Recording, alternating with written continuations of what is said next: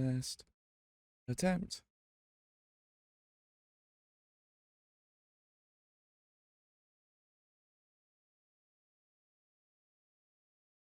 My friends. Where are they?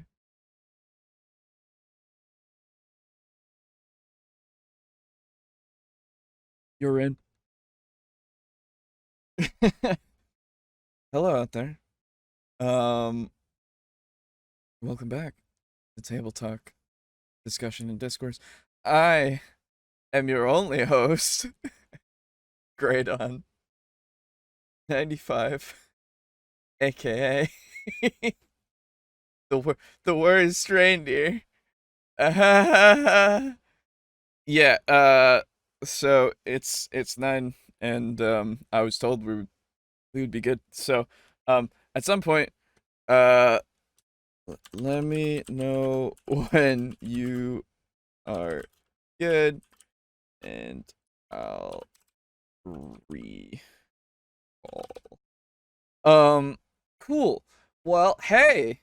The show must go on. So yes, welcome back. Good to have you here. Hello. How are you doing? I hope you're doing well. Um so today. Whew, today. It's gonna be a day. So yeah. We're gonna I can host now. It's alright, we're good. Um, they'll get here at some point soon, probably. I don't know. Anyway, so we're gonna go over a bunch of comments that we got. Um, and then we're gonna move on to another topic because um all of you know at this point, hopefully, if you're not new, if you are new, well, you're gonna know now. Um, we covered taking 20s videos. Those were things that we covered. That was a while ago, and believe me, uh, they took their toll on us. They took their toll on everyone, and honestly, at this point, it's probably best if we just kind of like leave it until something else happens. Oh my god, hello. Hello, how Welcome are to the you? stream. I'm good. How are you? I am okay. I am unsure why my volume has decided that it can only go to max and then not, so now Oh. everything is muted. And whenever I turn my volume up, it immediately starts to decrease. So that's Oh. cool. Give Oh. me like 1 second. Yeah, you okay. Technical difficulties. Prepping for new Starfinder stuff. Just got everything in our ship. Excuse me, built. Nice. That's really cool. I hope that we can play Starfinder at some point. Because I know Brogan has been raring to play that with us. No, not once. Hey Cameron, how's it going? Uh, hey Pizza. Okay, so yes, Yosh, indeed. Um, so while Aiden is having his technical issues and while we're waiting for Boo, I want to reiterate, uh, we went over Cody's 2 videos. Um, we had our discussions about them. There's not too much more to be said about those videos that we can say, right? Just by uh what was given. But at this point, I think we can cap that off for a while unless we get more like arguments or such. Hey, welcome back. Hello. You're Hi. very robot-y. Am I? Oh, Mhm. am I robot-y on the stream? Uh-oh. Oh, no, it's on my end. Oh my god. Okay. Fantastic. Technical difficulties. Mm. It wouldn't be our podcast if something worked right the first time. That is true. That is true. It literally is a staple from when we first started. um so yes. So unless more arguments come out that Cody puts out or that other people will cite in our comments, we'll probably just leave all of that for a while, like after these comments that you guys have put out there, which I'm very glad you have, and I want to respond to. If you guys have more comments to talk about, hell, if you have more stuff to talk about in the Discord, love to. Absolutely would love to, but I don't think we're going to dedicate any more time to it on the show, you know? Other than if you leave a comment way later that seems of note, that we should talk about, right? But for now, the Taking 20 Pathfinder arc, I think, should remain done for now, you know?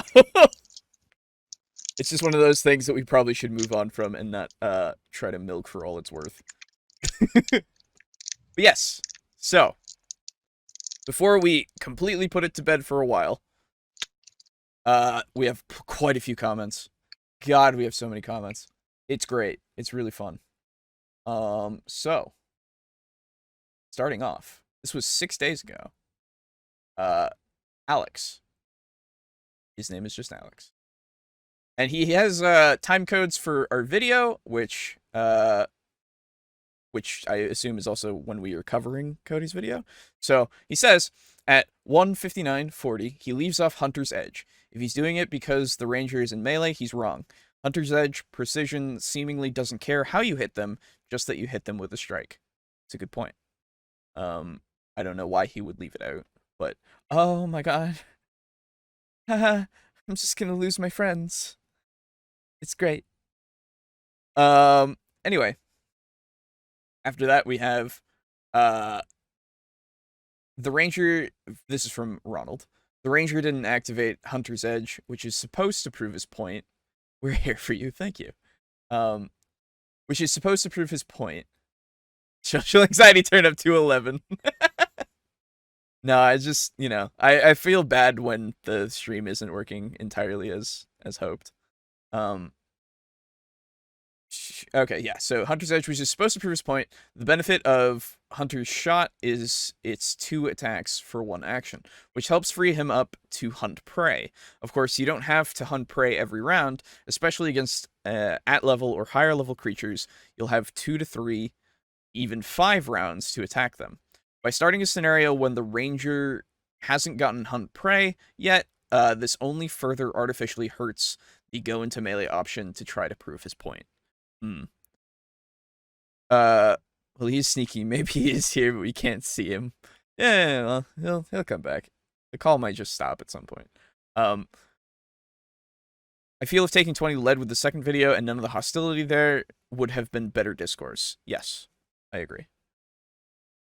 Greetings. Hey, are you alive?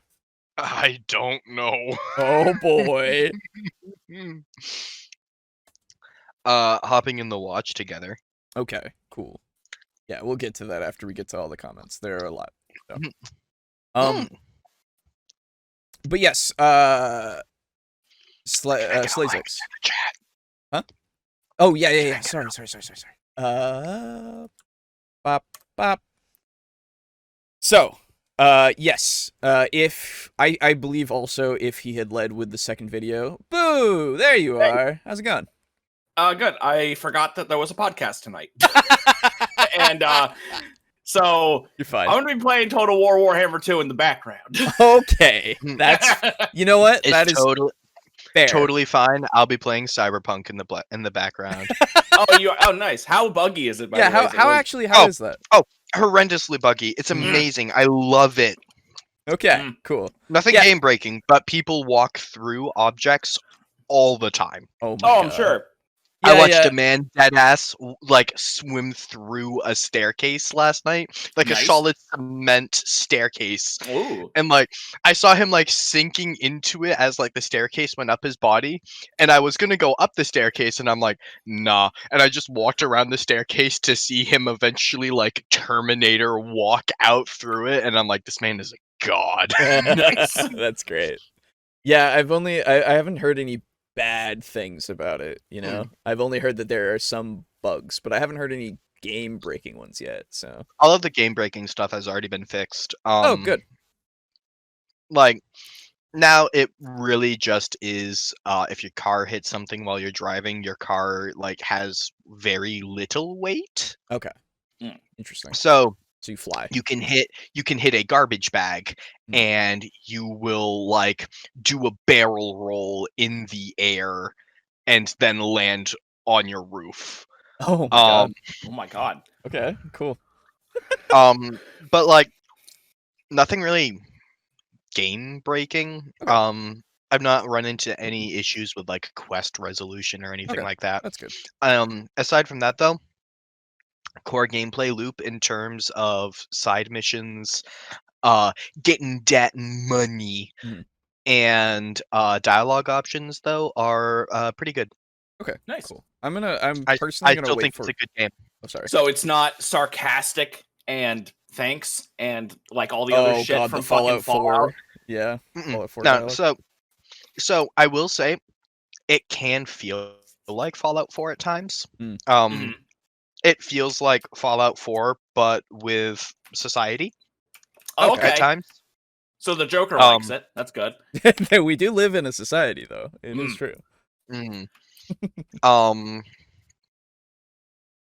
but there was like, without getting like too spoilery, there was Mhm. one shop I visited, and things were suspiciously cheap.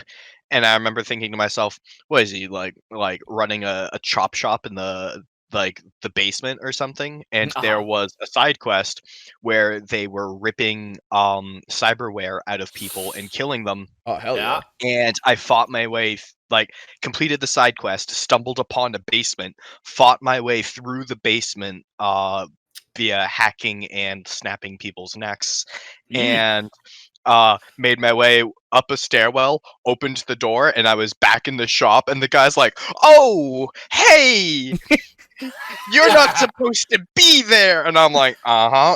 That's I great. imagine. And he's like, and like your character, like I chose to be basically like, you're a horrible person, and he's like, "Yeah, you have the right to be upset, just like you have the right to a discount," and I'm like, "Damn right." Nice. Nice. Okay.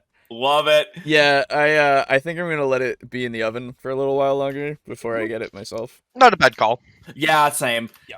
I'd say give it another 6 to 7 months, and it'll Yeah, be real good. Oh yeah, absolutely. Yeah. I have no, I want to play it. It seems really cool. It's just that I don't have like a pressing desire to get it, Cyberpunk is like my aesthetic because I love the TTRPG. Mhm. And I will say, Night City does not feel as cyberpunk-y as I imagined. Really? That's unfortunate. That's So, weird. and it's literally just because for me, cyberpunk-y means like you cannot see the sky except for sometimes. Oh, okay. I see what you mean. Yeah. And there So are a the few smoke or sections. because the techno shit is so pervasive? Yes. Okay. However, like that is only in like the core part of the city where like mega buildings are a thing, Mhm. and then the city from there kind of sprawls out. And like, granted, every city's like this. New York is like this. It's not skyscrapers in the entirety of New York City. Like, Mm. you have areas where you can see the sky just fine. Yeah. And it makes sense organically. But I really like cyberpunky to be almost fantasy in how over the top it is. Yeah, I feel it. Okay. So like you can drive around the city and like see a nice little basketball court and like a nice little fountain plaza and stuff like that, and you're like, "Oh, that's pretty." That's nice. But at the same but cyberpunk for me, I should like be looking around at every single corner Should feel and the going, oppression. "Ooh, it's grimy. Ooh, I hate it." Have you played any of the Shadowrun games? I've not. You really should. Those would Yeah. fit your aesthetic way more, I think, Um in the sense of oppressive atmosphere. mhm. I think there's something pretty like a fountain plaza with a statue in it Mm. should exist solely so that you see one like once every few hours and you go, "Oh, that's pretty," and it serves to highlight the rest of how everything else is oppressive. Well, Yeah, the thing, when I think of cyberpunk, I think a lot more like neon and shit. Also that grimy seediness, but I like the colors and shit. Mhm. seediness is pervasive everywhere. Neon is a fairly common, like almost every single shop you'll see has neon of some sort. Okay, good, because neon and cyberpunk go together like bread and butter for me. Oh yeah. And I'll also say that when you get to like sort of the more open areas, that neon like sort of disappears. It's still techie, but you're gonna find like brick and mortar shops and stuff like that. Gotcha. Relics of 2020. Yeah, exactly. Yeah. Well, welcome to the cyberpunk stream. Yeah. No, Can we talk cyberpunk tonight? No, we're not. I'm sorry. I didn't prep for this. But Wait, prep? Yes, I do. Haha. Yeah, Alejo does. I do. I prep. Anyway, I feel so. Gabriel says, "I feel you, mate. I live in the boonies of PA. My internet is garboni. One of the reasons why I never bothered with content creation that and my voice is terrible. Garboni. Garboni's a great one. I love that one. Nah, just get a text to speech thing. A lot of people do it. You're fine. Yeah. Your voice probably isn't terrible as well. You're fine. Can I get that link to chat, by the way? I did. I put It's it already in, in the- I it's put it in already the in the Discord, thing. my dude. I'm in the group chat, the Yeah. TableTalk group chat. Yeah. Yeah. It's right there. The last message is, let me know when you are good and I'll Nope. recall. Uh-oh. Nope. I'll send it again. Oh, there it is. Oh, okay. This time it's sent. That's good. Anyway, after that, it's very normal feeling like it's a very normal feeling and not a lot of like cyber stuff going on with NPCs and stuff. That's Yeah, a a shame. lot of NPCs are just kind of just people. NPC. Yeah, they're just people. That sucks. Aw. There are some of the more dialogued NPCs that have like more voice acting and stuff. Do a better job of making the world feel techie. Okay, that's good. Do they have slang? But yeah, as slang was. Thank fuck. Dude, Good. it's their slang is pretty preem. Mm-hmm. Do they say chumba? They do say chumba. Yes! They'll be like, there's a quest where like you have to help an NCPD officer, and your character is like, so what now? And she's like, what, you think we're chooms now or something? And I'm like, Nice. Yes. And then like the person's like, yeah, go check out the stitch, and I'm like, yeah. That's really good. Nah, turn it over the top, make it completely robotic or even holographic. Brass and steampunk. Yeah, that'd be cool. So. Oh my god, they're over there too. Now, now let's get back to comments. So many comments. All right. What else are so broken now? Yeah. So, Alex continues. Also adding to my previous comment, Pathfinder assumes your players will receive certain standard magic items like magic weapons and armor. Cody is warping his argument by not giving magic items to the Pathfinder Ranger. I don't necessarily agree. I will say that sure, it might assume such a thing, but there are plenty of cases where you might just play a low magic or low magic item campaign. I don't know if that's necessarily.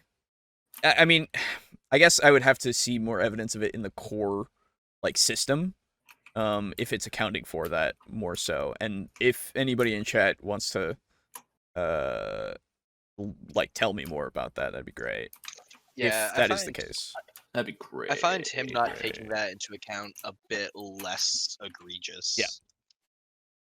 I don't see, like, because he doesn't. I would say honestly, at 5th level for a 5e campaign, you would have some sort of magic items, which he does give the Lesser Moon touch to overcome the damage resistance. But that I feel is just like that's just for making damage calculations simplistic. Yes, exactly. Also, you got way quiet. Sorry, one shot. Yeah, you're good. You're good. So I'm loud boy now. Thank you. And again, There is a variant rule set for low magic stuff where your equipment kind of levels with you, but having straight low magic could work, I think. Yeah, I mean, that's the thing. That's a variant, so if it doesn't apply to what he was trying to do, I guess. But I would need to see rules in his example. Yeah, I would need to see I would need to see the core rule set, like more evidence of that being the case, of like magic items being necessary or given more so, I guess. So yeah, 225-35 or so. Fuck it, more comments. The ranger's ancestry matters. They can have canaries or spells from ancestry. Canaries? I don't know. Or an extra first level class feat. I know it's a bird. Fucking hell.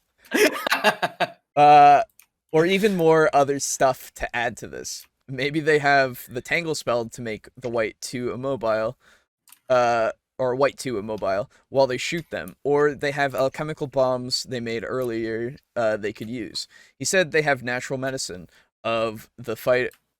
If the fighter is at full health, cool. If not, the ranger could heal them. Yes. That was one that was pointed out, I think. That the ranger could heal, but he didn't. That wasn't an option. Also, I also agree that the ancestry definitely matters, because later on he uses it as if to add more only to 5e later. He never uses it in his Pathfinder example, because he then goes later into his 5e example saying the race, what if I made it human, then I could give it a feat, right? Like, I could give the human variant a feat, which, again, that's a variant of human, not, you know, the base standard thing, but he's going into it to try to bolster his point when he hasn't done so for Pathfinder. It's very interesting. Then we have a huge fucking comment from from Ronald. It's fucking massive. Here we go, boys. So starts off. I enjoyed the stream. Thanks. I think it's worthwhile to rebuke taking 20's examples directly to neutralize his mudslinging at the system toward his 255,000 followers. I posted this on his video at the Paizo forums. It contains some repetition of what was discussed here, but I thought you'd be interested. Things I noticed. Man's out here typing college essays. Dude, I love it. It's great. Yeah. Having more is better than less, I would say. In this case. Copy pasting it in the group chat so that I can, like, since I'm more visual than auditory. Yes. Moment. It is appreciated. Up. Ha ha. Oh, it's over 2,000 characters, my dude. Oh. I'll go section by section. Proof? Hold on. Okay, so things I noticed, and I'll get the first up to here in paragraphs. I don't know where here is. Okay, there. Boom, here we go. So, for the first example, he had the ranger switch from a level 5 appropriate +1 striking longbow that does 2d8 damage, and longbows do an extra 1d10 after doubling on a crit, with a level 1 appropriate short sword that does 1d6 damage that gains the ranger's strength bonus to damage, which he has decided is +0. Also, a rapier would have done more DPS than a short sword, but you didn't choose it. Archer Rangers can easily afford a second +1 striking melee weapon by around level 6 or so.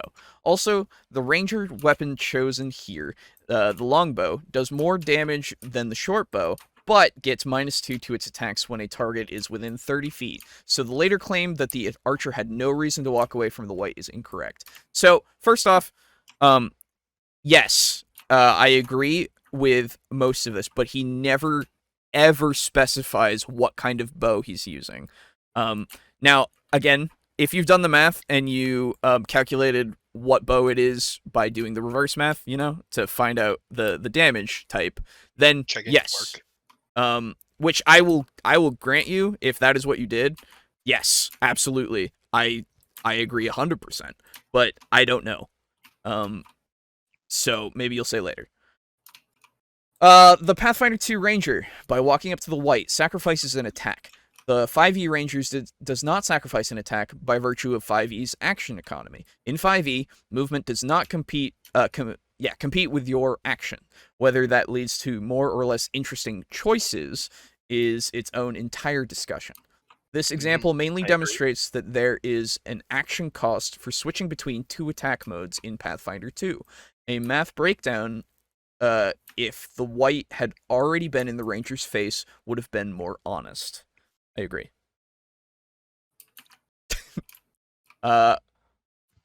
On that note, let me try to just copy this next section here. There we go. Next 2 sections. I will say also, with regards to the first example, talking about getting magic weapons around like level 6 or so, I'd be fine with doing the same thing in D&D 5e, but given the fact that he chose not to have the extra magical option is not, I don't believe that detracts from Pathfinder in any significant way, given that his example was primarily about damage calculation, which means that so long as weapons remain negligibly different between editions, then that is moot. I would agree, and which brings us back to the whole, if the bow is a longbow, it has the deadly D10, which I don't know if he's calculated in or not, and the volley trait, which also makes it so being right next to somebody doesn't, or incurs that penalty. So, but yes, I agree. It doesn't matter if it's a magic weapon or not. I don't think that really, unless it's the evidence is there that shows me, hey, yes, Pathfinder 2 is like super. It wants you to have magic weapons at level 5. Like that is what I need to know. On that note, the 30 feet, distance, forced the Ranger to stride 2 times and lose 2 attacks, while the 5e Ranger lost none. True, yes. Getting to attack position and making as many attacks as possible is not always the optimal thing to do in Pathfinder 2. Even when you do invest feats in your attack. Skill actions are very useful in Pathfinder 2 because they soften up enemies to your allies' attacks. The Ranger can forego that attack at -10 to demoralize an enemy, recall knowledge, or stride, and if they have assurance in athletics, they can trip them and grant all allies an effective +2 to attacks before it acts. And that is effectively twice as powerful as in the other systems. So, like a +4 in 5e or Pathfinder 1, due to the +10, -10 crit system. Yeah. Yeah. This is where, alright, so this is where actually, and I think that this is important to consider, this is why talking about oversimplifying a combat example to say this edition is better than this edition, here is this example of how combat do work, is Pathfinder 2e is a chonk system. Yes. You got a lot of things all mishmashing with each other. And even when you do try to simplify things like Cody did, you're still running into scenarios where things are going to get sticky and hairy, and much like a lollipop found underneath a car seat on a hot summer's day, it is sticky and hairy and unpleasant to deal with. I don't know. I don't know why I felt compelled to make that analogy. Okay. All right. That's fine.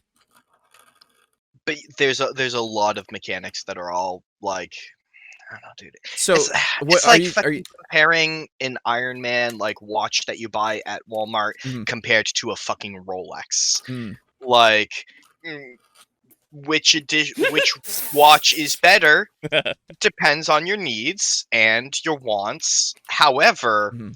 one is mechanically far more complex. Right. And also, are you telling me that because he simplified it so much, he just took away a bunch of choices that he could have made in the system that has an I- illusion? I'm saying that by virtue of trying to ugh, by virtue of trying to create a simple as possible scenario where the two can be directly compared, Mhm. you're inherently oversimplifying, and that causes you to lose out on critical information. Agreed. Next section. The Pathfinder 2 Ranger that has the white in its face actually might be better off striding away and firing in general. In firing. In general, melee brute monsters in Pathfinder 2 are very accurate, and even their third attack has a strong chance of hitting. It's not a clear answer if the enemy is stronger and has an agile weapon, -8 on the third attack. You definitely do not want to be next to it at the end of your turn. Tactics in Pathfinder 2 involve denying attacks to the enemy as well. You can stride twice and pull off 2 attacks with Hunted Shot, and force the white to stride twice and only make only one attack. Movement and positioning are impactful in Pathfinder 2. I agree. Yes, as in any system, tactics are a thing that you can utilize. And they are a thing that you should utilize. Yeah. If an ally is at low HP, it might actually be better to run up to an enemy and take hits at the loss of some DPS. You might also set up a flank while getting into melee range. It all depends on the situation. Also agreed. His example of... Oh, Have you guys considered the possibility that maybe Cody's group ran into problems because they are playing a Pathfinder 2e game and playing in it like they were playing a D&D 5e game? Yes. that's... that might be a very strong possibility. But even so, it's not a fault of the system that they can't understand that there's more than a couple of choices. But that's what Cody said it was. Oh. Yeah. You're right. The illusion of choice. Yes. Yes. I go into Pathfinder 2e and pretend that I am still in D&D 5e, hence I am limited. Yes. His example of the ranger running up to the white, tripping it, and grappling it is an exaggeration. Yes. Also, it would leave the ranger prone. This is a plainly extreme example. One action to trip the white would be enough to give all the party members an effective +2 on their attacks against it, and demoralizing it would help allies even further. This doesn't increase the ranger's DPS, but it very well might increase the party's. This video doesn't acknowledge this. Agreed. He specifically even says, I'm just going to leave out what the fighter could do. Yeah. Which is just stupid. Weird. I understand. Well, he does that in benefit for both systems, though. I understand that, but I feel like if he didn't do that, he would just show more of the options that this is now presenting. To not just the ranger, but also to the rest of the party. Further giving you more choices. I don't know. You mean illusions of choice? Right. More illusions. Sorry. I can only assume he had the ranger redundantly grapple to the already tripped white because tripping by itself in 5e is easy for it to correct. When the white stands up, it does not provoke an opportunity attack, and since movement spent on standing up does not compete with attacks, the white still has the same number of attacks. Yeah, actually, that's true. In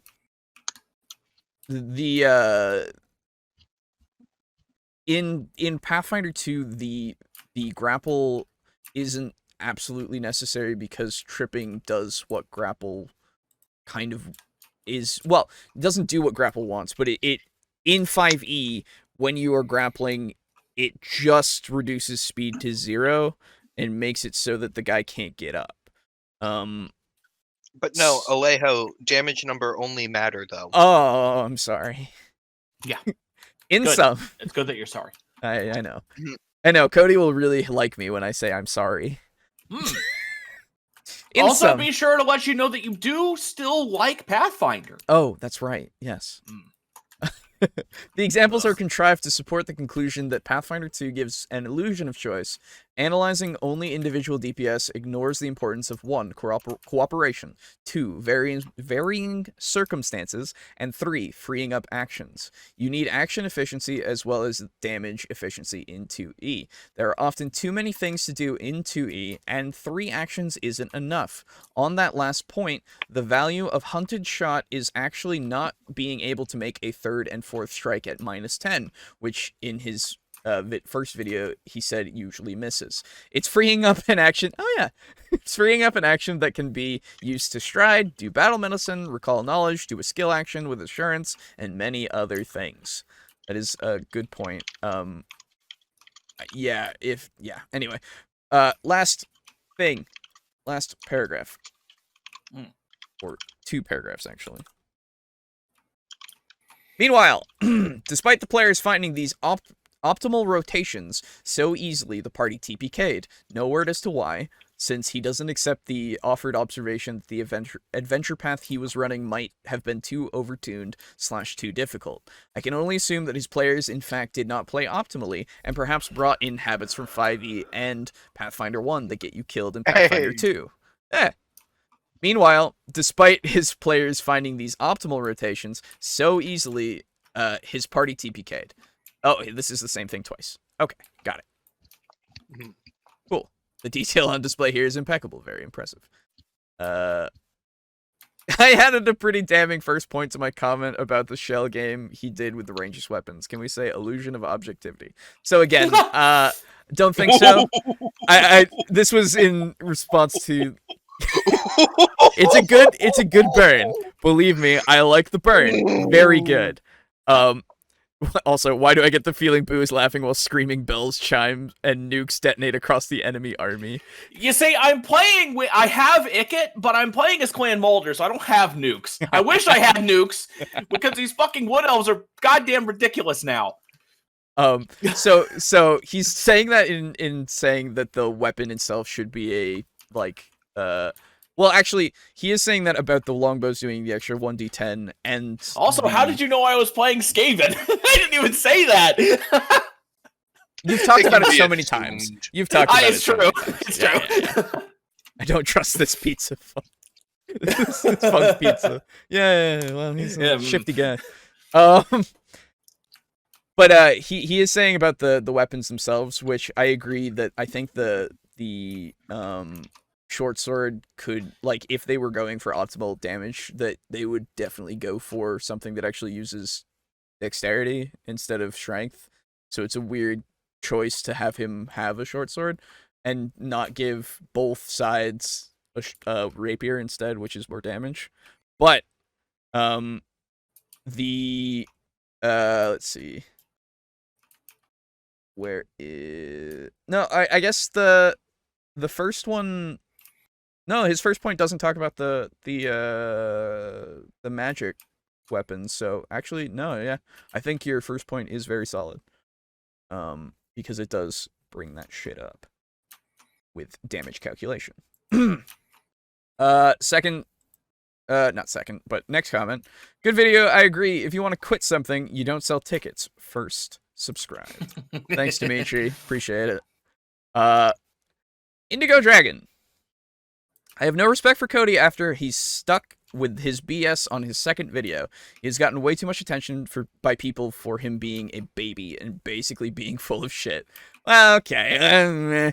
Alright, it's a little of an ad hominem. Yeah, a little much. I cannot condone that comment, unfortunately, because it's not a criticism of the actual points he makes. It would be very easy for him to just say you're being a baby and saying that you don't like my video.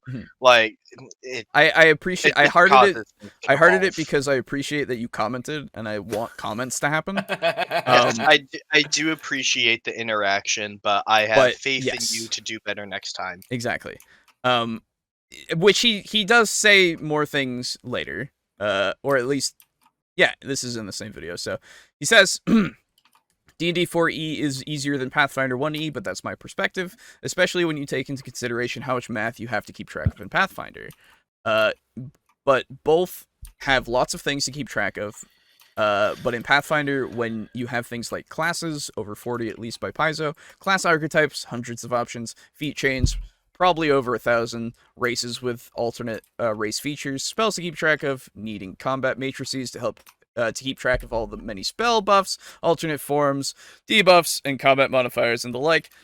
And all this compounds on itself every level. Pathfinder is much more complicated compared to D&D 4E. And the only thing that I said was, I don't know if you need matrices. That I disagree with that. And he was like, that's true. They aren't needed, but they're helpful. This only applies to Pathfinder 1E, though. 2E is much more cleaner of a game, and 1 I prefer very much over 1E, which is fair. So, sure. I remember, Boo, we were talking about 4E for a second, and you said it was simpler, I think, than or something. So it's not it's not more complicated. It's just there's a lot more stuff to keep track of. Sure. And so if you think that 5e combat is slow, it's not. Yeah. Because like the thing is with 5e or 4e combat, it's a lot of auras. It's a lot of effects that you can apply and stuff like that. It's just a lot of stuff. So yeah, if you think it's easier, that's fair. Okay, cool. Yeah. I have nothing more that I can really add to that. Ronald again. This was on episode 46, the last episode. You guys may want to check out this reworking of Cody's combat example. Nice, short, devastating. Now, he links a Reddit post, which I will also give to you guys to look at.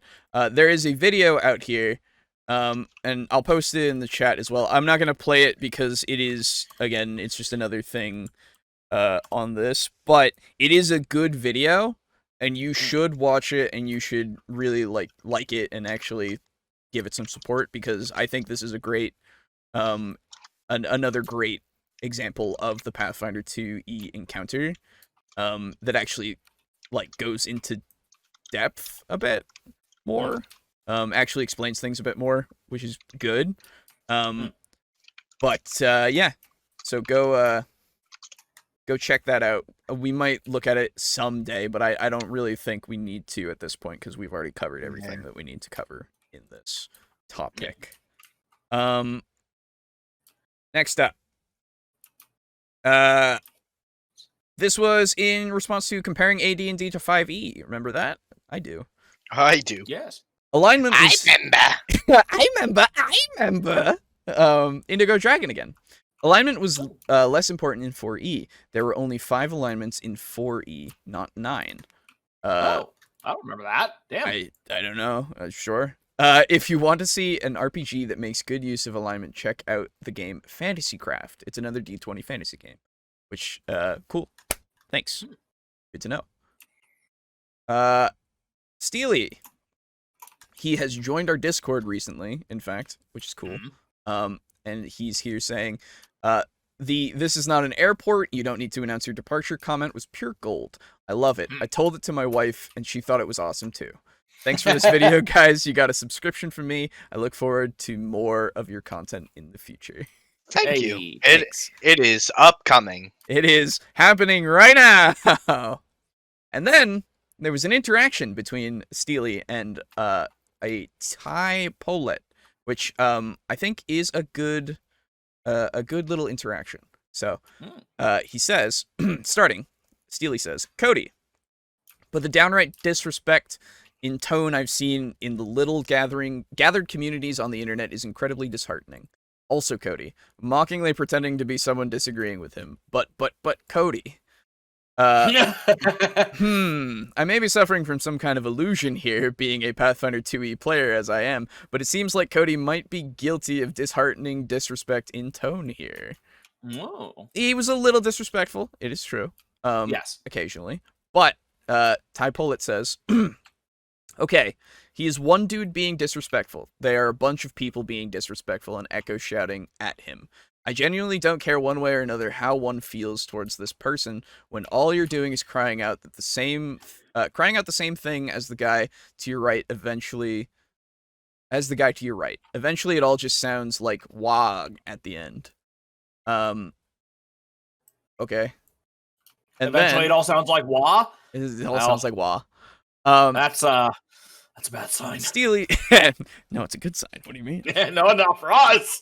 We the humies. Oh shit. Steely then replies, "There are plenty of people using respectful, reasonable, and substantive arguments in disagreement with Cody. Just one excellent example is Nonat1's response video. Cardinal Adventures did 2 great and respectful videos, and really, the guys in this video are trying to keep things honest and give credit where it's due. Also, thanks." Even if they... Okay, wait a minute. In the beginning there, on. it sounded like he was, like this comment was getting mad at us. Is it The second guy is, yes. Okay, okay. I believe the second guy is. I couldn't tell. Yes. Yeah, sorry. No, it's fine. And then he says, even if they also throw in some comedic jabs at Cody from time to time, which matches the off-the-cuff humor style of the stream. Hey, we have a style, boys! We have a style! Woo! We did it! Oh, finally, and I finally beat these fucking wood elves, too. They're so hard now! They all have such big fucking arrows and they hurt so badly! Anyway. But you also find plenty of well-reasoned replies in both YouTube comments and on Reddit. In fact, you find majority of well-reasoned replies. Actually, I've checked his comments. Man, there are a lot of really well-reasoned replies. Way more than I've seen of bad ones. Yeah. Obviously, there are going to be disrespectful and emotion-based responses as well, but to suggest that those represent the Pathfinder 2e community's reaction, and to dismiss all of the worthwhile commentary by lumping it in with the bad actors is just creating a straw man. Yes. And that straw man does not justify Cody being hypocritical about respectful arguments. If he wants to complain about the lack of civility, then he had better practice what he preaches. Which then... Ty says, "On that I can agree. I was merely pointing out from his perspective based on what he was saying in the video. Now, on the topic of him disrespectfully calling out Nonat1 personally, of course, that isn't okay, and I would never have purported to state that that action was cool. And I did also watch Nonat1's video in response to him, and I do not remember everything he said, nor do I claim to remember every action he made against Cody's video. What I do remember is that something caused me to sub to him." Okay, cool. Okay. I meant no disrespect in regards to your previous statement, just trying to see things from a more positive standpoint, and say he might have just seen his disrespectful strawman creating from possible previous arguments as self-defense, which is often the viewpoint of the one making the strawman in question. I wish you and yours the best future possible.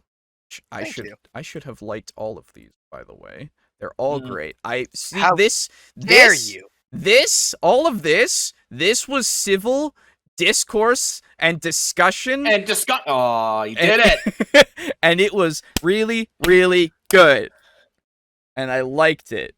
This is what we are here for. Thank you. Why? Oh, that's never mind. Sorry. By the way, I do kind of want to circle back on the guy who wrote a fucking book. Oh, right. I appreciate you for doing your research and helping to educate us, who our knowledge in Pathfinder 2 is admittedly limited. Yes. With like well thought out points, you back yourself up well. I appreciate it. Thank you for taking the time to do research and write it out. Yes, thank you very much. You've been in chat a few times, and I don't see you here today, which is unfortunate, because I would be thanking you to your fucking face. But that's unfortunate. How dare you not show up to chat? Yeah. Okay. Indigo Dragon, again. I hope you guys don't mind some RPG suggestions to check out. I bring these up because I feel like you guys could like them, and you seem open to checking out different games. Yes, very much so. Thank you. Radiance. Free PDF on Drive-Thru RPG is a D20 fantasy electropunk RPG that's a mesh of 3.x, 4e, and minimizes miniatures. What electropunk? Yeah. What is that? I've never even heard of that. I don't know. Sounds fucking cool. Sounds really cool. It has the word It has a word before punk. I'm in. Electropunk, also known as synth punk, electropunk, is an umbrella term that describes the combination of electronic music with the attitude of punk music. Oh, That's the musical genre.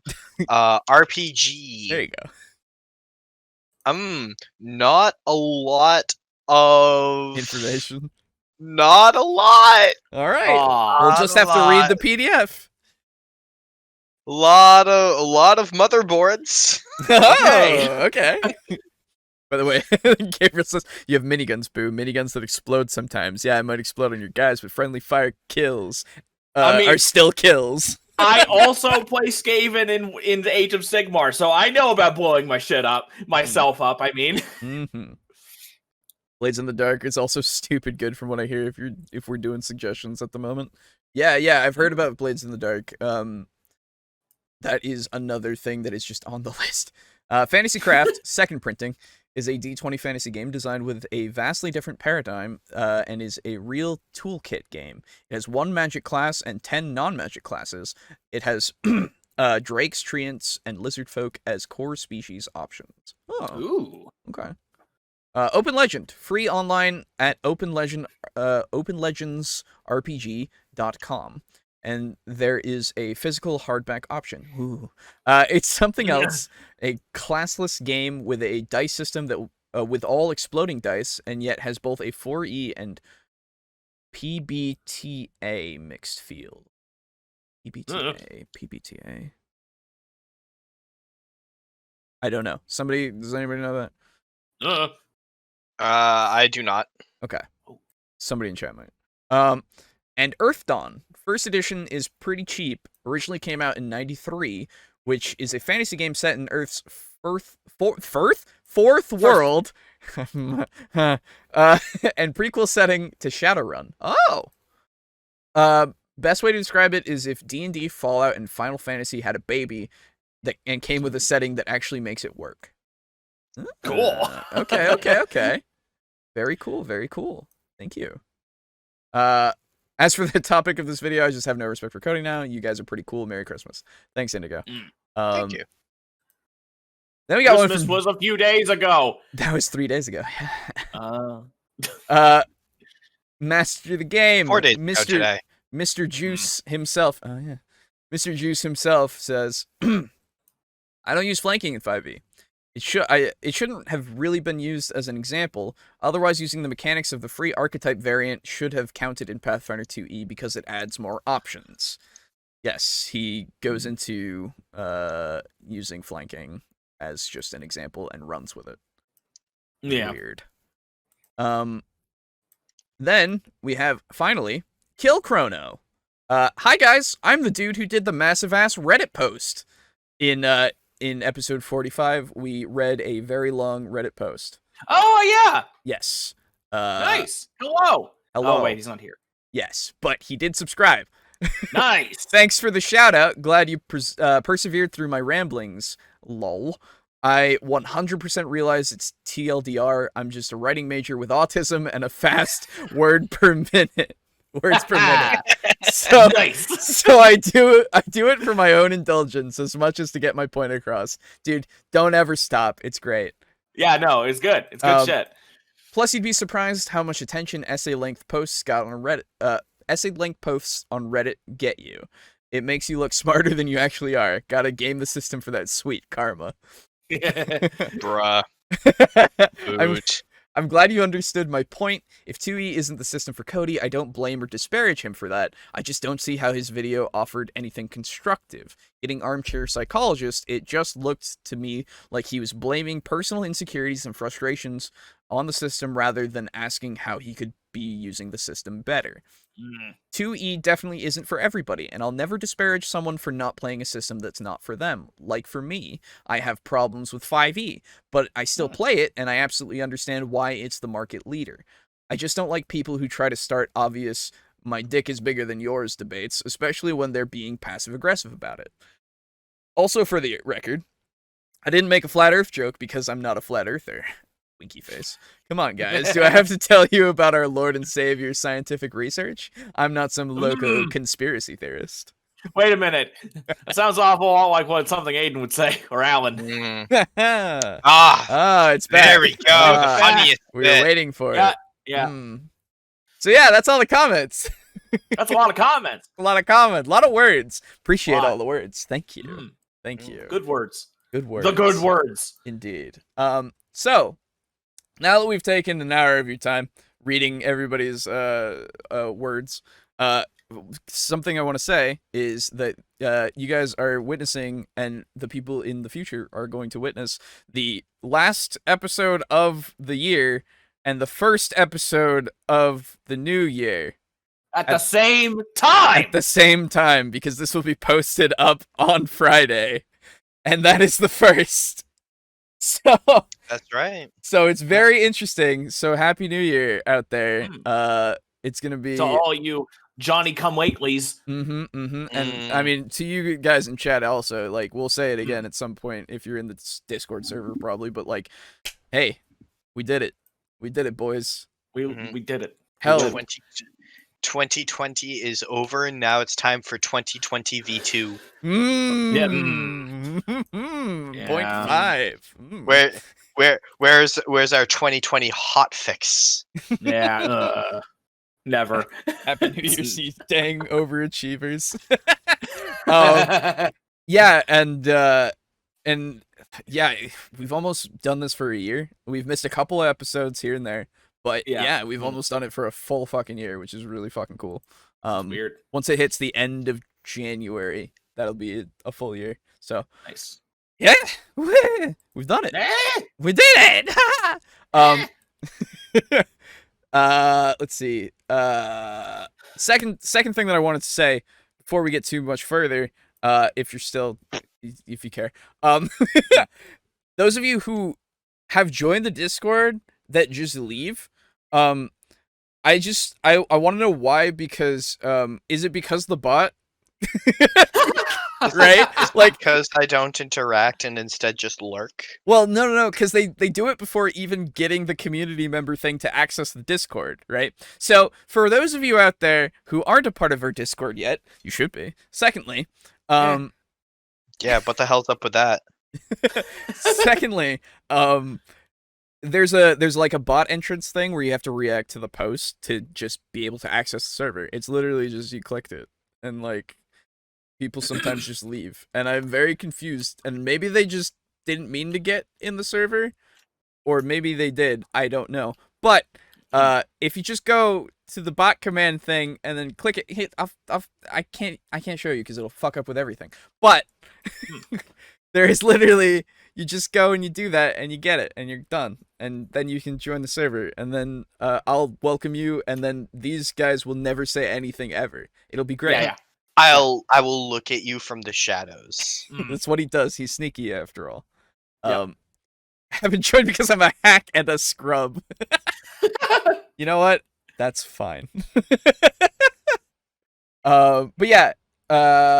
Also, we are doing. Sometimes people don't read the full rules. Also, Boo has talked to me a few times. Oh, and that's I true. have. That is true. Yep. But yeah, I don't know, man. I just want to put it out there.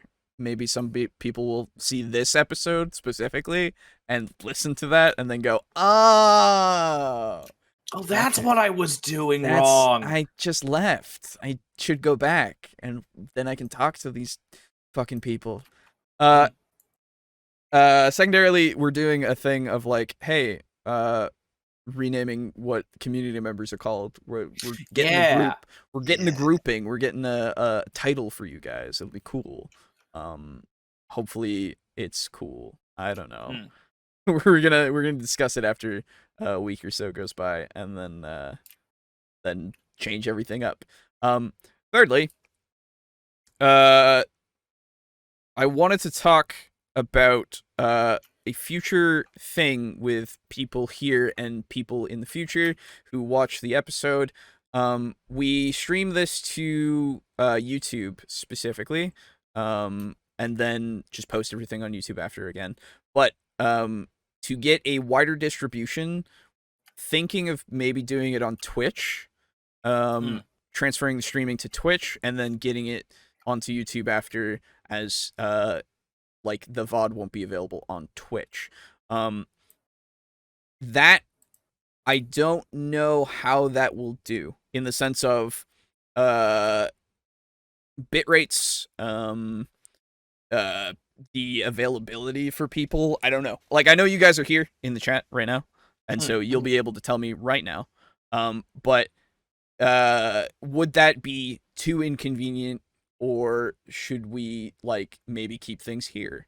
I don't know. I want to be able to reach as many people as possible, and Twitch is just another thing to get that out there. So it's just another thing, because I've created the channel already just to make sure that we secure the brand name there. Because believe me, they've taken everything again, and it has to be TableTalk D&D. Typically TTRPG stuff does okay-ish on Twitch, but I've also heard some bad things on the back end of both. Yeah, the thing is, like, it wouldn't be typical actual plays all the time. It would be the show, right? Majority of the time. So, yeah, I don't know. It's just a thing. Keep that in your brain. If you got thoughts on it, let us know. We'll see what we do. That being said, we are now finally out of the pre-show and into the topic of today, the show itself. Today, we are going to be looking at maybe a video or two. We'll see how fast they go. But we're going to be looking at which D&D edition should you play. It's brought to us today by DM It All, because we're at the end of the year. Might as well talk about every edition. Why not? Sure.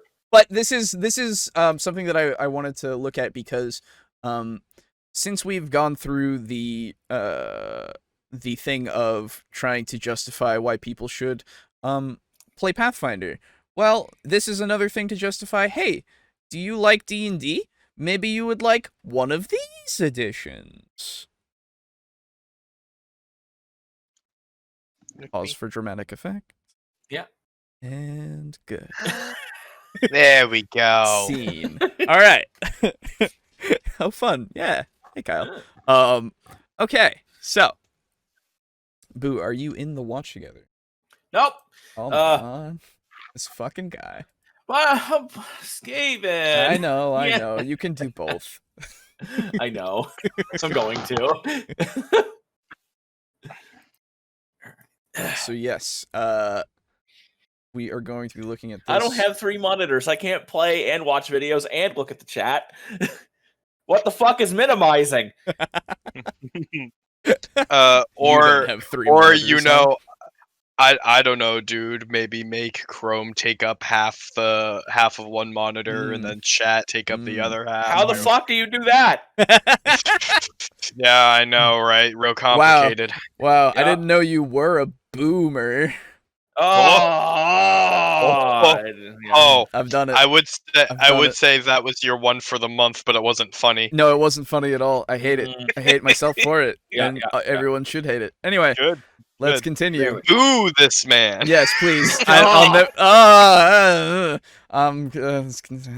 don't like that.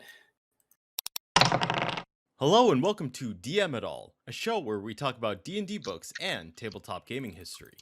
In this episode, we'll be giving an introductory explanation of the various D&D editions. Our goal here is threefold. 1. Provide a brief history on each of the editions. 2. Give a reason for why your gaming group might want to play it. And 3. Offer a contemporary alternative for those that want some of the old school experience, but with more streamlined formatting and concise terminology.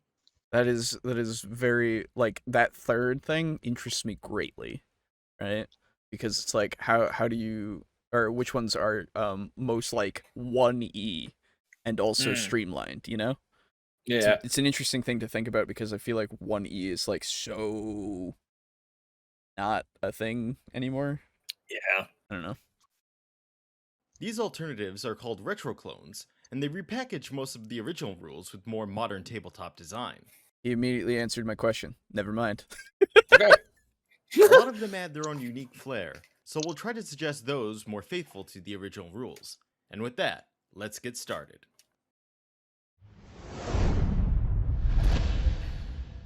Oh my god, the sound effects. Mhm. Naturally, Effects and we begin editing. with the first edition of Dungeons & Dragons. Except we have to start with the actual first edition, and not what we refer to as the first edition nowadays. It's complicated, but basically the edition numbering you know of is actually the edition numbering for Advanced Dungeons & Dragons. Mhm. There are way more than 5 editions, and we'll try to explain them as best we can. The literal first release of D&D came out in 1974. It is usually called Original D&D, but since it was released in a box set, it's also referred to as the White Box. This system was based off of a medieval wargame called Chainmail. Mhm. Tabletop wargames, for those that don't know, are essentially mock battles between 2 or more players using miniature figurines as army units. Warhammer is probably the yeah. most famous modern example. Hell The yeah. premise behind D&D was taking the chainmail rules and focusing on an individual soldier instead of an army. Because of this, early D&D characters were generally a lot weaker and a lot more fragile. For example, being reduced to 0 hit points back then was enough to result in an instant character death. Players had to earn their hero status through their accomplishments, provided they survive. They essentially started out as random foot soldiers, but could go on to command entire armies of their own. Army management was actually an important part of class progression, since different classes had rules for acquiring followers baked into their identity. The original White Box was a very simple game compared to what people are used to nowadays, as the entire rule set was detailed in 3 rather short booklets. There were only 3 classes, 4 races, and the game mostly used the standard D6 playing dice for everything. I don't know why fighting men just got me. I just Bro. immediately like chuckled a little bit. Magic user always gets me. Yeah. Is this DM a Fucking- DM at all? Yes. I can't be Ronald. fighting women? Yeah, no, you can't actually. Hey, it's Ronald something. Yes. Ronald, thank you for your huge ass comment. Jesus, we read it all. Yeah, it's fantastic. Thank you. Yes. So yeah, yes, this is DM it all, and unfortunately we're huge ass. You're welcome. There you go.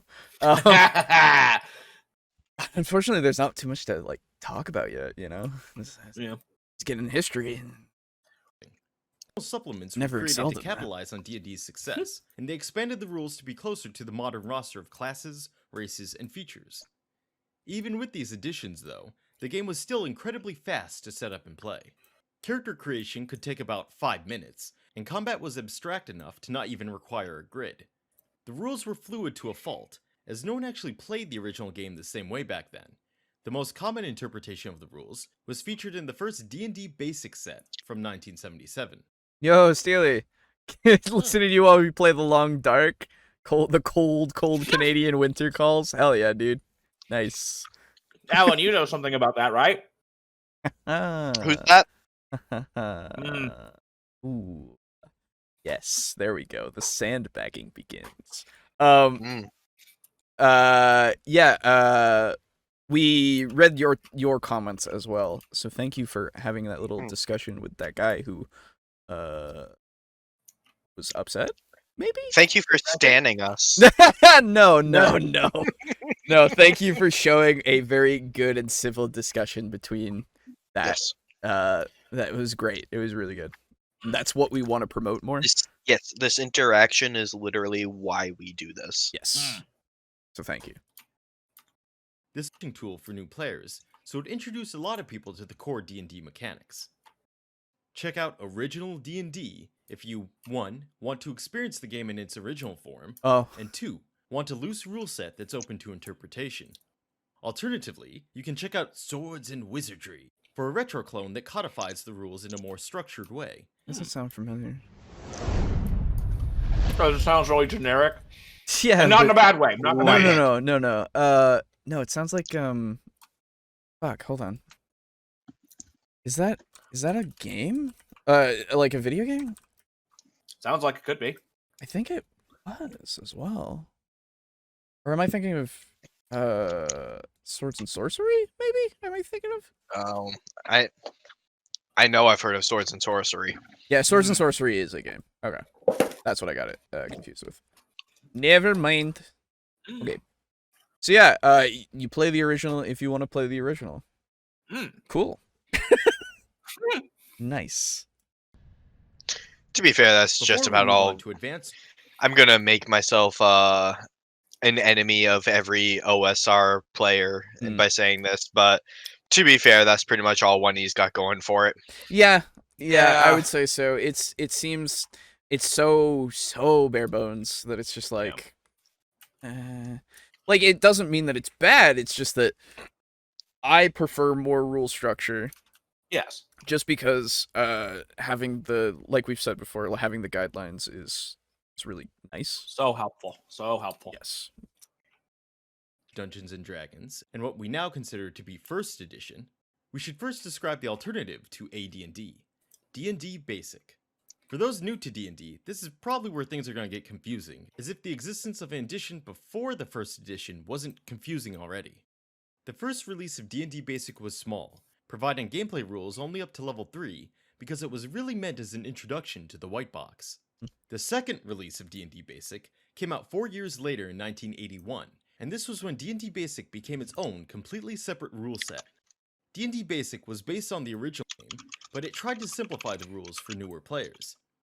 The most obvious example of this philosophy was that the fantasy races now functioned as classes. Fantasy races were originally much more restrictive to play, so this was a way to keep the non-human races without adding dual classing or class restrictions. Initiative was clarified to be based on teams rather than individual speed like it is nowadays. So if the players won initiative, they would all get to act before the enemies. Turn order within the different teams was based on the actions being performed. For example, a player who wanted to shoot an arrow would always go before an ally that was planning a melee attack. This forced players to decide their actions as a group before the rounds. This is also was a bit of a relic from wargaming, where you have your shoot phase, your move phase, your magic phase, and stuff like that. Yeah, I only played like a couple of sessions of basic before you guys did your big basic thing. Yeah. Because I was gone. I was hobbled away somewhere. Yeah. Dark No one and- knows, even to this day. Exactly. No one. I didn't know. I don't even know. I came out of there and man, it's crazy. I'm now in a basement. Not From too a much hole to a different. basement. Yeah, it's not too much different. But yeah, I just all I remember My hole was is furnished now. all I remember from basic was my dwarf getting immediately gored by a boar. Yes. Because Brogan thought, it's a boar. It's a good level 1 thing. And then it immediately killed my dwarf. Was your dwarf named Bobby B? No, I don't remember what his fucking name was. I wish I do. Santa took you behind the barn, but the bad reindeer doesn't die. Yeah, it's true. Started. Players planning out their actions ahead of time would later be referred to as the intentions phase, and it was used for most old-school D&D systems. Even the optional rules for individual initiative incorporated this rule, as turn order only decided the speed at which actions were resolved. This system kept combat brisk, since everyone had to assess the battlefield at the same time, instead of re-examining after each turn played. We should note that despite Basic's simplicity, it also expanded the rules with the release of the Expert set. This set increased the level cap to 14, and added additional rules for players to learn as they leveled up. That's why this particular edition of D&D was often called Basic Expert, or BX for short. Oh, that's why it's called that. Gundar Boarslayer. Well, I guess I have to change his name now. Yeah. Yeah, exactly. Even with the Expert set, Basic is still the simplest option for learning old school Dungeons and Dragons. Check out BX if you 1. Want an edition that's easy to master, and 2. Want an edition that's fast to play. The rules for BX are simple enough that you could play the game as is, but Labyrinth Lord is also a great retro clone alternative. It simplifies things a bit, while sticking closely to the original rule set. Would you agree with his assessment on Basic? that it's Truth be told, I Easy don't to remember master. much of Basic. Yeah. Okay. I would say that Basic was home to a bunch of funky rules Mhm. that made it behave completely unlike a lot of modern RPGs. Mhm. I would say if you already have a lot of experience with 3.x or 4e or Pathfinder or whatever, going back to D&D Basic is gonna be rough. Yeah. Mhm. Especially dealing with like THACO. And the Oh, fact that a Jesus. lot of and spells behave quite differently. Yeah, that's true. I'll if you already have basically how TTRPGs are supposed to behave hardwired in your brain, D&D Basic is going to be a bit of an uphill battle until you get used to it. Yeah. It's true. If you don't and you're fresh on the scene, Ooh. then I would recommend Basic as a fun little jaunt to play casually, but I would say do be very careful like giving this to new players because it is dated Mhm. and you don't want to potentially scare them away from other later editions just because this one's a little rough around the edges. Mhm. Yeah, I would. Definitely is the fastest though. Yes. Okay. Yeah, I would say since we're getting to it, I think the next thing is 2E. I would definitely recommend 2E over than Basic. Yeah. I've never played 2E, so Yeah, when we get to there, I'll talk about it a bit more. Oh god, I forgot about THACO. Everyone forgets about THACO. Good. THACO is just reverse AC. It's annoying. Yeah. You could play the game as, but Labyrinth. But if you don't want to keep things super simple, the 1983 edition of Basic might be a better option for you. This release updated the Basic and Expert sets again, and added on top of that the Companion, Master, and Immortal sets. This edition is usually referred to as BECME. Companion and Master increased the default level cap to 36, and also added some optional rules for players seeking more complexity. These booklets added grappling and unarmed combat, as well as a new battle system for commanding armies in a relatively simple manner. Oh. One important addition was the weapon mastery system.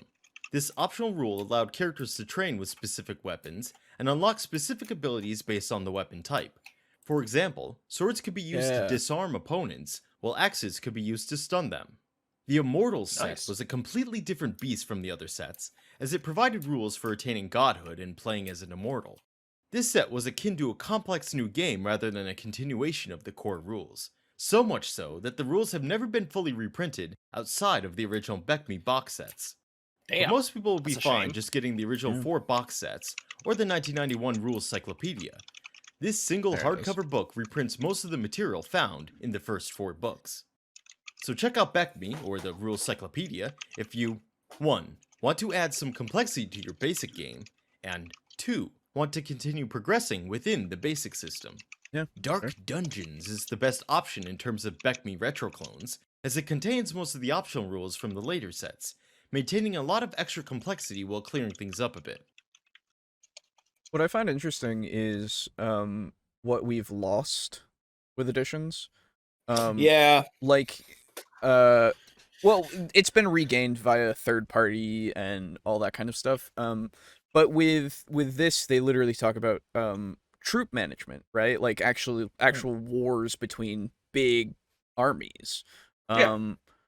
And I know Matthew Colville, he put out Strongholds and Followers, and I believe in that for 5e, it has more in-depth things for recruiting followers, recruiting armies, like actual army battle, and like building strongholds, which building your own stronghold was like a thing, right? It had its own like rules, quote unquote, but it was more of a thing that you saw more often because that's what you did when you got a bunch of money. You built your stronghold, right? Yeah. Mhm. Very common. Yeah, and these days, Gotta have a horde of your own. yeah, these days I actually don't even think about it though, you know? And that might just be me. But I kind of don't think like because I don't really hoard money, I guess, with my characters usually. I haven't played a character that really wants money in a while. Well, Huh. I mean, that's kind of what you start moving away from. Like, Yeah. once you start... In a way, This is the I thing. guess. But I feel like it's also just the fact that money becomes this thing that isn't. It's just kind of there. Yeah, it's more a means to an end. It's not the end. Yeah, exactly. Because 5e like throws money at you like nobody's business. Yeah. Because it's easy to do so, and then everybody can buy whatever. And yeah. So, yeah. Huh. I didn't really think about that until now though. Yeah. Yeah, go check out that supplement if you want to. It also has the old gem dragons. You brought them back.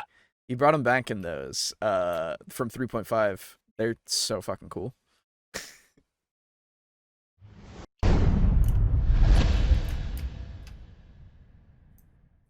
So that covers all we need to know about D&D Basic, so we can move on to Advanced Dungeons & Dragons. Like Basic, AD&D was released in 1977, and the two systems actually became competing variations on the original D&D rules.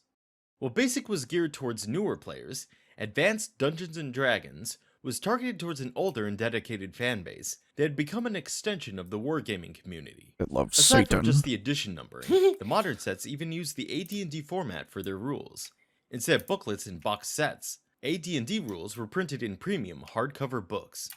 This was also the first edition that featured the iconic Player's Handbook, Dungeon Master's Guide, and Monster Manual. While basic D&D encouraged players to use the rules as guidelines, AD&D was meant for tournament play and was much more structured as a result. Oh. The tournament aspect not only led to many AD&D adventures being brutally hard, but it also tried to cover every contingency imaginable with written rules. It was a system that was not afraid to complicate things for the sake of being thorough.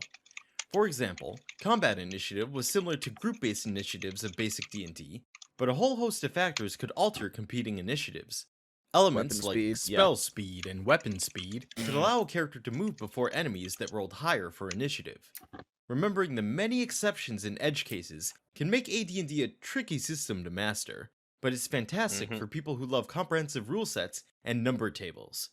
This was also the only edition of D&D to be exclusively designed by Gary Gygax, making it the one that most reflects his style.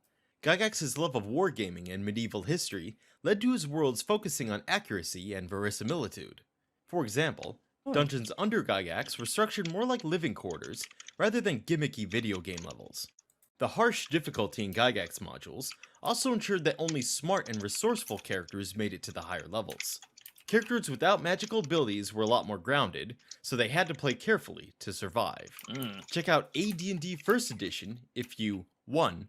Want to learn more about Gygaxian design, and 2. You love thorough rule sets, number tables, and the possibility of death at every turn. I don't know if that means old school at heart, but okay. Yeah. I guess, yeah. If you really want to have a grinder, sure. Yeah. Yeah. Why AD&D might be a tough sell if your table's made up of newer players, Yes. but there are retro clones to streamline AD&D's rules while maintaining the same tone and complexity. The most notable is Osric, the old school reference and index compilation. This system became popular enough to support its own line of supplements and adventures. Cool. Yeah, not much to comment about AD&D First Edition. Yeah. Because 2E is where I started, at least for that kind of stuff. But and it's literally just a better version of it. Yeah.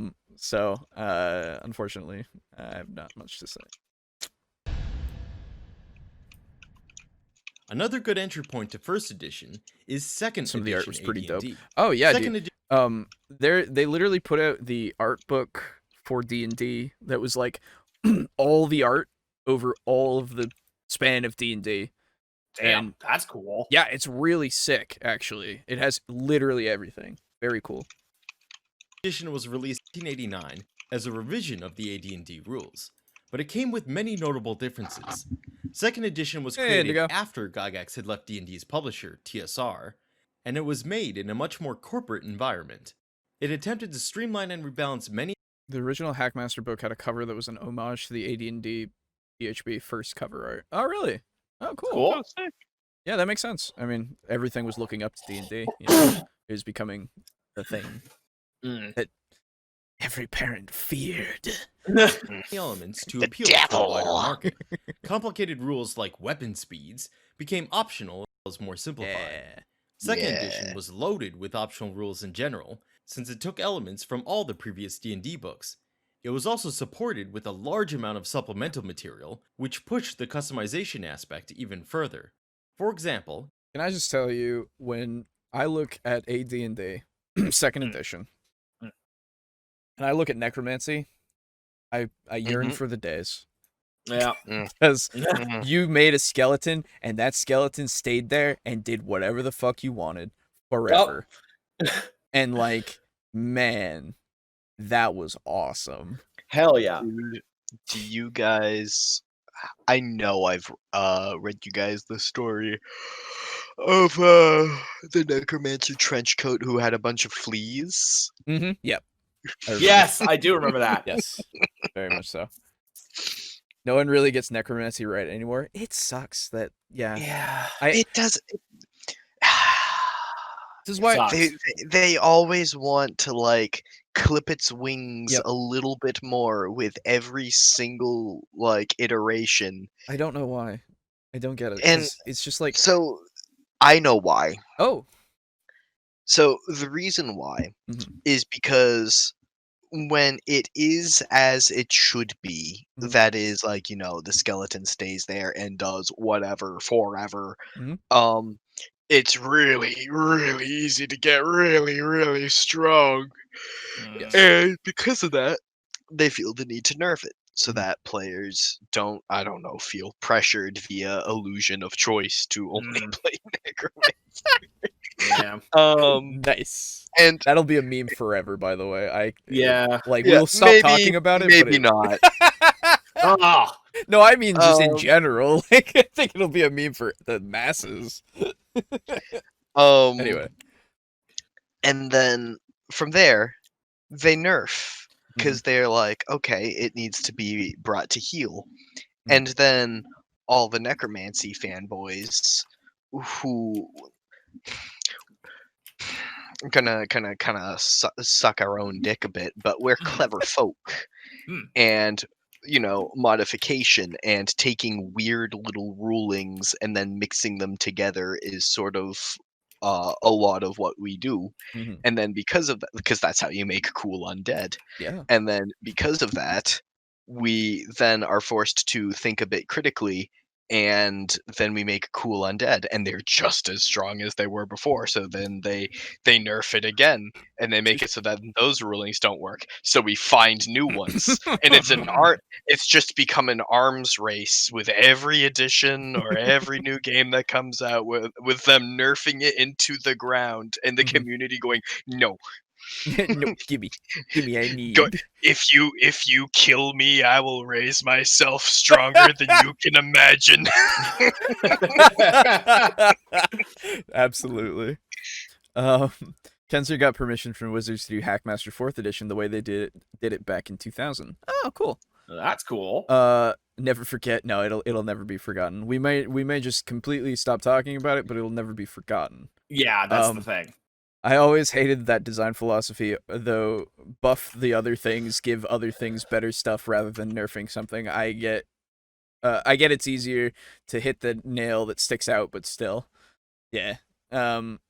It's one of those things where I in 3.5 even, like 3.5 is really good with necromancy. It's just like, hey, take these feats and you can make like special undead that are way smarter and way cooler than your regular run-of-the-mill ones, but because they exist, you can make more undead. And it's this whole thing of like, hey, you want that big army? You can make that big army. It's gonna take some time and some effort, but you can do that shit, and it's awesome. Dark side is the dark side is the pathway to many abilities most would deem unnatural. uh, Each class has its own book that provides additional options for their characters. Second edition has so much supplemental material that a lot of it didn't even sell well. Second edition is often viewed as the end of old school D&D, as it was the last edition to be based on the original rule set. Mhm. But it also marked the end of D&D's publisher, TSR, who went out of business during second edition's lifespan, allowing the rights to be picked up by Wizards of the Coast. Check out Best second edition fucking business if you decision. 1. Want to learn the AD&D rules but feel the first edition is too confusing, Agree. and 2. Want to play a system with a lot of customization options. Yes. Very much so. Oh man, it's crazy. I love the skill system in AD&D. Because it's percent based, and I like percentage based skills a lot. And the did they take away specialties or did they keep those? I forget. Ah, fuck. Regardless, that the magic works weird. It's great. Like I said, necromancy's fucking cool. In that edition, but like other magics can also are also different. I don't know, man. I had a lot of fun playing AD&D with some friends here that we started an in-game group. This was before the Rona. We started an in-game group that we were doing it for a while, and all I remember is that I was a bard. Well, no, I remember many things, but one of the most notable things was I was a bard. We were trying to infiltrate and like basically destroy these vampire things. They weren't like vampires that sucked your blood. No, they worked off your emotions. They fed off your fear, I think it was. And it's a specific kind from 2E, apparently.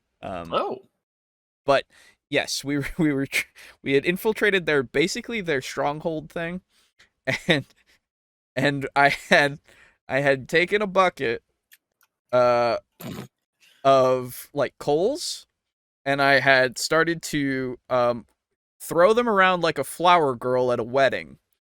And I specifically remember that being like every time that they were trying to interrogate these people, I would just be going, that's fucking weird. Throwing them around.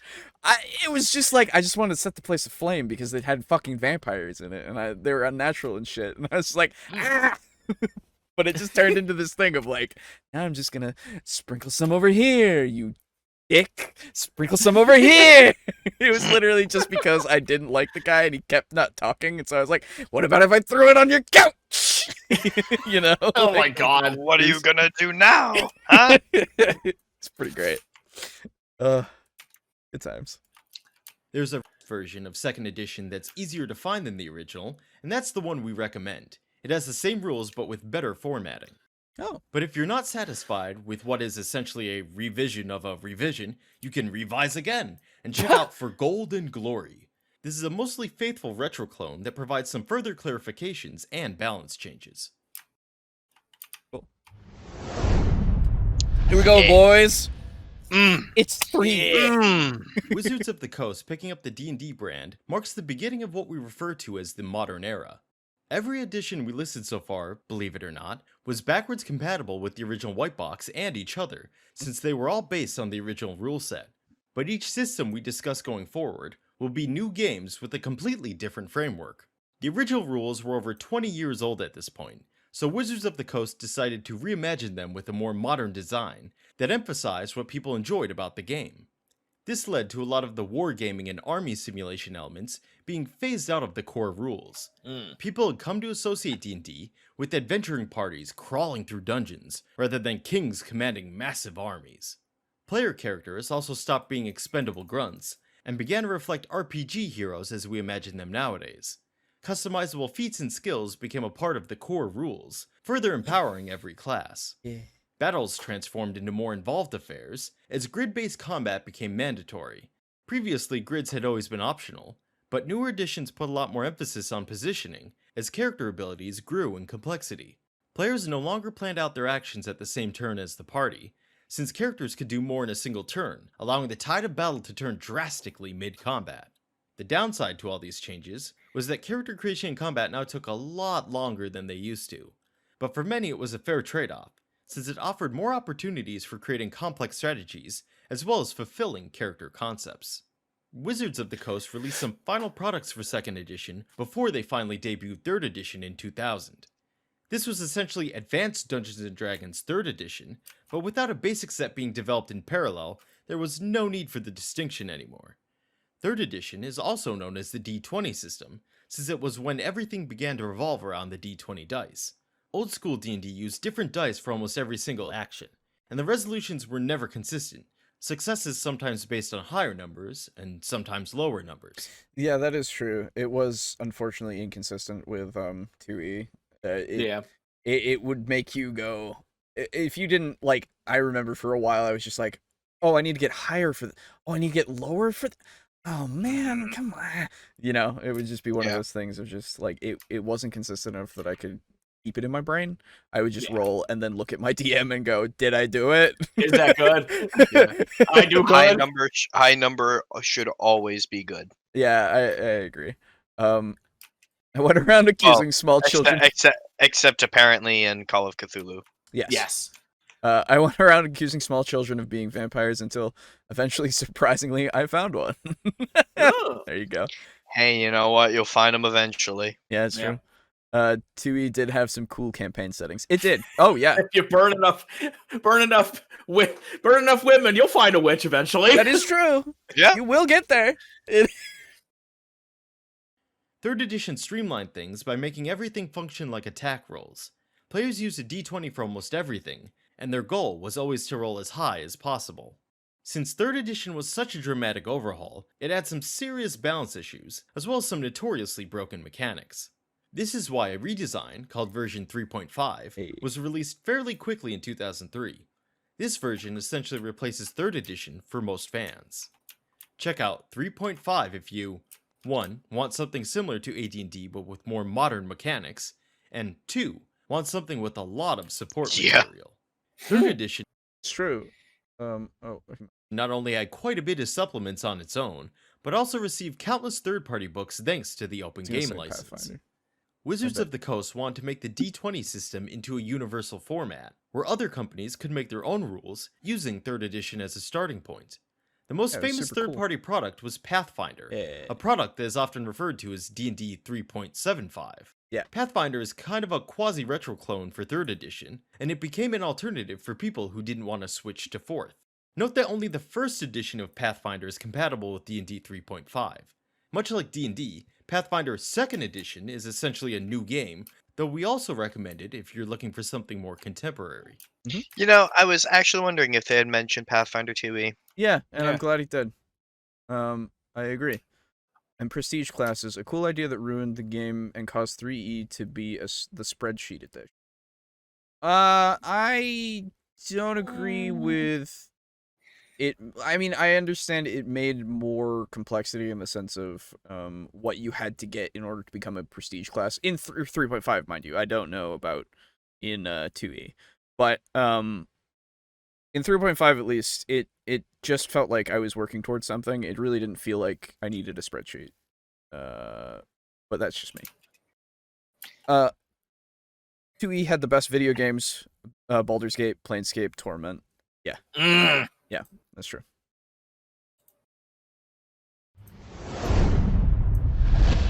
Oh my god. There it is. I don't. 4th edition was released in 2008 and quickly became the most controversial D&D edition. Oh, you It don't made say. many significant departures from the older systems, as it tried to address the balance issues of previous editions. Classes in D&D were never meant to be compared directly to one another, as they often had vastly different levels of progression. For 3rd edition, Wizards of the Coast tried to make classes more uniform, but it just ended up making spellcasters way too powerful. Spells granted magic users with plentiful options, so 4th edition sought to remedy this by providing every class access to their own spell list. Yep. These spells were called powers, and they differed from character to character based on their class, as well as their more strictly defined roles within the party. The amount of variety granted by the powers system made 4th edition the most high fantasy edition to date, since every party member started out with powerful abilities and only got stronger over time. 4th edition also drastically reduced the chances for players to be killed in a single hit, as well as speeding up character recovery times. A lot of players felt these changes moved D&D away from the grounded Gygaxian design of the past, and turned D&D into an over-the-top video game. However, some players enjoyed the transition from a pen and paper RPG to a technical grid-based game. 4th edition's emphasis on balance and complex combat make it one of the best options for game players looking for a tabletop RPG that plays like a tactical video game. Okay. 4th edition doesn't recreate the classic D&D experience at all, but it's... See, now that he said that, I'm scared that I'm going to like it. Because I really like those tactical games. I really like them. Uh-oh. This better not have awakened something in me. This better not have awakened something in me, my dude. So here's the thing. Hmm. If you do like it, I could send you books. That's true, you could. I have them all. I know you do. Not all, but I have Right. a fair amount of them. I could just fine. You're good. Were they issues Not for though? free or not. Were they really? That was in reference to the spells, yeah. And no, with the spellcasters getting way more powerful, I never thought that was a bad thing. I mean, I get that. So there's this weird thing, right? Magic is broken. It's always been broken in the sense of it gets really, really strong, right? But I don't think that's necessarily the worst thing because it's magic. It like all the fighters and stuff can do all their things and they play their important roles while the casters themselves, they're squishy, they do all this damage, but like, man, you got to protect that shit, you know? It's a valuable asset for your team. And they're not without flaw. I mean, they could make themselves immortal if they wanted to. That's fair. But they could also make you immortal if you wanted them to. I don't know. They're not going to, but they could. Yeah, they're not going to, but you know. I'll claim the minority spot by I don't know. You talked a lot of shit levels 1 through 7. Yeah. Well, now that we're here, I'll claim. I see no god up here, only me. I'll claim the minority spot by admitting 4E was my favorite edition. That's fair, dude. If it was your favorite, that's great. The 4th edition is the first edition I ever played. There you go. I mean, I don't care if it exists and people like it. I just prefer 3.5. Yeah, exactly. Right? Yeah. Like, it doesn't matter one way or the other. If you like it, you like it. I'll also disagree with the notion that it's only about playing a video game. That's fair. I'm absolutely sure that it's just he's making the example of it is most like a video game, the combat, like the tactics kind of video games when you're in combat. I assume he's not talking about there's no role play or anything like that, right? Like there's definitely gotta be. It's a D&D game. I would play a video game of 4E, but sadly none was ever made. I think it's too clunky as ENP. PvP? ENP? I don't know. Yeah, I don't know. I know they made they made several for 3. No, they made one for 3, I think. Yeah.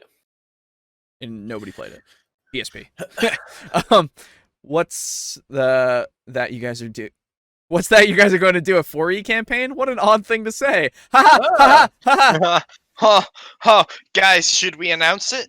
PNP is pen and paper. Ah, thank you. My brain. Give me 1 second, guys. I'll be right back. All right. Just specialize it in some way. I think one of the reasons that it seems broken is many more classes are far more niche. Magic, I mean. Yeah. Yeah. I mean, the magic system right now is fine. I think it's fine. I think there's nothing really that we can do to make it worse or better. No, there's many things we can do to make it worse. But oh yes. What I mean is like it's in the spot that it is in and it's fine. The things that they're doing with some of the classes, like for 5e, like the wild magic fucking barbarian, make me want to die. But I don't think that any of the magic needs to be like tweaked too much, because I think it's fine the way it is. You upcast it, you downcast, or you can't downcast it, but you can upcast it at least. Yeah. Some of them, and you know, it just makes things better. The cantrip system is probably, I like the cantrip system a lot just because it always allows you to do something. If you take a single damaging spell, it scales, which is great. Like Yes.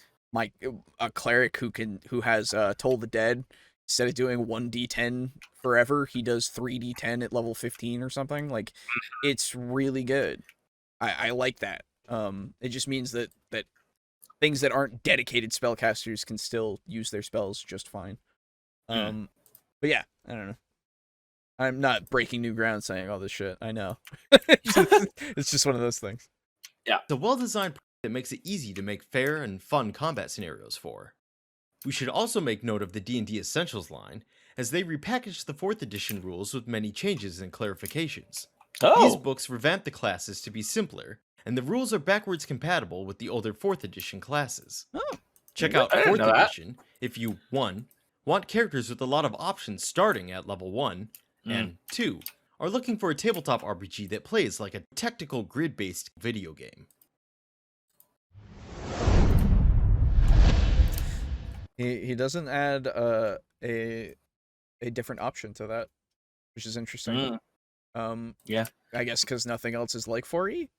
Yeah, it is kind of its own thing. Yeah. Okay. Or at the very least, at least until Pathfinder came out. Yeah, true. Because that was when, you know, you had kind of an equivalent. Essentials was formatted more like a traditional D&D game. Okay. Gotcha. I like them in 1E though, like Scalds. Nothing like crushing in a man's skull with a warhammer while singing "My Mother Told Me," giving everyone a barbarian rage. Yeah, fair. 5th edition was released in 2014. Man, it's been 6 years? Yeah. Ooh, boy. Wonder when we're going to get edition's 6th edition. 5th edition Probably resembles soon, 3rd if they're edition gonna the do it. most, but it's a lot more rules light in comparison. Plenty of rules are left up to DM discretion, and many mandatory elements like the combat grid have become optional once again. 5th edition feels more like a spiritual successor to basic D&D, right down to lacking an AD&D edition number. The D&D community kind of defaulted to the name 5th edition, and it stuck. The power system is gone, but characters still have a lot more options than old school editions. Some classes are simpler than others, but everyone has access to mechanically interesting abilities if the players opt to take them. Characters are not as durable as they were in the 4th edition, but they're the most durable they've been compared to previous editions. Despite this, it's still possible for 5th edition characters to die from an instant death effect, just like the good old days. It's very hard to get there, though. Yeah. It's coming, I'm sure, likely after Baldur's Gate 3 gets fully released, I imagine. I don't know, man. Like, this is the thing, right? With a Mythical 6th edition, I think that it 5e is in such a good spot, right? Yeah. It is peak right now in the sense of like popularity, in the sense of sales. They just came out with Tasha's. Like, I think, excuse me. I think that 6e, we're not gonna see it for another, I would guess, maybe 3 years. You know, because I feel like they can, or maybe 2. Because I feel like they can put out so much more that people are gonna be so into with this rule set, especially with Baldur's Gate 3. Like, you can adapt it so much into the video game, and people are salivating for Baldur's Gate 3. Like, they need that shit. It's in early access, and I don't want to play it until it's released. Yeah, same. Personally, and I mean, right? hell, even when it gets fully released, I'm probably still going to give it like a couple months just to work out any bugs. Right, Because exactly. bugs in a game like that are bad fucking news. Right, exactly. Like, it's taken forever, and yeah.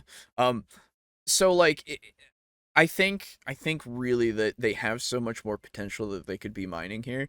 Though I think it'll be more not like things like Tasha's. It'll be more things like adventures, I think. Yeah. Modules, that's the word. Yes. And I mean, hell, there wasn't Descent into Avernus like a part 1, essentially? I don't know. It might have been. It Yeah, wouldn't because I surprise think me. that there was like a part 2 to that, and maybe it's continuing. Okay, that'd be cool. I don't yeah. remember because Yeah. I didn't look into it, didn't play it. Right, yeah. I didn't either. I know a little bit about it, but I don't know too much. I think honestly, if we see another edition, quote unquote, it'll be like 5.5, right? It'll just be Yeah. some updates, Mhm. and that's about it, really. Like what they're doing now with like making things folks for some reason. Yeah, little updates, little patches, little updates like patch that. the problems. Yeah, Ugh. patch their problems away. Ugh. So while the newest edition continues to have an epic fantasy feel, it kept a lot of elements from the older and grittier games. Check out 5th edition if you 1. Want to play a modern system with a more lightweight rule set, and 2. Want an e-access point into the D&D community. New players usually start with the latest edition because that's what everyone else is playing at organized events and most home groups. But 5th edition is still a fantastic entry point even outside of its popularity.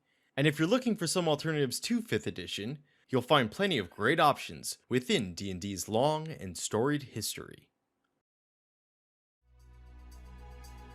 Oh, Yeah, I mean, it's man, Yeah. you know, it's surprisingly rare to have a video just end without them being like, thanks for watching. Be sure to like, comment, subscribe, Yeah. that kind of shit. I mean, it might be later, but yeah, you're right. It might be, but man, I mean, we got a credits roll. Yeah, I know. That's a really well produced video. I'll be honest. Yeah. Very, very happy. Yeah, with that. very good. Lots Um, of information to be had, and Yeah. like lots of what were they, like, alternatives to shit. I like that. Yeah, no, that was really nice. Yeah. I guess I'm worried that 5e is gonna get to that weird place where they're just releasing out the last of this class is like a fighter, but with Sork mixed in, and them not actually making new stuff. Yeah, no, that's fair because they're kind of starting to do that. Yeah, With Tasha. but at the very least, we did always kind of have that with Unearthed Arcana. Mhm. So Yeah, that's true. that's kind of a thing that's already happened. It's just not really official. The So, other but yes, thing- I understand when that becomes official, it's gonna suck. Yeah. I would say also with you can look back at 3.5 and look at all the classes. Yes. Man, there are a ton. I still want to play a what is it? A true namer.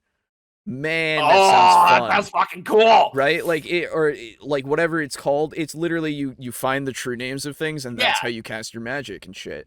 And like it's really neat. It would be one of those things where like it would have to be in a custom setting of like like I have to go like, "Hey, I want to play this. I'm sorry. You're going to have to come up with true names now." There's a list. Right? There's a list here for some, but you're going to have to come up with a lot more. Alternatives galore in the OSR. Wait a minute. Very true. Fuck? Hang on. Wait. What the? Oh my god! I never knew that. I'm fighting fucking Bretonia, and their turrets from their towers launched fucking cows at me. Yes, yeah, that is the That's thing. fucking amazing. Yeah, they're great. I love them. Oh, sorry, I didn't interrupt there. No, you're good. You're good. That's one of the problems with Tasha's. Half the book was already released in their UA, so much of the book is just repeated stuff. Yes. Yeah. When we were going over it, we were getting super bored. Yes. You can tell in our episode that we were just done. We were getting so done with that, and it kind of sucked a little bit that we were getting so done. But like, there's not a lot there that isn't already covered in other books, right? And which I understand getting them all in the same place from books that people didn't buy. That's a good marketing strategy. First off, yes. Second off, I don't know. It's just I feel like Tasha's isn't worth the price. I return you now. Hey, I like Tasha's. I'm what I'm saying is I don't think it's worth the price just because of the amount of the amount of content that's quote unquote new. It's a lot of repeated stuff and it's just the classes. That's really all you need out of there. Yeah, so you just that's wait really until the somebody only thing puts them all online. Yeah. But regardless, yeah. So, if we get more like Tasha's, I'd be surprised. Because I don't think they can keep doing that kind of stuff Yeah. unless they release 4 more adventures that nobody buys.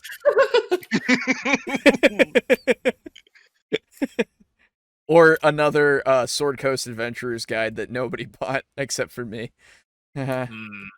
It's alright, it's okay. I just have this thing that is useless now because Tasha's exists. Yep. It's fine. Cries internally. It's fine. So yeah, that was that. Good video. Yes. Sorry you missed the end of it there, Aiden, but it is a good video.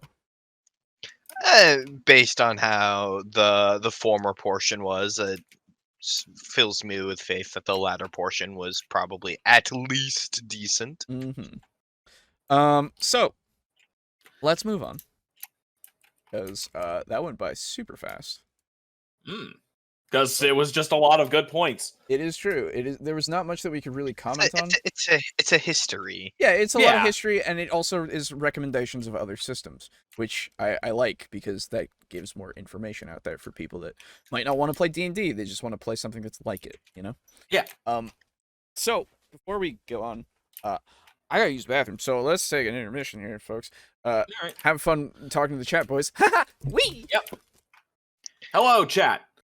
Hello, chat. Thank you for joining us on this December 29th of 2020.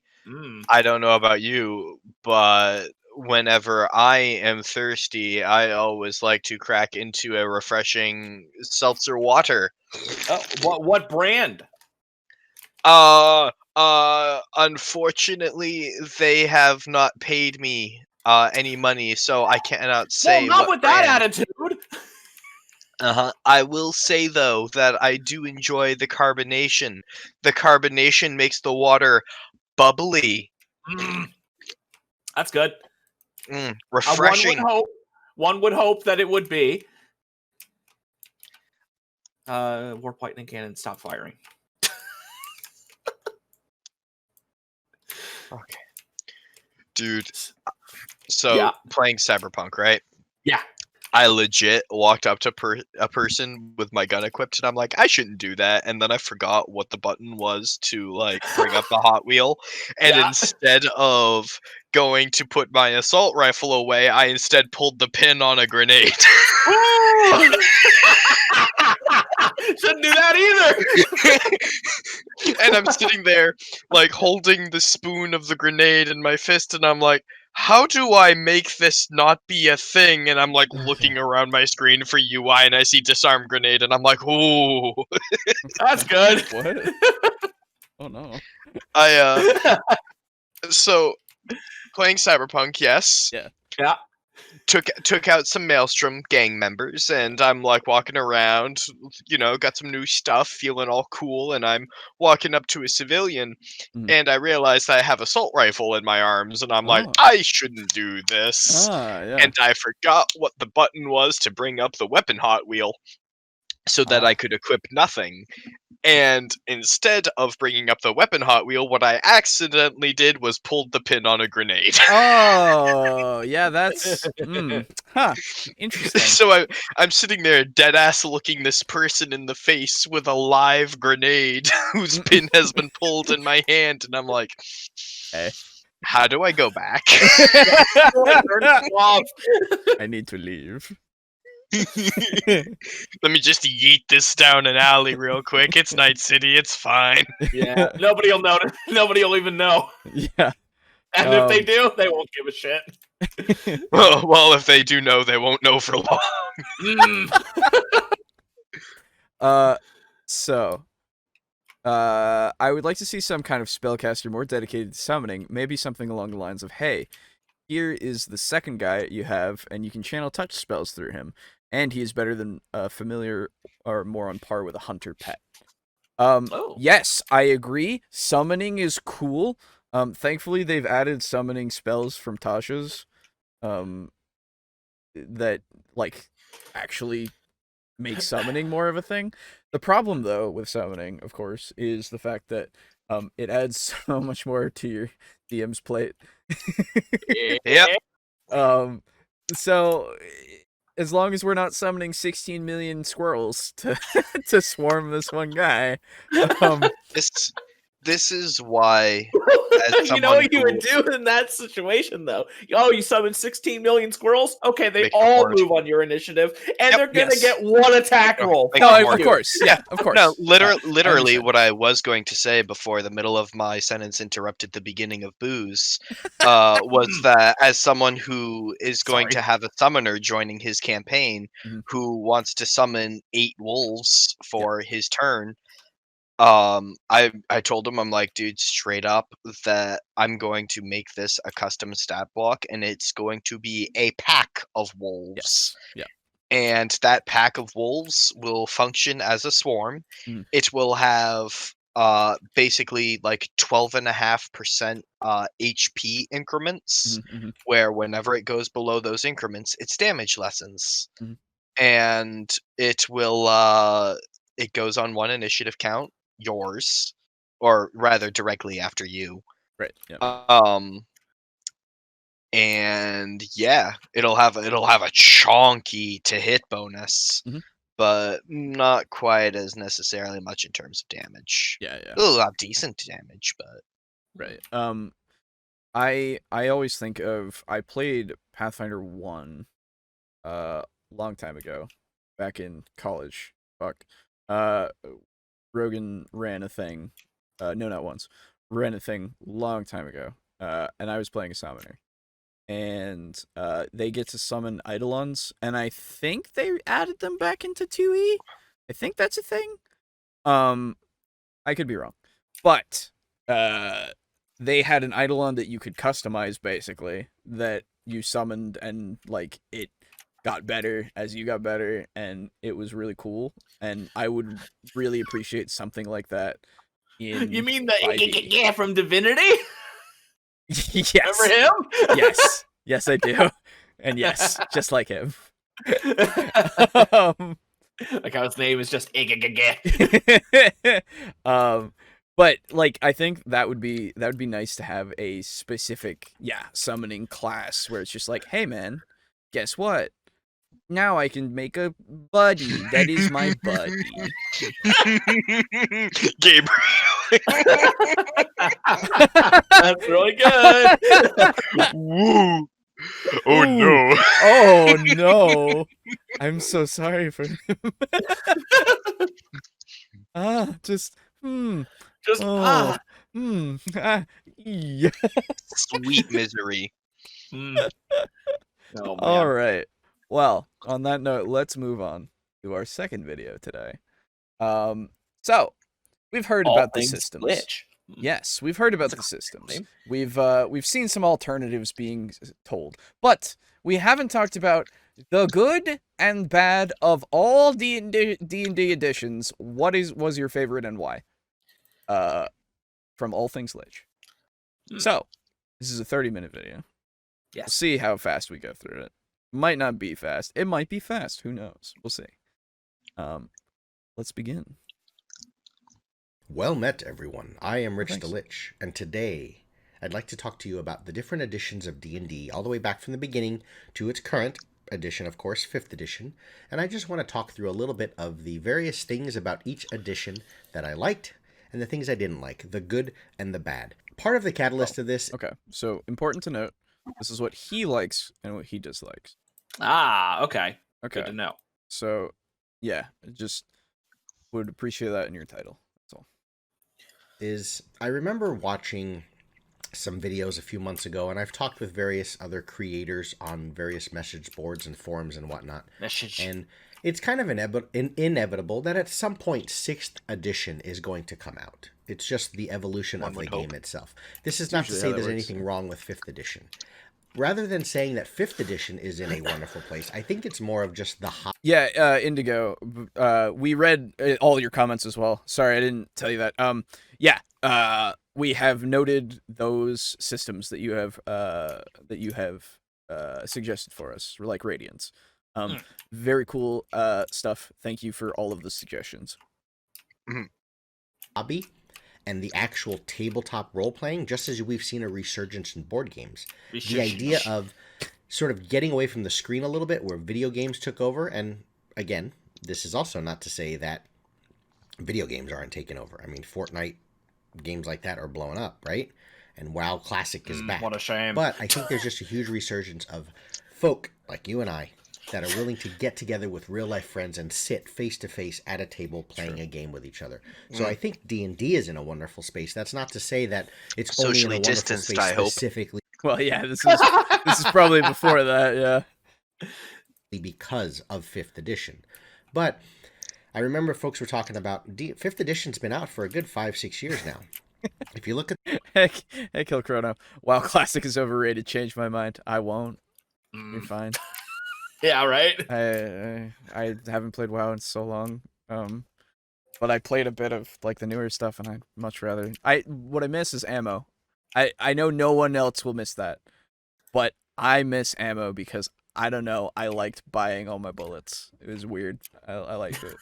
Well, I mean, it's immersive. Yeah, I don't know. It's just neat.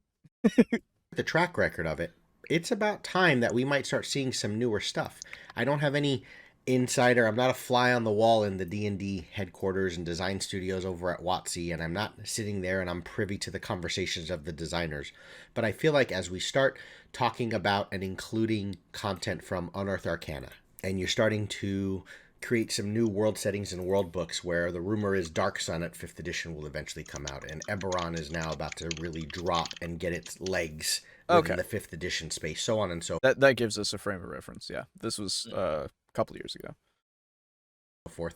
Eventually, you're going to just start bringing in more players. You're going to start getting more ideas. You're getting a lot more input through social media and people like me, YouTube. Drive Through RPG is doing well. DM's Guild is doing well. So you're starting to get all this sort of open gaming license content, and it's starting to fill the 5th edition game space up. Eventually, there may be a 5.5 or a 6th edition. That's just the way things go as they sort of take all of this information, crunch it down, and boil it down to the nitty-gritty and the good parts, leaving out the bad parts. Another sort of catalyst for this video is, I remember when I was going through art and design school and video game design school, and we'd always talk about, Miyamoto, the Nintendo guy, right? And Mario creators and all this other stuff. The Nintendo Zelda, guy. And the success of certain games. And we can certainly talk about the design philosophies of the top studios like id Software and BioWare and Blizzard, and what they did that makes so many of their games so good.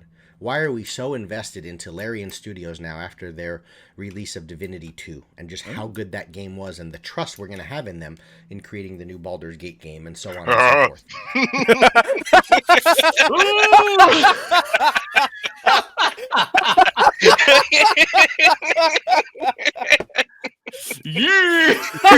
Woo!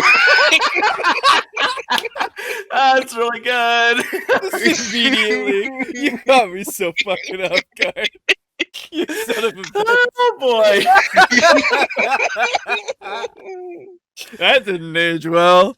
Whoa. I swear to God, if you mentioned cyberpunk. Oh man.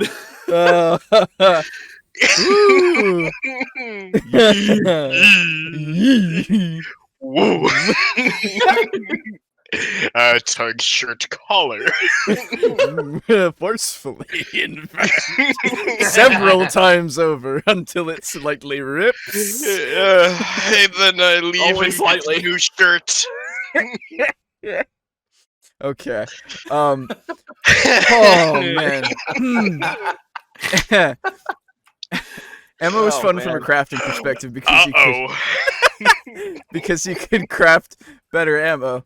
I can't recall if that went away later or what. It's been so long. I think it completely. Yeah, it went away. I don't remember. It's been a while.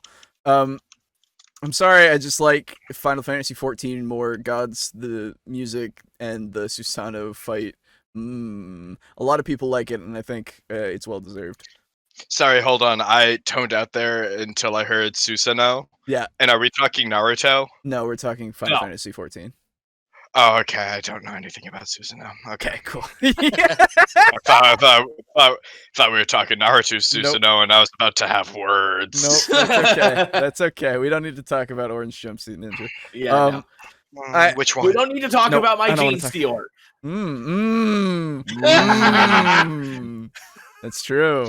Is it It is, isn't it? bad that when I saw the photo of him running like that, literally the music from Naruto started playing in my mind of the da da da da da da hooyah! Yes, that Suya, is very. suya, suya, suya, suya! That's Yeah, very I think bad. that is a bad sign. It's very bad. Jesus Christ. I need to get more into D&D 5e. Enjoy Pathfinder, but need something more simplified. Absolutely, yeah. 5e is super simplistic. It's very easy to get into as well. Yes. Highly recommended if you want something very simplistic to just streamline through. I do think the best, most creative book WotC did for 5e was their Ravnica setting book. A lot of people don't like Ravnica. Yeah, I really do like a lot of the stuff that was added in by it though. I love the Simic hybrid stuff. I think that shit is super cool. I like Loxodons a lot. Loxodons. Yeah, them too. They're awesome. Literally playing and watching this Final Fantasy 14 is the best modern MMO on the market. Yeah, a lot of people like it. It's really good.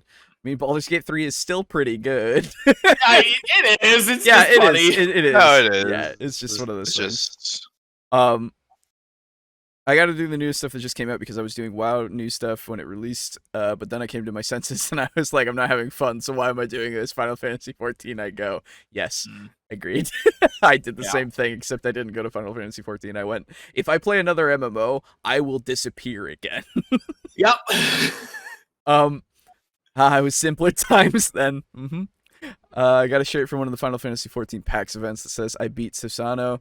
I don't wear it because half the time the shift folds and makes it look like I'm saying I beat Susan.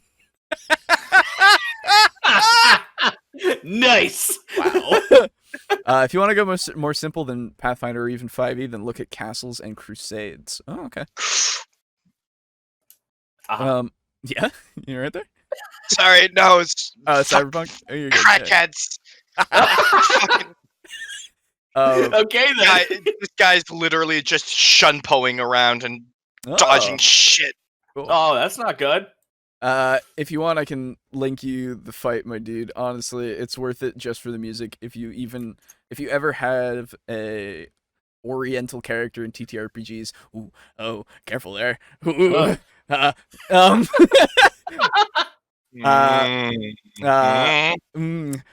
anyway, no. If you want to link it to the Discord, go for it. You put it in what is it? I don't remember where I said. Just put it in general. You're fine. That was meant to be shirt folds. Oh, yeah, I got it. The Final Fantasy 14 OST is just spectacular. Period. I use it for all of my D&D Pathfinder sessions, dude. Final Fantasy music has always been great. Yes, Like, it's always been great. it's Yeah, really I don't even like Final Fantasy, and I will always say that the music is. It's just like Sonic music. Sonic music is always great. Yes. The games suck most of the time, but the music is always great. I know. I Always on also sigh. My 10-year-old self wants me I to stop know. sighing and wants me to go, enjoy it. It's cool. And I go, it fucking sucks. But dude. it's so bad though. Anyway, Oftentimes, top-level design, and this can apply to D&D as well, and tabletop role-playing, it's not so much what you put into any specific edition. sorry. Good Sonic music is a guilty pleasure. Love me some early 2000s butt rock. Hell yeah, dude. Hell Dude, yeah. Open Your follow Heart is me. one of my favorites. Set me free. Mhm, Oh. mhm. Yep. Good stuff. Yep. It's what you Zelda leave music is out. great. Yes. In the fitness world, I'm a fitness professional, CrossFit coach, all that other good stuff. They always say that 80% of your physical fitness athletic results come from 20% of the things you do. Push-ups, pull-ups, chin-ups, dips, some squats, some deadlifts, sprint. You give me that, I really don't need all the other extraneous shit that's on the outside on the fringes. And I think different editions have done different things like this, where some maybe included too much, but when they went from one edition into the next, what made that next edition really good, oftentimes is because there were certain things that were left out. And the beauty of 5th edition now, and eventually, whether it's a decade out on the horizon or it's coming up in the next year, is we've got so much input because of social media and so many people involved in giving their opinions and thoughts, just like I am. So let's just kind of chunk through these a little bit, and I'll tell you about the things that I think were good, the things that I think were bad, and maybe we can start to kind of piece together a little bit. And this is not to say, maybe I am. Maybe I'm revealing some secrets here, that I don't have some sort of 6th edition writing in the works, my own little iteration that I might put out there, so that the WotC designers will see and be like, hey, this dude has some good ideas for what 6th edition D&D should be. Why don't we hire him? If you're a WotC... Follow the dream. Follow the dream, that's all. It's fair. Yeah. Wait, did I say something bad? I'm not socially adept, so I honestly don't know. Oh, yeah. Don't use Oriental anymore. Yeah. Oh, is that offensive now? Yeah, I didn't actually know it's been offensive for a while, actually. Yeah. that. Oh, Yeah. I've Try not to always use said. it. I've always just said Asian because Yes. from Asia. That's accepted. Yeah, Um, from That- the Orient. right, exactly. Tasha's is a result of all that social media influence into D&D. Yeah. Yeah. Yeah, Why? I think it's more so the fact that things didn't sell. I think that's more. Yeah. Because again, most of the stuff that's in there is from books that did not sell, like much at all. So Wait, hold on. What's your grounds for saying that it's from social media influence? I assume he's and I'm sure he'll say, but I assume he's meaning the playtesting of the UA stuff. Perhaps. But please, if you would, let us know. Indigo. designer and you're watching this video, have your people contact my people, or just send me an email at allthingslich@gmail.com. Well, Okay, I let's mean, take hey, let's be fair. If RPG Pundit could be brought on as a consultant, You know, maybe he yeah. could do it. you know, I think he'd be. I don't know anything about him. I think he'd be better. Yep. By default. Yeah. So, old D&D, which started about the year I was born, but when I'm 7 months old, I don't remember exactly a whole lot of things that I read, if I could read at that time. Old D&D had a game I think called Chainmail, which was a big like miniature wargaming game, whatever that means. That Gygax was playing. And that was supposed to be like the big influence for D&D in the beginning. The interesting thing about Chainmail though is there was a system of rolling some dice to hit in range combat, and it always referenced some sort of a number. And I believe that was the first time in the iteration where, or the first instance where the idea of armor class came into play.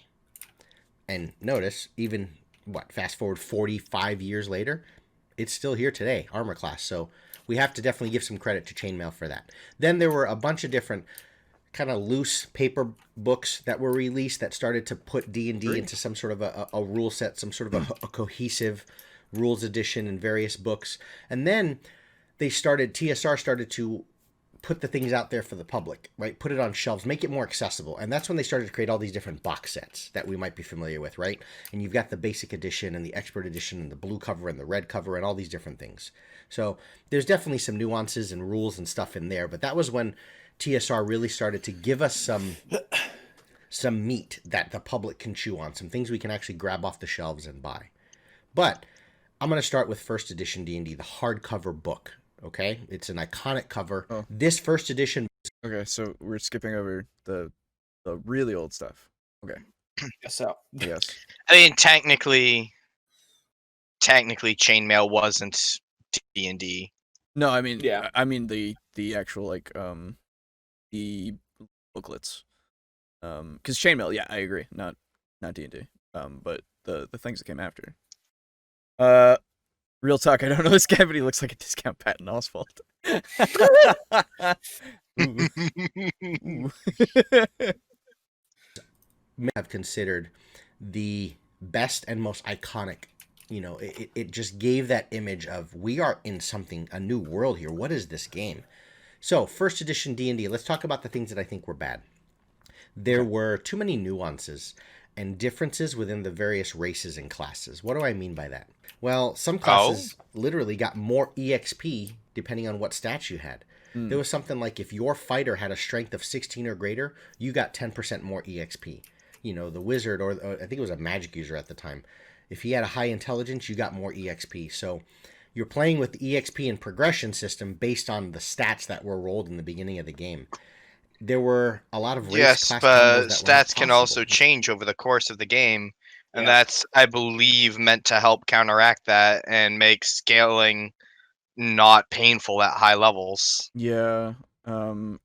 Also, all of the classes had different experience levels, different amounts of experience that they needed to level up.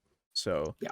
there was also that kind of threshold that was different, which I assume that's something he's going to point out. That's bad. Maybe. Yeah. Wasn't first edition Yes, it was. where some races were literally classes? Yeah. Yes. Think so, yeah. Yeah, elf. I remember that elves and Yes, dwarves elves and were dwarves, a class, Uh, which was weird. but those XP bonuses made thematic sense. Yeah, Yeah. I think so as well. Having a high strength, making you better at getting the experience that you need as a fighter. Yeah, it's fine. I don't know. It kind of worked, I think. You know, I think a lot of folks who ever played old D&D don't remember those restrictions where if you wanted to play, I think, like a cleric, it was kind of wonky. The only options for a cleric were half-elf, a half-orc, and a human. Human can kind of play everything. But it was... I don't remember there being half-orcs. Yeah, I don't think half-orcs were a thing at that point. Yeah, I know half-elves were, because those were always kind of a thing. I thought it was just full elf, and it wasn't until later that they put half-elf. Maybe when we played, we already had that part where Maybe, yeah. I'd have to look in my 2E at least, because I'm pretty sure 2E didn't have half.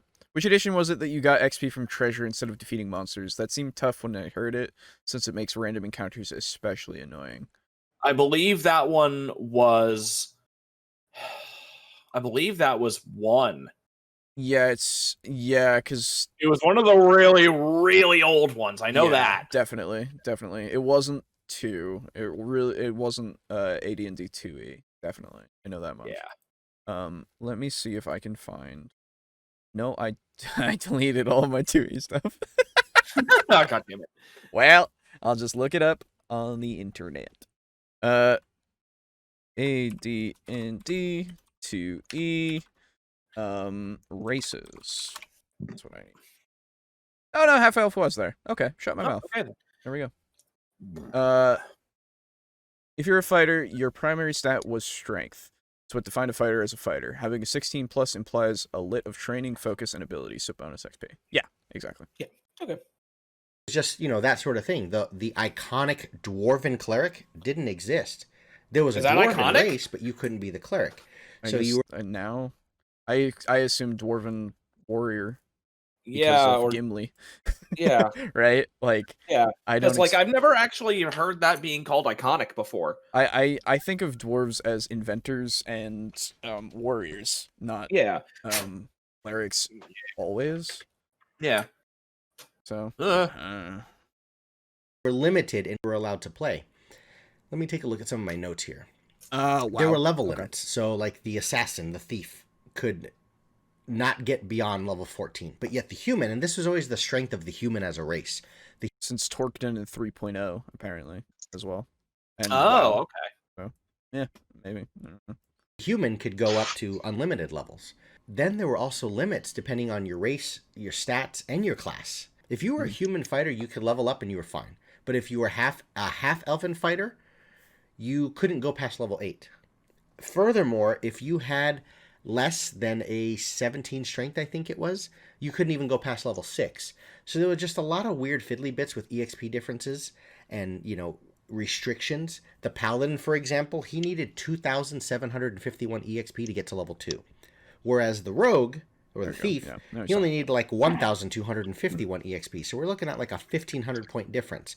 So there were just little bits and things like that, you know, where stats limited you, and so on and so forth. I think that was the bad of, especially when we relate it to what D&D is now, is just sort of that Well, restrict. Okay, yeah.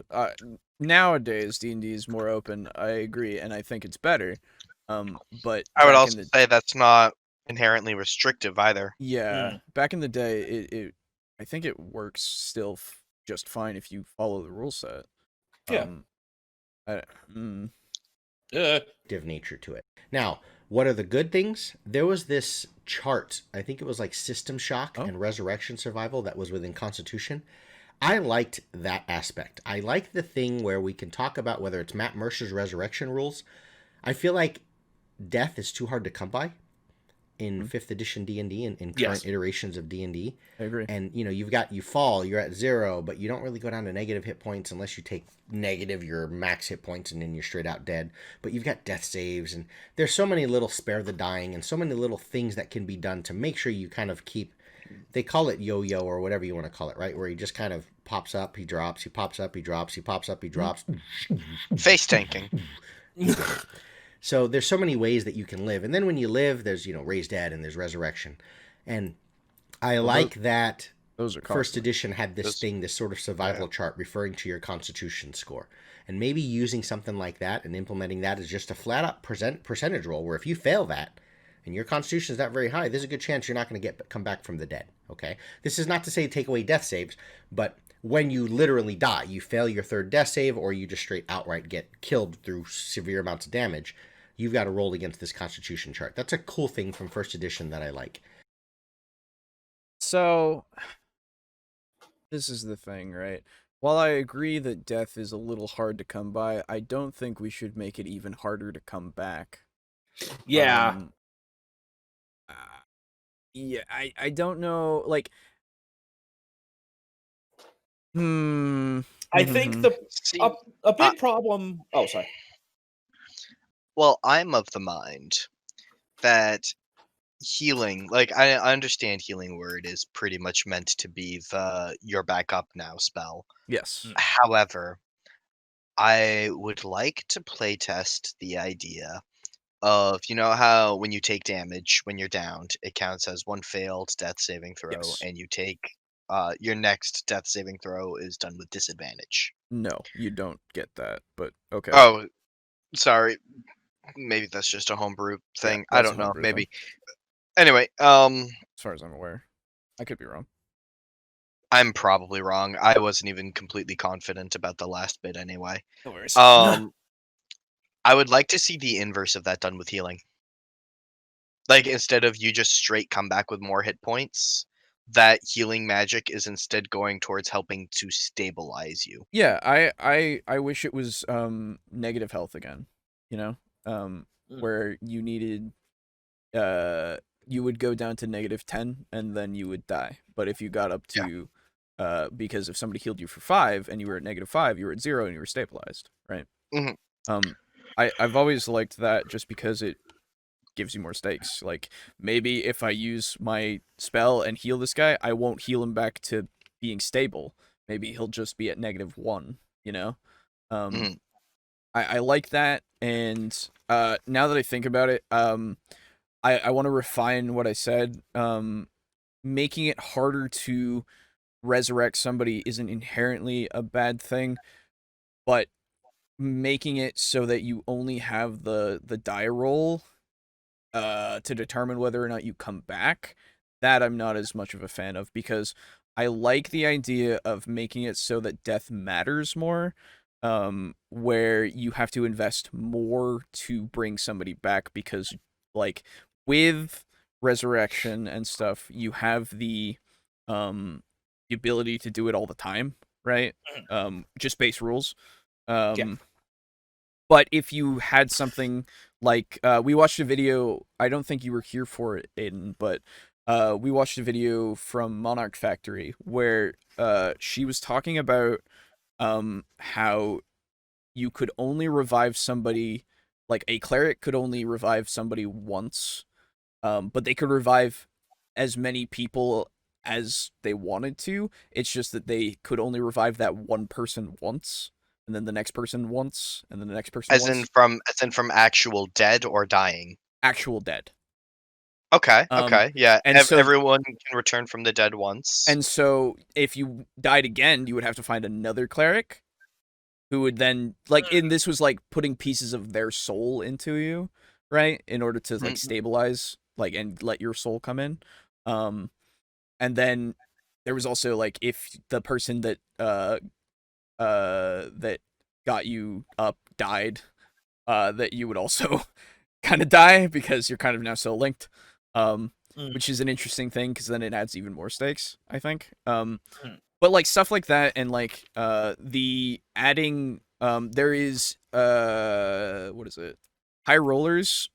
They do an actual play series and I watched a little bit of that or I watched their full first campaign which I enjoyed a lot, and one thing that they did was their resurrection thing was you could give things during the resurrection to make it easier for somebody to come back to life. And it wasn't just a resurrection, it was also like a combination of resurrection, what is it,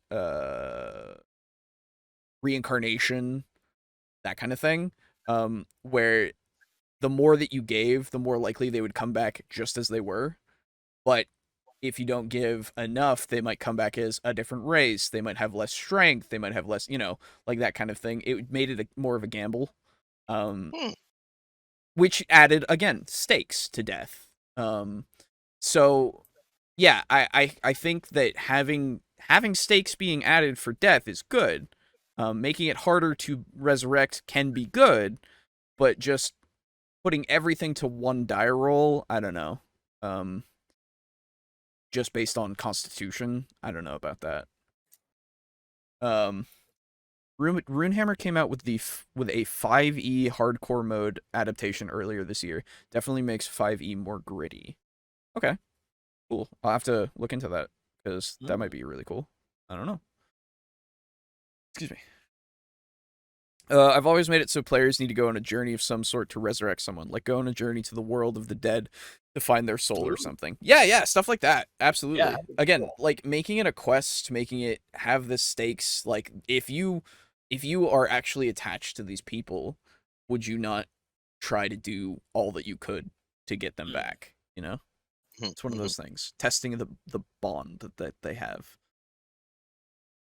Also, I like that there was, since there were so many little nuances and differences within each race and specific things that kind of made things exclusive, I like the things that carried over from that, that keep some iconic nature to it, such as dwarves just still, even in current editions, have more constitution generally than elves, and elves are more dexterous than dwarves. It still just kind of makes sense, and it gives us something familiar. Mm-hmm. Let's take a look at 2nd edition D&D, the good and the bad. Well, there was, if we just talk a little bit about history, there was a lot of satanic panic during the time of 2nd edition D&D, right? D&D is bad and it's devil worship. Where are you going? First off. Second off, yeah, it's not about trivializing death and driving home how important they are to you. Yes, absolutely. Yes. Stuff. Tom Hanks' first leading role was a movie called Mazes and Monsters. I remember watching Yeah! God damn it. It was a far out game. It was off the far out game. And he started to holy man.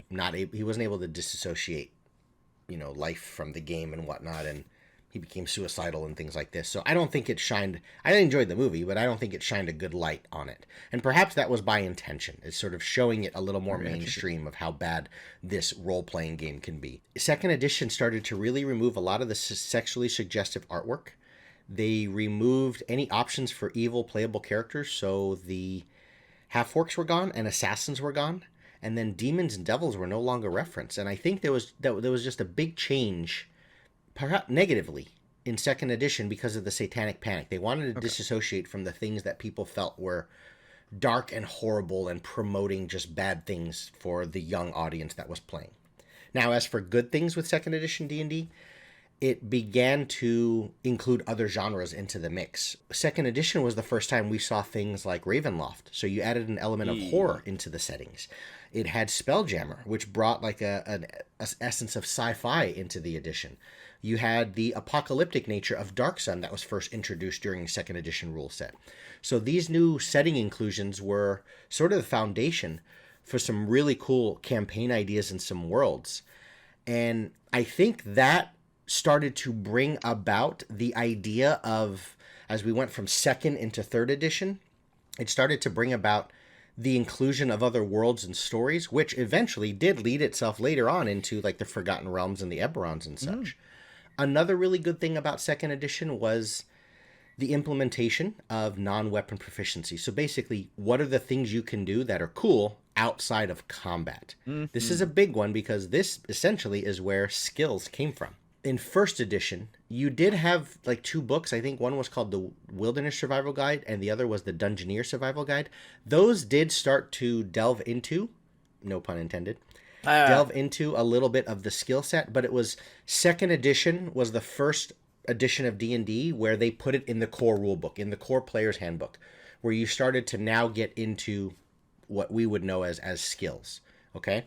Another good thing for second edition D&D, if all the bad was sort of removing the demons and devils and evil stuff because of Satanic Panic, here's another good one. Another good one was the separation of spells into different spheres and schools. That was the first time we saw that. And I think that's a good thing because look where it's gone. Yeah, now it with fifth was edition. actually. And so, and how different the wizard can be if you are an evocation wizard versus an abjuration or divination wizard. So that, Yeah, going off that, and I assume I don't know if he'll talk about it later, if it's good or bad. I don't know if anybody talks about it, but I kind of miss the giving up schools. Giving up schools? Yeah, like when you specialized. Oh yeah. When you would give up certain schools because they just don't coincide with what you're able to specialize in.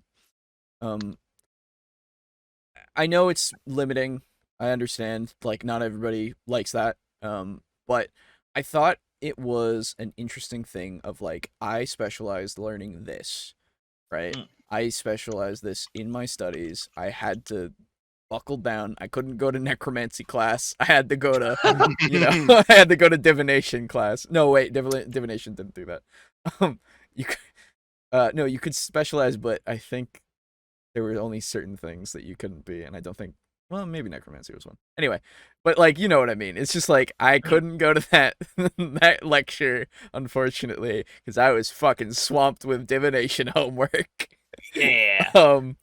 But it just kind of added that thing of like a nice consequence for your specialization. Like I just have no idea how to grasp this kind of magic because it is so foreign to like my study. I don't know. I really miss that. Let's see. One character that I haven't talked about was this terrible little goblin barbarian that fell to a jungle drake. My alchemist wound up hitting a drake with his bandolier of bombs. Nice. Evocation for the win. Hell yeah, dude. Detonated like 20 of the things to try to save him with a health potion, but I was too far. The axe permanently crippled the alchemist, and the Gabo was still dead. Wound up retiring and became a politician because of that one death. Oh, God. Nice. You must have been fucking scarred then. Wizards and versions like 5e would be more balanced if they were more limited in the spells they chose. One of the reasons they're so OP is they cover so much ground. Yeah. I mean, literally, like being able to get anything regardless of whatever is a little weird. That's why again I kind of like the idea of like I can't do the necromancy because I like life. But yeah, it's one of those things. I don't know. I deal with it because like at this point you can literally just say, well, if you don't want them to use the spell, you don't make it available to them, right? And like, yes, again, limiting, but it is a way to do it, right? You don't want to see them always casting lightning bolt, right? You give them fireball, whatever, but because no one's gonna be upset if you don't, if you give them fireball and then say no lightning. No, that's not true. Yeah, but you know what I mean. I only tried 2e once. I didn't like it. Hated Thaco, but that came after playing a lot of BattleTech, Rifts, Star Wars, and Earth Dawn. Yeah, Thaco is one of those things when you're in the mindset of Roll20s and like roll 20. Wow, D20. Yeah. And that those kinds of systems. That THAC0 is just one of those things that like it takes a while for you to get, and then you also go, don't Yeah. wanna. At least for me. I mean, it would piss off a lot of people if they were nerfed. Yes. Oh God, no one. Oh God, if Wizards ever implemented like you can't use certain schools again, like people would riot in the streets. Oh, yeah. They would not like. They would that actually shit. go outside for once. Oh my God. Just remember that disintegrate is a transmutation spell. Yeah, let's not talk about it. It's fine. Of course, it's transmutation. Don't worry You're about taking something that exists and transmuting it into something that doesn't. Oh my God. That was a really good plus for second edition D&D. As we move into third and 3.5, the bad of third and 3.5, I'm going to kind of bulk them together. There were too many fiddly bits. Attacks of opportunity back there in 3.0, 3.5, like winner rolls were TPK. Whoa, okay, wait. Attack of opportunity is fiddly, my boys. Wait. It's not fiddly in 5th edition? Oh! But it's the same! So this is wait. It's the same! Are we now? I'm wondering, right, if he's talking about the fact that attacks of opportunity apply to so many different things, like standing up, like casting a spell next to somebody, like moving past a person, like not fighting or casting defensively. That's the same thing as one of the ones that I said. But I wonder if that's what he means in the sense of you have to keep track of that shit, which I don't think it's that bad. First off. No, it's really not. And it might be bias, I don't know, but I really don't think it's hard to remember that if I'm casting a spell right next to a guy who has a sword, he has a chance to slice my hands off. Yeah. Like the cheater that I am. Only if his sword is Vorpal. That's true. You're right. Magic is cheating. It you is. deserve to have your hands cut off. I know. Ah! Thank you. I didn't get it until just now, and I feel bad. It's alright. It's okay. Issue with 3.5 was that some classes lacked engagement abilities, especially physical types like fighters. All they get is just feats on feats. Also hated paladins with their hit or miss smite. Also using unarmed as someone who isn't a monk or not training in unarmed fighting. So, okay, let's take this one at a time first. Yeah. Fighters. They get feats on feats. You realize those feats can be used to give you engagement, right? I believe actually no, you don't even, you can rush. You can literally bull rush. Charging is a thing you can do in 3.5 anytime. That is just a thing. And I believe when you charge, doesn't that increase your movement for a time, or yes, it increases 4 times movement. It increases your chance to hit as well as decreases your armor. Yes. For your next for the whole round. Because I knew that it gave you a bit of a bonus to hit. I just didn't remember if right. So I feel like there are so many feats. By the way, I understand that a lot of people don't like feats. That's fine. Mm-hmm. There are so many fucking feats in 3.5. You can Yes. find exactly what you need, my dude. Yeah. So fighters getting feats on feats is kind of a bonus because whatever you need your fighter to do, you can find that shit. Highly customizable. Highly. Paladins with their hit or miss smite, I don't know as much because I never played a paladin. Basically, you had to choose whether or not you were choosing to smite, like, as you were declaring your action, meaning that you could waste a spell slot. Gotcha. Which I do agree with. Yeah. Most people I know of that I've played 3.5 with very much borrow the idea from 5e that you can choose to declare a smite after you hit. Gotcha. Yeah, I mean, with 5e, it just makes it so you just go, oh, I crit, now I can just decimate a man. Yeah. Which is a little ridiculous, let's be honest. Yeah. But Also, so the unarmed strike is someone who isn't a monk or not trained in unarmed fighting. I agree that is kind of stupid. Yes. I feel like people should be, and that's why Pathfinder 2e can do that. You know, you literally everybody can beat a man. There's a reason why Human Fighter was so strong. Yes, Ori fighters could smash through a battlefield and keep his allies alive. Yep. Yes. Pathfinder 1 lets you detect evil as a move action. Yeah. Yeah, don't worry about it. 3.5, or as I like to call it, worse Pathfinder 1e. Way. You know what? I'm fair, I guess. Yeah, that's fair. I've never played Pathfinder 1e, so Pathfinder 1e is definitely more refined, I would say. I don't know. I would have to play it more. I've only played it a few times, but it is fun. And it does scratch that 3.5 itch, so it's nice. Also, when I meant engaging for fighter, I meant more of the stuff we have in 5e where they can spec their armor and weapon style as they level, plus abilities beyond just hitting things like hitting things hard like Second Wind. So you're saying a Pathfinder 1e stream soon? I mean, at some point maybe. Maybe. But okay, so for fighters, where they can spec their armor and weapon style, again, I feel like the feats still apply to this because whatever weapon you have, you can get feats to augment it, right? You can make your attacks tripping, right? If you have any weapon, really. Honestly, you can do anything with any weapon because you're a fighter, right? With armor, I believe there are also feats that allow you to get better armor like stuff, not just proficiency, but also like armor. Hold on, armor feats 3.5. There's this handy little site that's that I use a lot, called www.notavirus.net. yeah, that's it, that's the one. So here we go. Literally heavy armor optimization. You have to be proficient in heavy armor, have a base attack bonus of +4.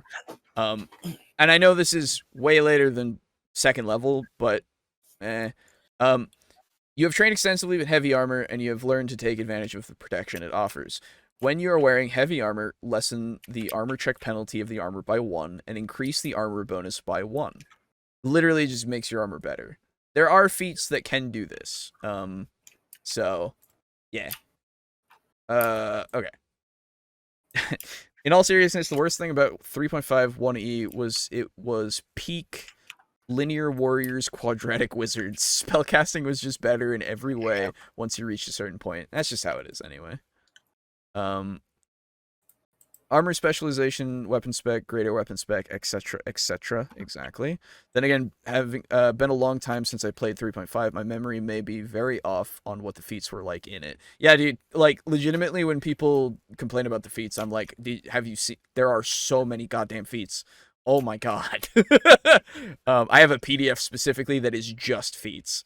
Like, it doesn't have books, any book shit, it is just the feats. Yeah. And I'm like, I have that PDF. yeah, I got you that PDF because I was just like, this is so useful. Don't look at the books. Have any of you checked out the Final Fantasy D20 RPG is based on Pathfinder 1e? I did look into that, and I showed it to Nonat once, and he was like, neat. Because it was 1e, it's not 2e, and he's more of a 2e guy. But yeah, that's the thing, and I've seen it, and it's neat. Books and books of feats, yes. You get knocked down. Oh, sorry. No. Gotta go back, because he had more to say than just attacks of opportunity, and I need to know. Feats are why I don't ever look at 3.5/Pathfinder anymore. That's fair enough. You don't like him, you don't like him.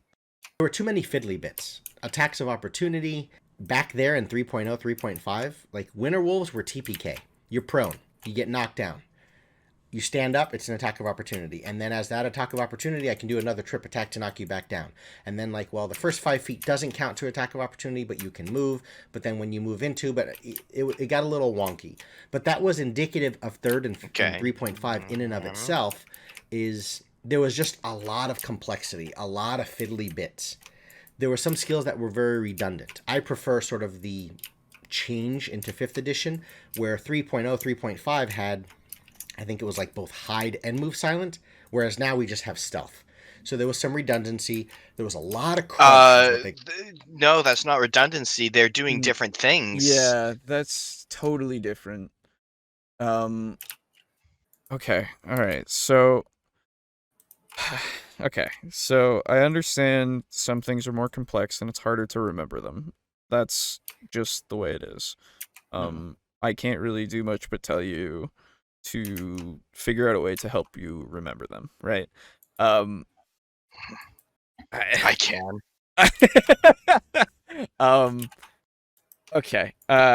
Secondly, I don't know, man. You can attack on the ground. That is a thing you can do. You could try to trip the wolf. I don't know.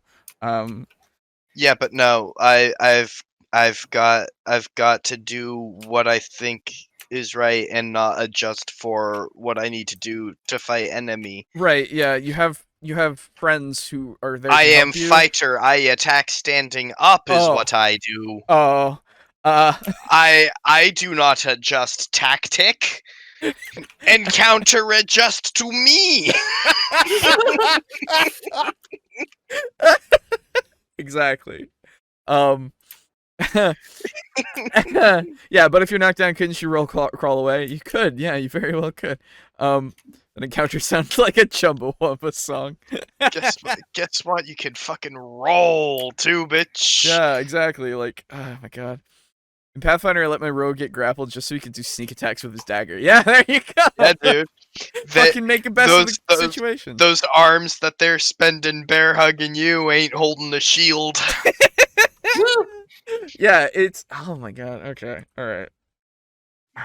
Where 3.0, 3.5 had, I think it was like both hide and move silent. Right, okay, yeah, this. Okay, so, I don't know how to explain, without sounding super condescending, that if I'm moving... don't worry, we're already past that. I know, and it sucks. But like, if I'm moving silently, I'm not trying to hide. I'm trying to get out of the situation to get to a place to hide, or to get into a place to hide, right? Yes. Like, that is a different thing.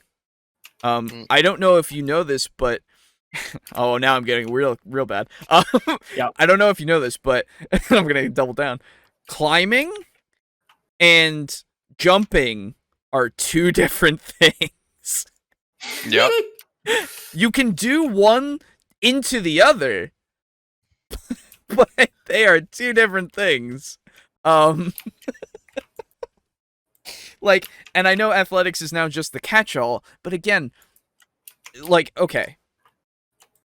I hope he says something about how the ranks worked and you could specialize, because that's the thing that, like, we always talk about with 3.5 is, like, I like specializing in a skill.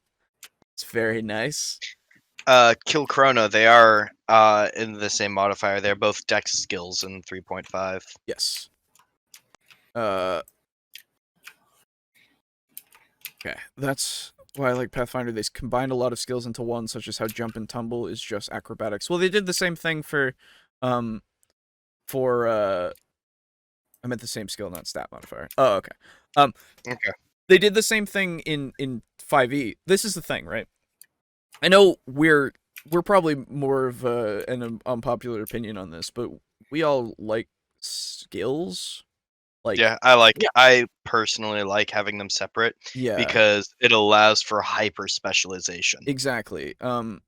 The fact that we're not always going to be doing everything all the time, like that we are good at 1 or 2 or 4 or 5 things specifically, and then we can roll those things out.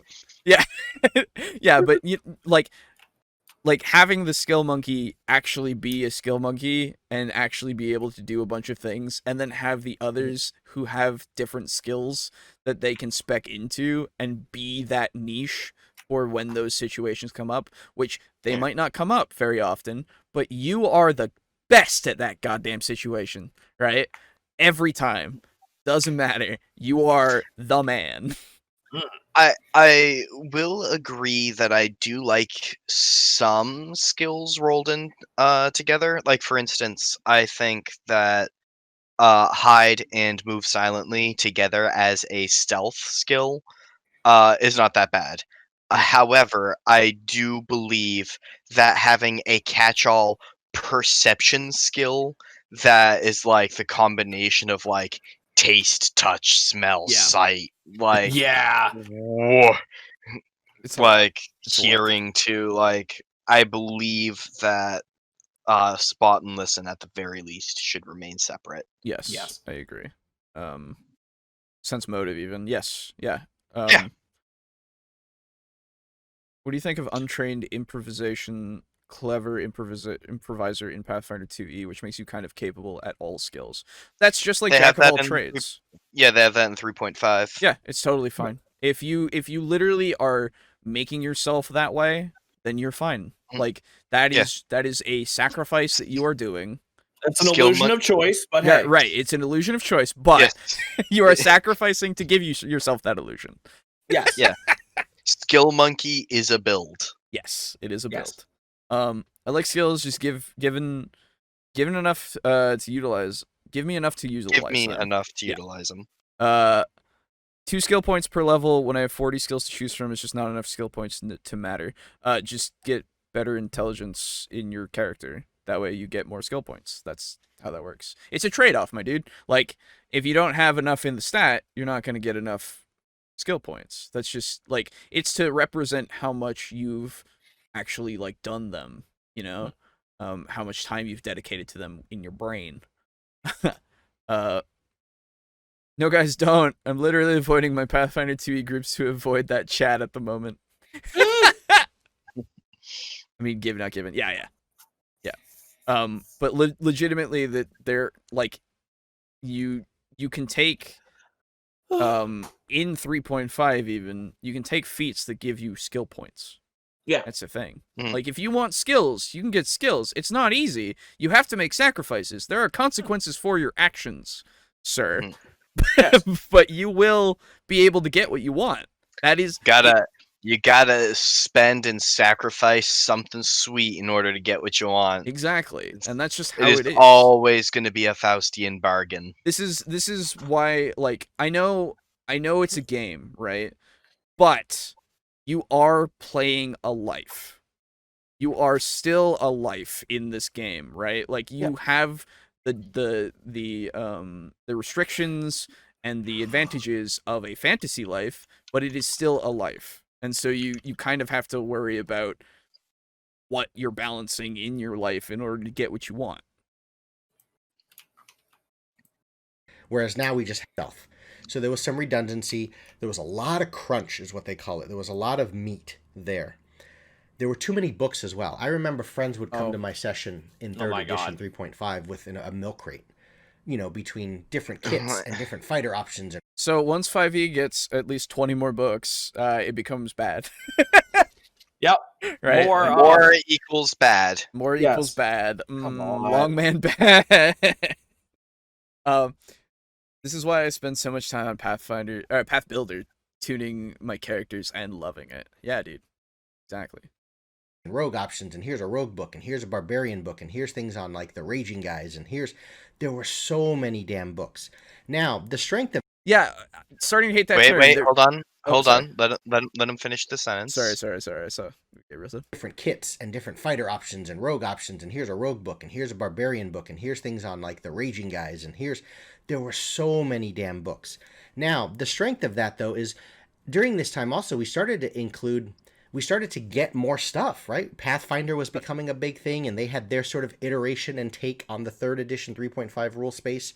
We started to notice there were miniatures that were kind of working with the whole aspect of, you see a picture of artwork of a monster in the book, and here's a miniature that looks just like that. So you can put that on the table.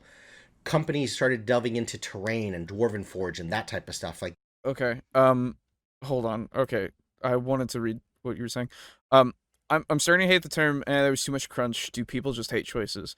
I agree. It's weird because, again, this game literally tells you can take and leave whatever you want. Yeah. love the books. Book of Vile Darkness was full of nasty stuff. It really was. It was so cool. The one on epic levels was great. On the crazy monsters in it, like the animated black hole. Yeah, I have a copy of epic levels. Very cool. Animated black hole. That sounds fucking awesome. Yeah, right. I think 3.5 was bloated, but 5e has kind of gone too far the other way. Its release schedule is anemic. I don't agree with 3.5 being bloated. There is a lot there, but you don't need all of it. Yes. But again, I don't think having options is a bad thing, right? Because it does define a bunch of things, but again, you don't need to worry about the stuff that, like, you don't want, right?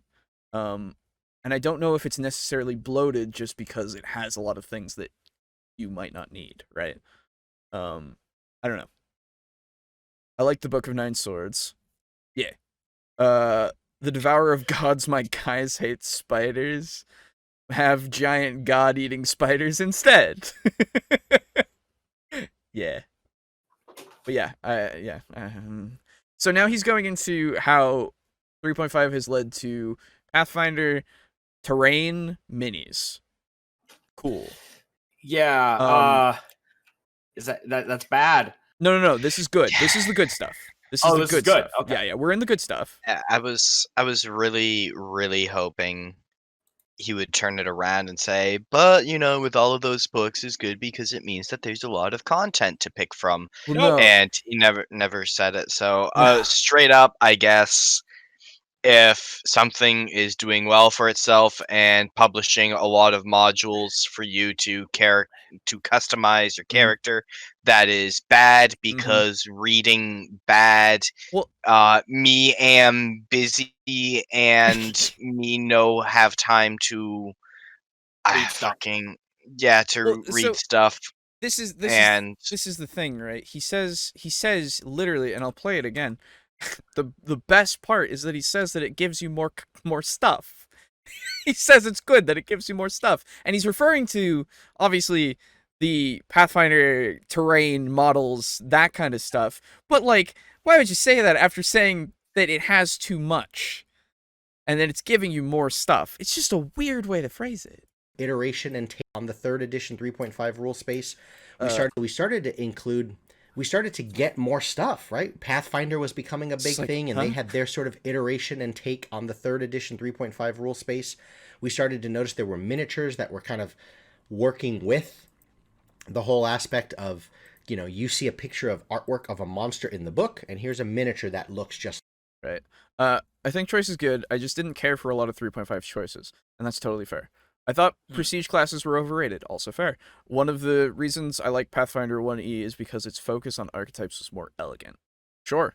Yeah, I would definitely agree, because prestige classes are definitely, it's not hard to get them.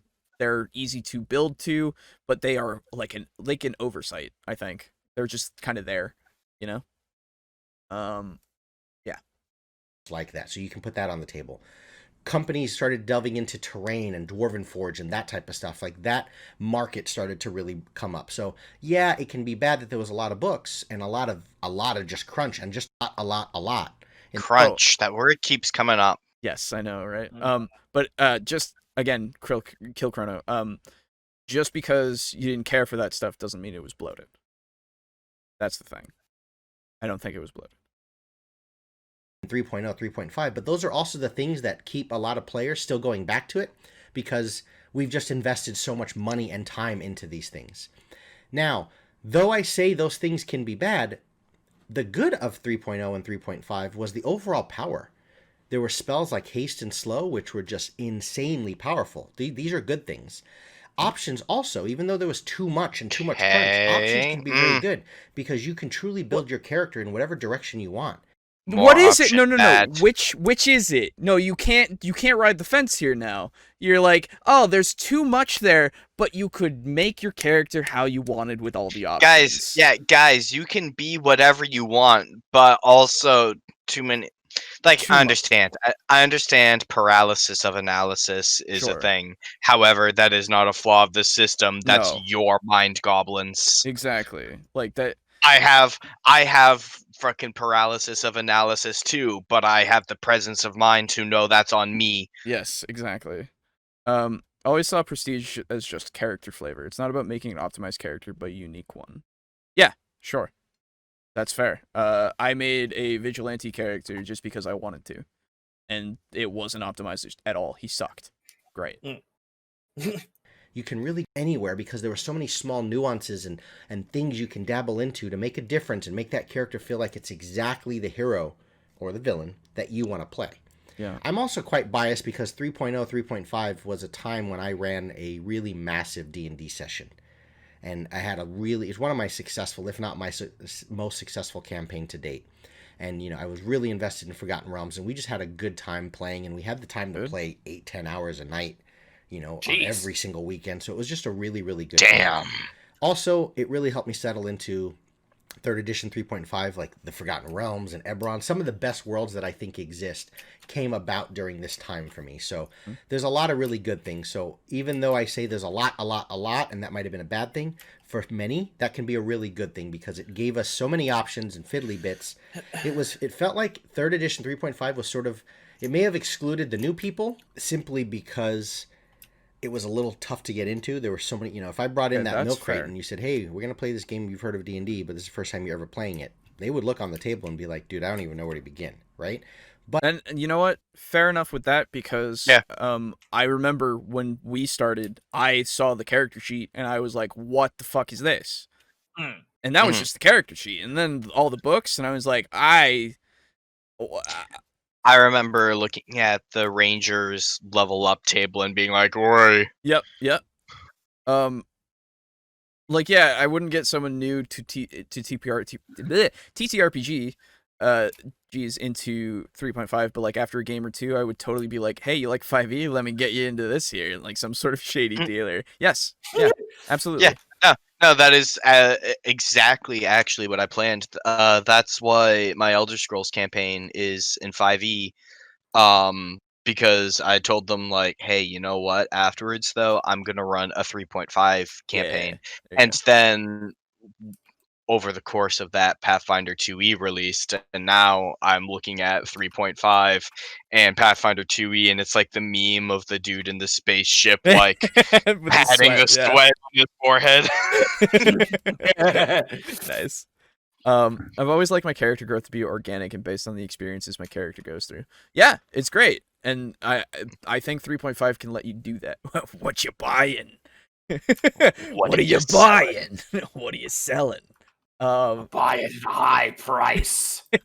I'll buy that at a high price, stranger. It's very good. Oh man, so good. But yeah, I think honestly you can still flavor like the feats and stuff into organic growth. I think it all works as long as you're still playing into that, as long as you're taking the time to like go, my character is practicing to use his sword to get underneath somebody's guard and trip them, right? Like he's practicing to do this, and once you get the feat, then it's like now he's mastered it, right? Yes. It's easy to do that kind of stuff. But for the gamer, for those that were willing to delve into it, for those that bought all those books and just invested themselves into 3.0 and 3.5, it felt like it just let nerds sit and be nerds among that table and just really have fun. So I think. Oh god, are we nerds? Oh fuck. Oh no. Not sure. Sure Uh-oh. hope not. I'll fucking end it right now, dude. I don't know. I can't do this. I can't be that. Three guys who run a tabletop RPG podcast have a fucking realization as they start to wonder, are we nerds? It's a real come to Jesus moment. Arguably, I really, really love 5th edition.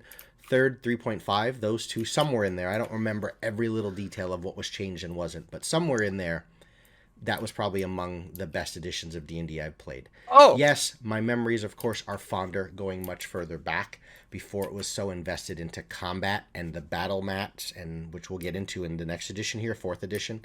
I remember just being told stories. But when you're 13 years old and you're adventuring through caverns and catacombs, you're just more impressionable anyway. Let's take a look at 4th right, edition. but I mean, it's still a good system. Yeah. Are we the nerds? No, it's the jocks who are wrong. D&D. Well, what was the bad? A lot of these complaints are not just from me. Many people, if they were to pick the worst one the of all illustrious D&D many editions, people. many people would Yeah. pick 4th. I also don't know the exact timeline of it, but I don't think it's an accident that 4th seemed to be the edition that stuck around the least amount of time. People said it was too video gamey. And there Yeah, but was what a did you strong say? necessity for battle mats and minis, and it just felt a little one-dimensional. And right? preferably you had, with these backing it up. powers, Yeah. the at will and encounter based and all this other stuff. And it felt like they were buttons that you would push on your screen. Now, interestingly, A lot of these complaints were made by the many people that have never played it. Yeah. Okay, all right. You know what? That's fair because I only hear hearsay and I go with the meme, right? Yeah. Because I haven't taken the time and I don't know. It's one of those things where I'm like maybe I would like it, right? There are things about it that I might like. Because You're gonna broaden your horizons, right. It's one of those things where it's like but yeah, it's just one of those things. My biggest issue with 4E was how the powers worked. I don't like how you only ever have 4 things you can do. Yeah, I don't know. I've again don't know the system. So if that is your issue, then that you are just fine to have it. I haven't played 4E, but as the resident Pathfinder 2E shill, I hear a lot of comparisons to it. Yeah, and it's weird. I don't know. Apparently those comparisons aren't accurate. It's neat. Anyway. I think the 4th edition was somewhere around the middle of 2008. A game like World of Warcraft had already been out for about 4 years. Okay. But it was really starting to get its legs during that same time. Okay. And I don't know if this is a coincidence, what happened where. But when folks started really delving into and investing themselves into World of Warcraft, you had the expansion of Burning Crusade transitioning into Wrath of the Lich King, which many WoW players, the reason why I keep bringing this up is WoW had like 11 million people playing it. Okay. And it's not unrealistic to say that a lot of this audience was kind of one and the same with the D&D folk, right? The tabletop players. I don't know. Have no, that, yeah, but you sure. have no way to back that up, my dude. You have no way to What back an that up. okay, Wait, you know what? Don't Don't get. don't. What did he Alright. say? So he said that WoW had 11.5 million people, and that the same people who played WoW were the same people who played D&D. Now, granted, don't get me wrong, I do find it plausible that there was a lot of overlap. However, you cannot make a baseless, unsubstantiated claim. No, exactly. There's no way for you to back that up, my dude. I want you to talk But, about... no, don't worry though. Folks have told him. Oh, right. Well, I would say that 2E is probably how 4E should have been, and if it was there, there wouldn't have been a backlash. Oh, okay. I played WoW back then. They were the people who thought D&D players were the nerds. Yeah. Actually, yeah. No, I do remember that. People were talking about WoW all the time, and then literally, whenever I was in school, people were like, "Oh, you don't want to play D&D. You'd be a fucking nerd." I know that, actually. That is something that I know, because I had friends in high school who were even like, D&D, that's a little far. And I never played it. I do know, actually, of one friend of mine who I actually played a little bit on his WoW account. Mm-hmm. And it's the only experience I have with WoW. Mm-hmm. And I remember he plays Dungeons and Dragons now. Oh. But I do remember that probably a year or two after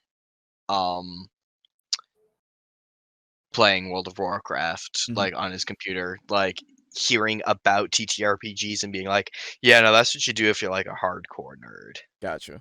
If you're a Yeah. casual nerd, then you You play just WoW. play video games. Gotcha. 4 things at first level. By the time you get to 5th level, you had 7 or 8 class abilities with a magic item or 2, also contributing unique abilities. Excuse me. Pretty sure you can have only 4 abilities like ever. I know you lose some as you level, but it's been like 6 or 7 years. Heck, Pathfinder 2e, you have only 3 or 4 class feats by level 5, plus the 2 to 4 other class features. Spellcasters get more with spells. No. No. Wait, what? No. Indigo, no. You also get your ancestry feats. You get your skill feats. You get a bunch of different things, in fact. Yeah. I feel like I'm a schmuck because I played RuneScape instead of WoW. Oh, dude, I'm so sorry. I fucking played RuneScape. I dude, never sunk that low. I happened across like Sea Shanty 2 the other day, and I forgot how much of a bop that was. Yeah, no, Right?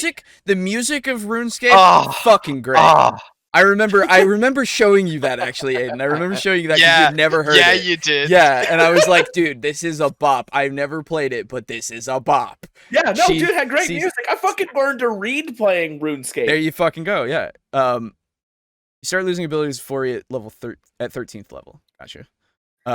Let's be blunt, D&D became popular once hot voice actors started playing it. Yes, that's true. Yeah. Not so much losing, but swapping easily house ruled out. Yeah, okay. I'm playing RuneScape right now. No matter what, I can never get tired of this game. Hell yeah. I don't understand you people. I don't get you. I don't. You click on a rock and you just wait. Yeah. And you just fucking wait. Like, Yeah. I like monotonous shit. I got fucking the insane achievement in WoW, okay? So Like, then you've got no room to fucking complain no, or I judge. do, because you do so much less in RuneScape. Bullshit. Dude, you're at least clicking on your hotbar, on your abilities to kill Wait, things. you click your hotbar? No, obviously. What I mean is hit Okay. the keys. Yeah, I'm not gonna be a fucking weirdo and click my hotbar, but you know what I mean. Like, you use your keys in combat. You have combat that you don't just stand there and watch. But Uh-huh. it's more immersive. Oh! You know why? Mm. Because you are letting the character live his lone life. Oh, You're just good. guiding his actions. You're you just let him playing- take care of the rest. You're just playing a different version of The Sims, my dude. That's all you're doing. But there's dragons and shit in it. So it's better. There's also a Sims Medieval, my dude. Fuck off.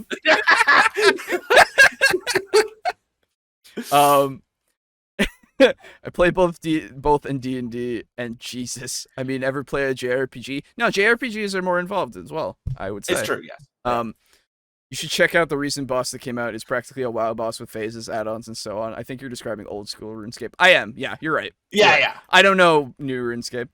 Wait, I can make a house with all my friends and set it on fire in RuneScape? Well, I don't know. Can you?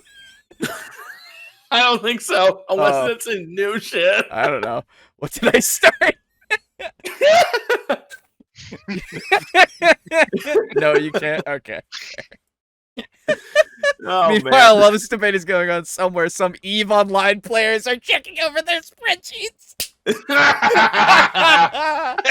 Oh, fuck that. I tried to play that game. Oh, fuck that Oh, game. man. Oh, my God. What the hell did I miss? Nothing. And Oh, also, everything has devolved. Don't worry about it. and also, while all this is going on, Warframe players are getting bored of shit. Oh, my of God. fucking Yeah. leveling the Yeah. shit over and over War- and over again. Yeah. Warframe players are buying more fucking platinum. Yeah. That's Yeah, Yep. Hmm. I love fucking Warframe, but goddamn, Yeah, it's so. we're fun. so off topic. Yeah. What I feel like we really need to get restraint on my life. Dude, this is why playing MMOs is a dangerous game for me. Oh my God. It's a dangerous game. Anyway. And I personally, I lost a lot of, whatever. I was one of them. I lost a lot of my table-based players to video games at this time. I lost a lot of my friends. Now, I think it also coincides. What a Have you polar lost- opposite. Have you lost friends to video games? You may be entitled to player compensation. What is this? Okay. I don't know. Oh my I do God. in general. That was also the same time that a lot of my younger friends and stuff were growing up, and they were, getting married and having kids. So the logistics Getting of laid. getting people around the table was harder, and it was just I'm something sorry. we remember from back. All right, I feel. Hold on. I feel I should qualify. That's not a shot on him. I'm just saying priorities can change from D&D to other things Yeah, real fucking quick. exactly. Oh my God. That is not a shot on him. No. Like, dude's married. Like, Yeah, exactly. I played EverQuest. Dude, I remember. Okay, we're going to go off topic again for a second here. Of course we are. No. So hey, it's RPGs. It's RPGs. It's fine. Yeah, I remember. I don't know if you guys ever know this, and any of you in chat know this. There was a TV show on G4 that was based in EverQuest or something Nice. like it, and it was a thing, and I watched like 3 episodes of it, and then it was gone forever, and I don't remember what it is now. I could probably find it, but it was so weird, and I don't even know if it was EverQuest, like, actually, but like it was an MMO game, and it was just like it was just some guy that was just in this MMO, and he was just doing random shit. And I don't know, man. It's so weird. So it was fucking Sword Art Online. But way less. But Way less trash? No, it wasn't Or more less trash. trash. It was more trash.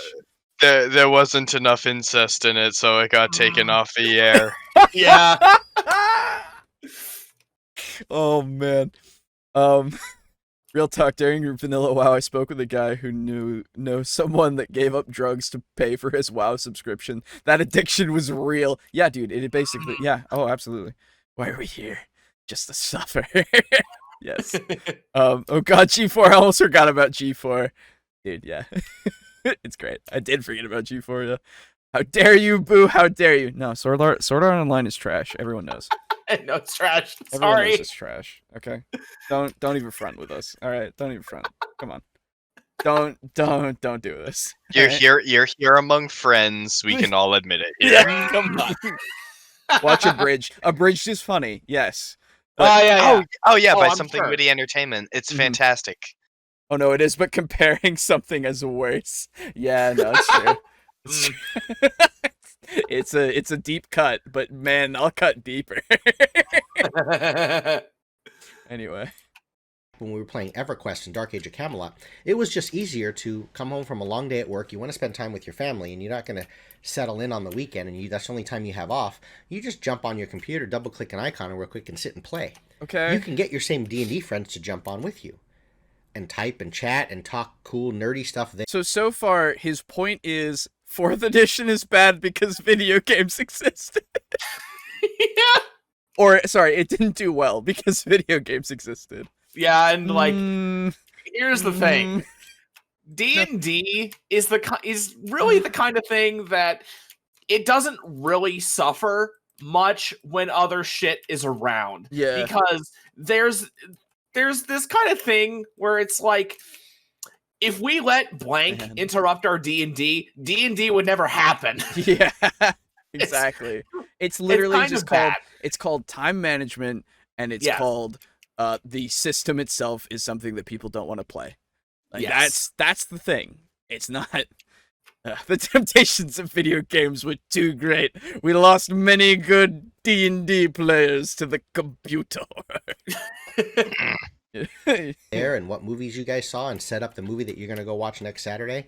But you can also go raid. You can also jump into the dungeons and fight against the dragons and so on and so forth.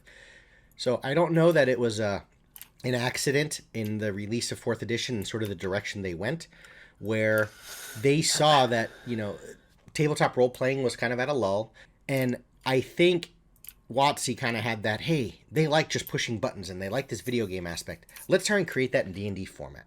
I'm not trying to put words in the mouth of the designers as though that's what they said, but that's kind of what it felt like.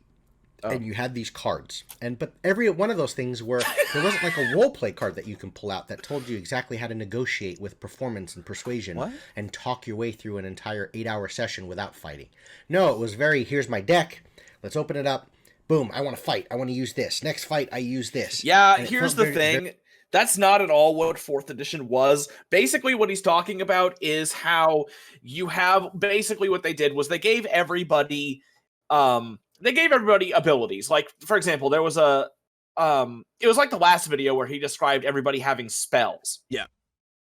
And essentially what it did was it gave fighters like auras and like defensive auras and shit like that. Mm-hmm. And things that would, things that would help your teammates in a more direct way as opposed to just being a more passive tank. And so what happened was you had so many different abilities that it kind of became a necessity to make flashcards. Gotcha. So that way you write your ability down on this card and be like, okay, I want to use this. Because it was so much shit, it was really, really hard to remember it all. Sure. And that's what he's talking about with cards and decks. Okay. There are no 4th edition cards. It's not a deck builder.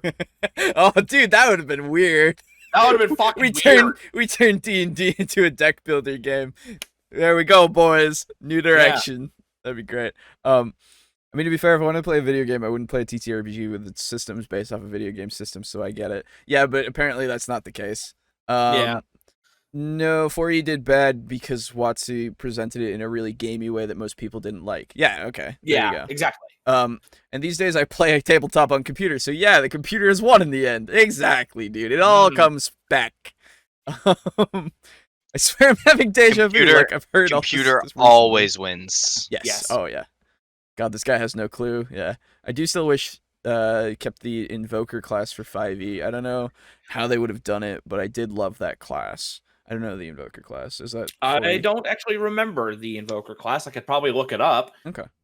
But I'm a little too lazy. That's fine. At the moment. That's fine. We'll look it up at some point. Oh, shit. When we actually talk about 4e. Flashcards sounds like a good idea with how 4e sounds. Yeah. It was kind of what you needed to do. I feel like you could say the same thing of like just write it down on the back of your sheet, Yeah, exactly. Oh well, you'd run out of space. Okay, well there was that much shit. Gotcha. Yeah, very video gamey.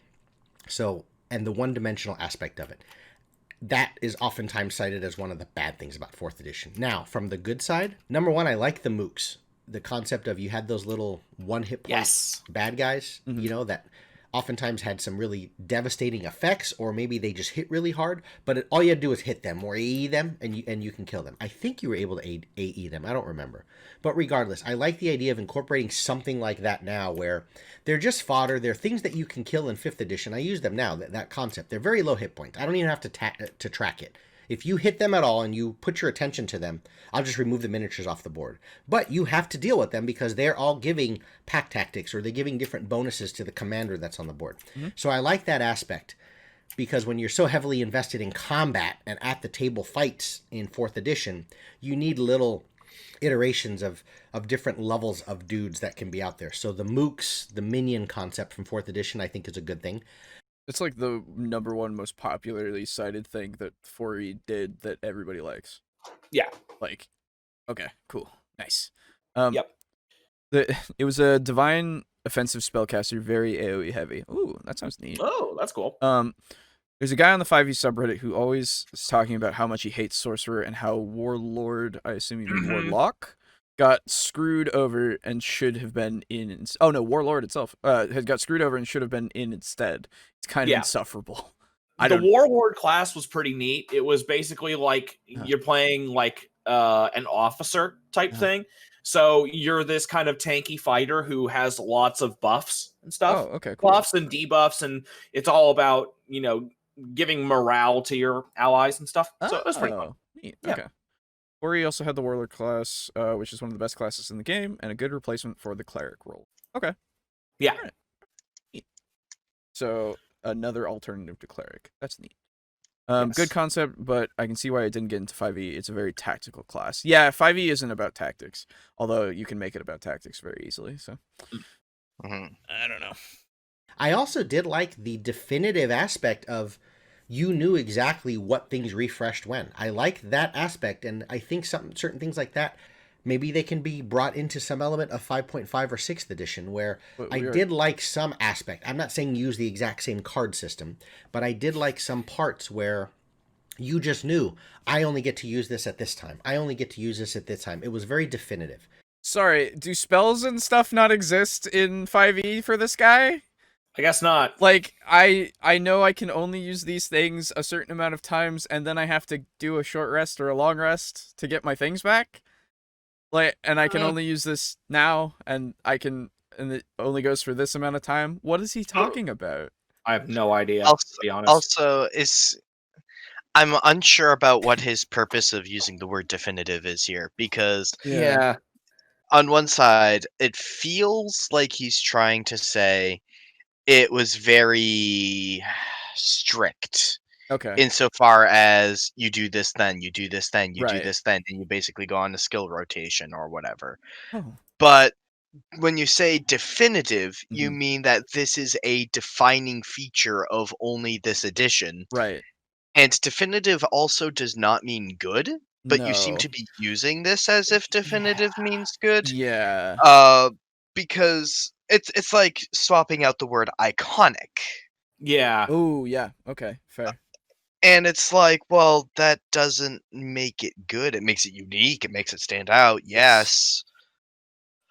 But this is the good and bad of all editions, not Yeah. Not what's the uniqueness of all editions. which again, yeah, it's not mutually exclusive, but it also can be. Yeah. There's Also, evolution. It's I- different, therefore good. Yeah, right? I forget who said this guy looks like a discount patent Oswald. I disagree. I now know who I see him as. Oh. This is a discount Matt McMuscles. Oh my god, you're right. Oh my god, it is. Oh no. This is great value brand Matt McMuscles. Oh no.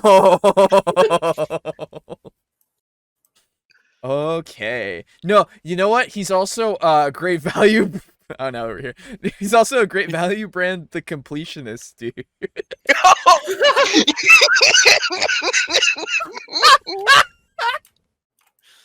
Oh no! They whitewashed him.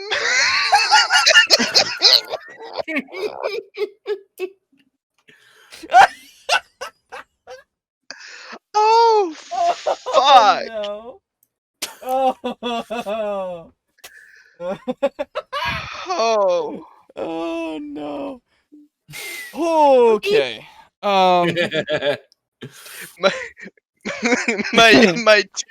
my two dads, the completionist and Matt McMuscles. One was always obsessed with video games, and hence I hate them. The other fed me only cereal as a child. No, honey, we've got Gerard the completionist at home.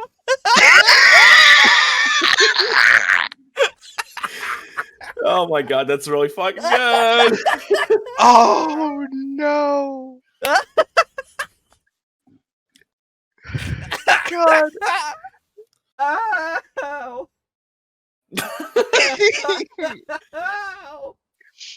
Oh fuck. Why is he the CEOs of fucking Gerard the completionist? Oh. Oh, they're adequate.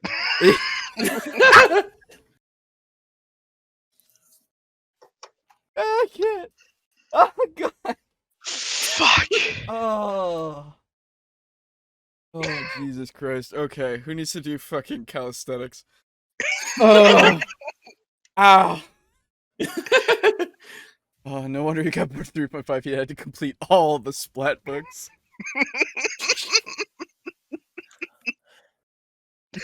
Oh, why you gotta do my man Gerald dirty like that? Oh my god.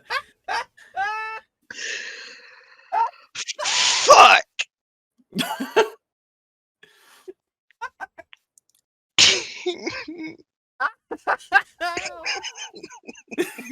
Oh. Oh. Welcome to the last episode of the year and also the beginning of next year. Beginning of season 3, boys! It's season 4 now. Oh my god. Oh, fuck, you're right. Whatever. It doesn't matter. Oh, it's arbitrary. Stop, you're killing him. I can't breathe. Oh no, I can breathe just fine. I just fucking hurt. Alright. Let him breathe. I'm good. I'm good. Thank you. No, we're Stop! good. He's already dead! I'm good. Oh, alright. Okay. Oh man. Versus where we had just come from of 3.0, 3.5, as I said, with new players, there's so much power. It's kind of like if my wife was playing and I give her the wizard spell list in 3.5, she'd be like, I don't know which spell is the best to use when there's so much. Oh, well, let me tell you, haste is incredible, but then whereas in 4th edition, it was like, see these 3 cards? Hold that. Whenever you fight, every fight, use them because you'll get them back every fight. See this one? You can do this as much as you want. You see this one? You only get to use it once a day. So there was that. Again, you can apply this to literally any, just understand when your stuff runs out and when it doesn't. My god. Yeah, What are you fucking talking this isn't about? hard. Definitive aspect, I think, was a decent point. Also, it gave rise to an entire industry of Dwarven Forge and tabletop and crafting, and 5th edition is there today. Oh Okay, my god. alright, so, Okay. yes. Guys, 5 comes after 4, so 4 was necessary to make 5. Yeah. Also, sorry. No, it's just, it's one of those things where he's saying all these things that are good about it again. He's saying 3.5 had this of, like, Dwarven Forge now is a thing. It's like, yeah, because D&D exists, Dwarven Forge is a thing. Like, that's the through line here. It's not just because of a specific edition. Yeah, I mean, like it might be. Still. Yeah, it's really weird. Like, we can't recycle the good about the previous thing that you gave to now again on 4th, because I understand you don't like 4th. This is clear. It's just you're trying to find good things to say about it, and you can't. And you can just say that. Oh my god. Spells are meant to be based on the situation. It's true. I feel it's people like this guy who are the reason Wizards of the Coast got rid of all the good stuff from 4e and 5e. Dude, I don't know, man. I don't know. Where I create any campaign or whatever, you're going to look at miniatures, and there's an automatic relationship, as I may have said in like 3rd edition and 3.5, where I can look through the 4th edition monster manual, and here's a monster, and on the shelves I can find that exact same monster. Is that a problem? So there's a direct translation into board game form. And I know it felt very video gamey and board gamey, but there was that, it added an element of combat that made it visually appealing and the aesthetic. And again, kind of talking about that very big difference of 3.5 felt so gamery. And that's a good thing. It really adhered, or it really resonated with the true hardcore D&D audience in a sense, because there were so many aspects, so many skills that you can go through the role-playing and social pillar, and you can go through the combat pillar, and there were so many fiddly bits. 4th edition kind of felt like, let's include everybody that we've lost, and let's take the video gamers out and the board gamers out, and let's throw them back into D&D. But it felt kind of dumbed down and too simple and nuanced. But when a new player walks by and sees that going on 4th edition on the table, they're going to be like, I don't know what you're playing, but I want to play that. What? You can say that about any edition! God, he's really losing me here. You can say that about any edition! What are you going to say about 5th edition? Yeah, like, what? I am so curious about 5th edition.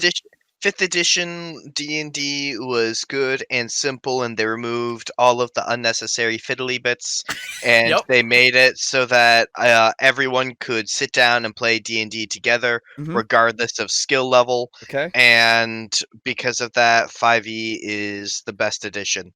And it Yeah. also don't forget. Also because 5e has was the edition currently being played Mhm. when D&D became mainstream. Mhm. Okay. As such, D&D becoming mainstream is due solely to D&D 5e being beginner friendly, Yeah. and because of that, um, D&D 6e will be even better because it was built off the backs of 5e. Yes. I see nothing wrong. Okay. Paper cutouts are a thing. You can just print out a figure. Yeah, It's and true. like It's true. Yeah, go on. I just just play the video. Okay. Well, first, I think he's saying because there's a very physical presence due to the force tactical element, it was appealing to that. But it also assumes people walk by 4E tables at their local game store, and that's how they would sell. Yes, Which exactly. Yeah. It's not a 1-to-1. You can't do that. Secondly, again, it's not okay. So just because it's more forced, quote unquote, in 4E, doesn't mean that it wasn't the same in 3. Like it's not the same in 5. It's literally a nothing point. I don't, because again, it applies to literally every edition. I don't understand. You should all find Matt Coville's video about 4E. He actually explains 4E. This guy here, he's on crack or must have smoked something. He's clueless. Yeah, Coville's really good at explaining stuff. We might cover that when we go for 4E, actually, because he's fucking great. Yeah. Also, Roll20 is huge now. Like, literally anyone can get together over the internet and just have stuff readily available. Yep, exactly. I think, again, but it's just like, with 4E, it was like, apparently he's just trying to appeal to, pretty thing on shelf that you can get, and also pretty thing on table that you can see, and then it makes you go, how do I play pretty thing? Yeah, right? Like, It's like, no. no. We don't have, there's no such thing as a roleplay in this role-playing game. It's fine. Yep. I mean, in fairness, you could say that in the good and bad of all D&D editions, Mhm. if we can take into account how badly Pathfinder 2e is formatted Mhm. in the player's handbook, despite the fact that I still disagree is a criticism of the actual rule set. I would say that if that can be a valid criticism of Pathfinder 2e as as holistically, Mhm. then we can take into account good cover art of D&D 4e being a bonus for the system. That's not what we're going for, though. It's the miniatures and figures. I'm seeing that. Yeah, I know. I know you're trying there. I'm And that's a good thing. I'm You can trying. add just so much more to invest appreciate yourself it. into it. Thank And from a business sake, it made some businesses flourish and work. People like tactile things. They like to see, hey, why can't I see the People wizard? like Because there's a grapes. gigantic Because 4E existed, businesses happened. That's a good thing. Yes. Thank you, sir. resin wall of I mean, stone. makes in sense front to of you. me. Move the wall. That's what's behind it. There's a coolness to that. So I think Fourth brought that element as well. Did it bring that Now let's element, move into where we or are. did printing Obviously, I can bring that speak well to element? this because Right, yeah, now he's gonna start with 5e. Again, as the Resident 2e show, the rulebook is very questionably formatted, but the system is so piecemeal that it'd be impossible to make it super streamlined anyway. I do not use I impossible. disagree. Do not use impossible. That is untrue. It would be a Herculean task, I but don't it even is know. possible with It would- enough time. I would say it's difficult, but that doesn't mean that you shouldn't try. Like, I feel like there's somebody could do it, okay? I've been playing 5th edition since it came out. All my campaigns are currently in 5th edition. I'm real big on always sort of staying with the current trend. So I'm not necessarily choosing 5th because it is unequivocally, especially in the beginning, the best edition I've ever played. Oh my god, really? You can never separate and talk good and bad of any edition without thinking of just the time and place that you were in life. I mentioned this in my video game video. Okay. Is Zelda a better game than Witcher 3? How the hell do you compare the two? I just know I was in a different point. Okay. I would say fucking different game. Okay. Also, which Zelda game? Also, there are objective standards that we can measure that can tell us whether or not something does something better or not. That is something that can happen. People continue to play it. Something clearly went right. Exactly. Witcher 3, there is nothing better.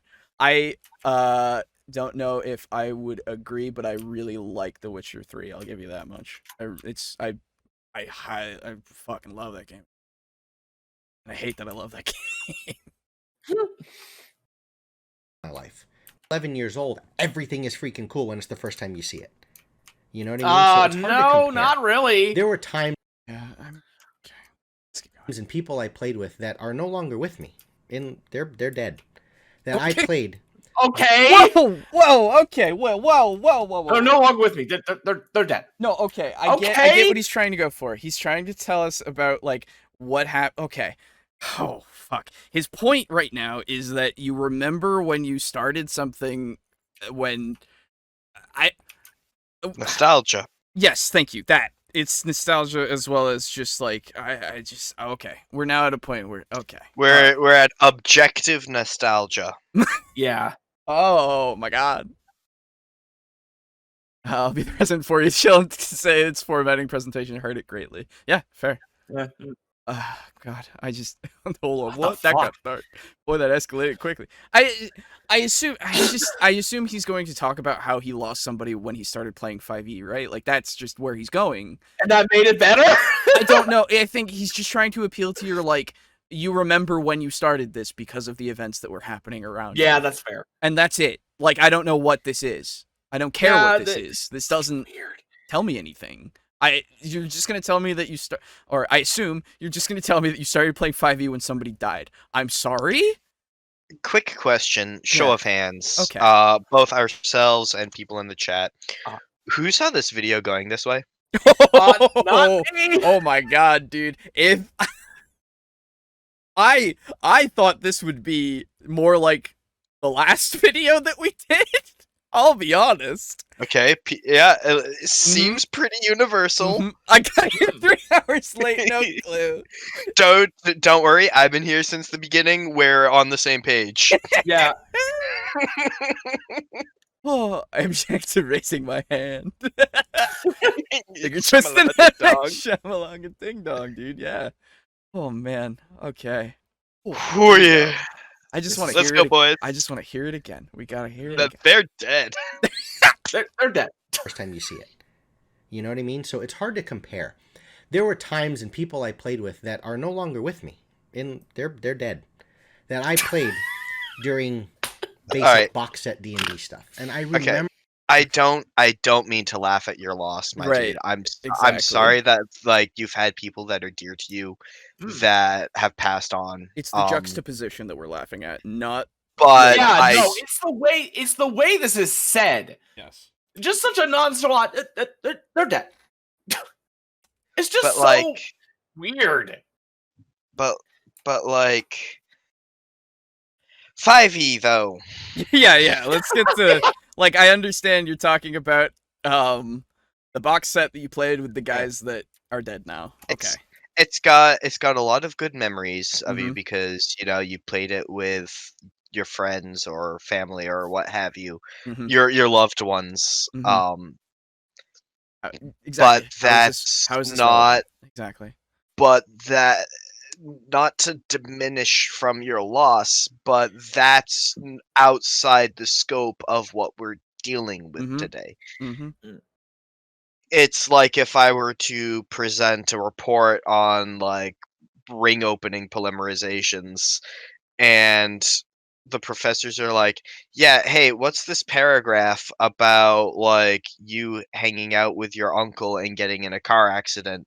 And it's like, oh well, wheels are rings. Mm-hmm. That's true. And That did make me very angry very fast. and when the tire blew up, the ring opened. Much like Okay. in my polymerization. I hate that so much. I can't you wait have to- no idea. I can't wait to see this taken out of context. Somebody just posts, they laugh at a man who has lost someone. Yeah. Yeah. It'll be a screen grab of Mhm. like this frame where he's looking up and to the right, like he's all stoic. Yep. Oh man, it's gonna be. Oh, Make God, fun of man's appearance and loss of loved ones. It's Okay. like, yeah, Jesus. it's like, yeah, sure. That's Never what we mind the did, fact yeah. that we spent fucking an hour and a half talking Yeah. about every single edition that he reviewed and how he's not actually fucking made any point. Exactly. Remember conversations, and I had fond memories of these things. So Good, it's you had difficult fun to memories. definitively say this is the best edition ever. And my point here in the video is not to end it with saying, here's where I think it all should be, and this is it. Done. Also remember, I'm just a dude. I've been playing it for a long time, but my opinions, my thoughts, so on. You and so don't forth. have to justify your Okay. opinions, my dude. Also, I'm like- not interested in your opinions, I'm interested in your findings. right? Like okay, again, you then go like you're saying nostalgia is making it hard for you to say that this is the definitive thing that you like a lot. Okay, that you could have just said that.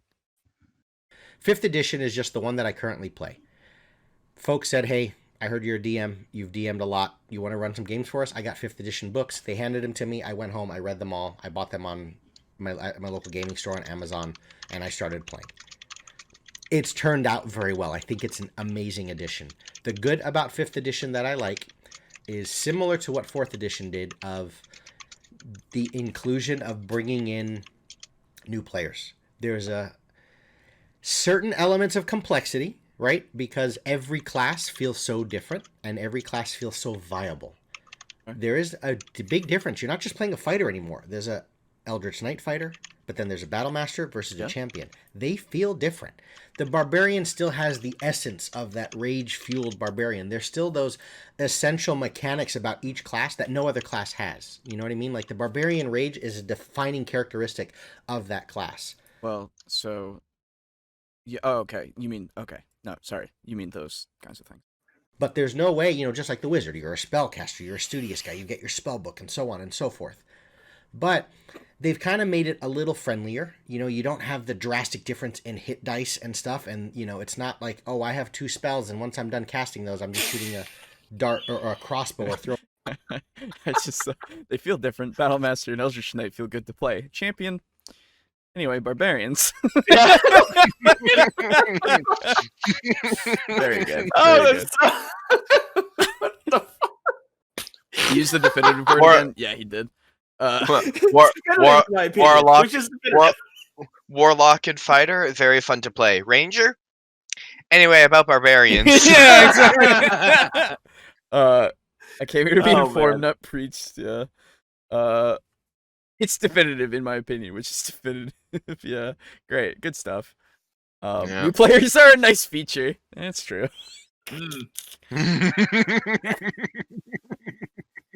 Every game with classes has Ooh, class that's definitive good. powers.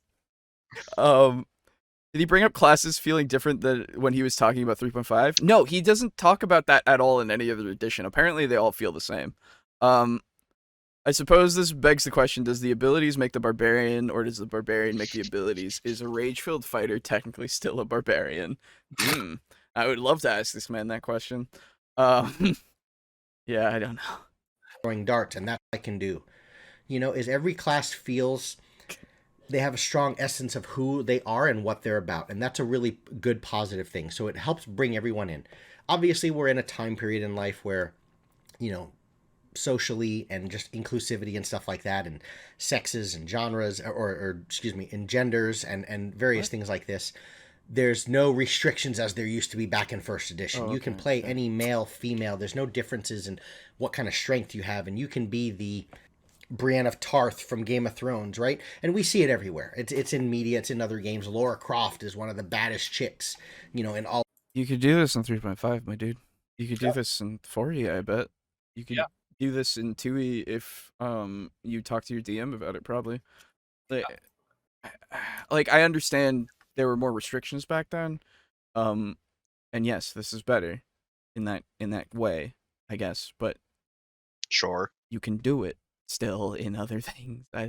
Power of imagination. It's really hard. Class specialization is pretty nice, not gonna lie. Yes. Barbarian has always been an anger management fighter. Yes. Oh, he likes the SJW influences in 5e. Yes. He does. Yeah, he does. Which is, I mean, they're fine. I mean, don't get me wrong. Like most of them are like fine. Yeah, they're Yeah. absolutely fine.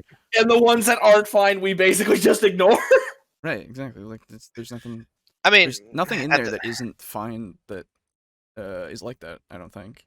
Well, I mean, Yeah. races. That Oh, was right. Yeah. Now we. Yeah, Yeah. races Yeah. and all You're that. right.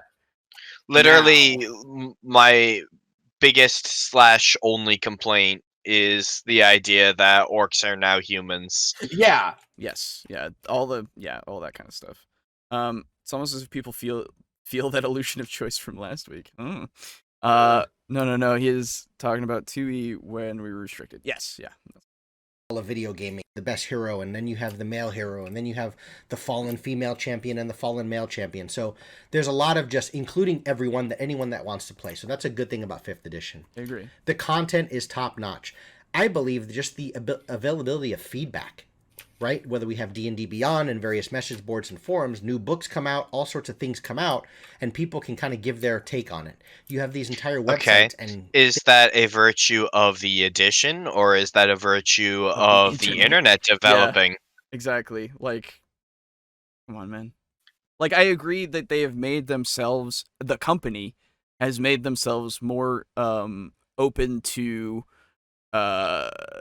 criticisms and complaints and tweaking and stuff like that from the community. That's good. That's not the system. Look that's at company. look at UA and how that got, like, it was online playtest material and then got integrated into Tasha's. Yes.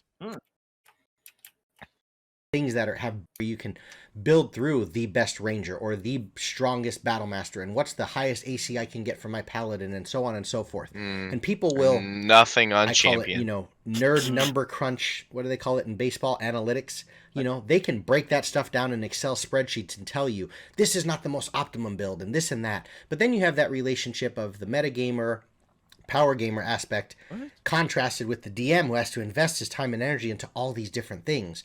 We've got references like Critical Role and Twitch streaming and various things that we can go to just see an actual example of maybe how to run a better game and how to run a better NPC. There's a lot of strengths there. I'm not going to talk about all the nuances and the number crunch of what's good, what's bad. I like the simplified skill. Did Twitch.tv exist in 1980? No, it didn't.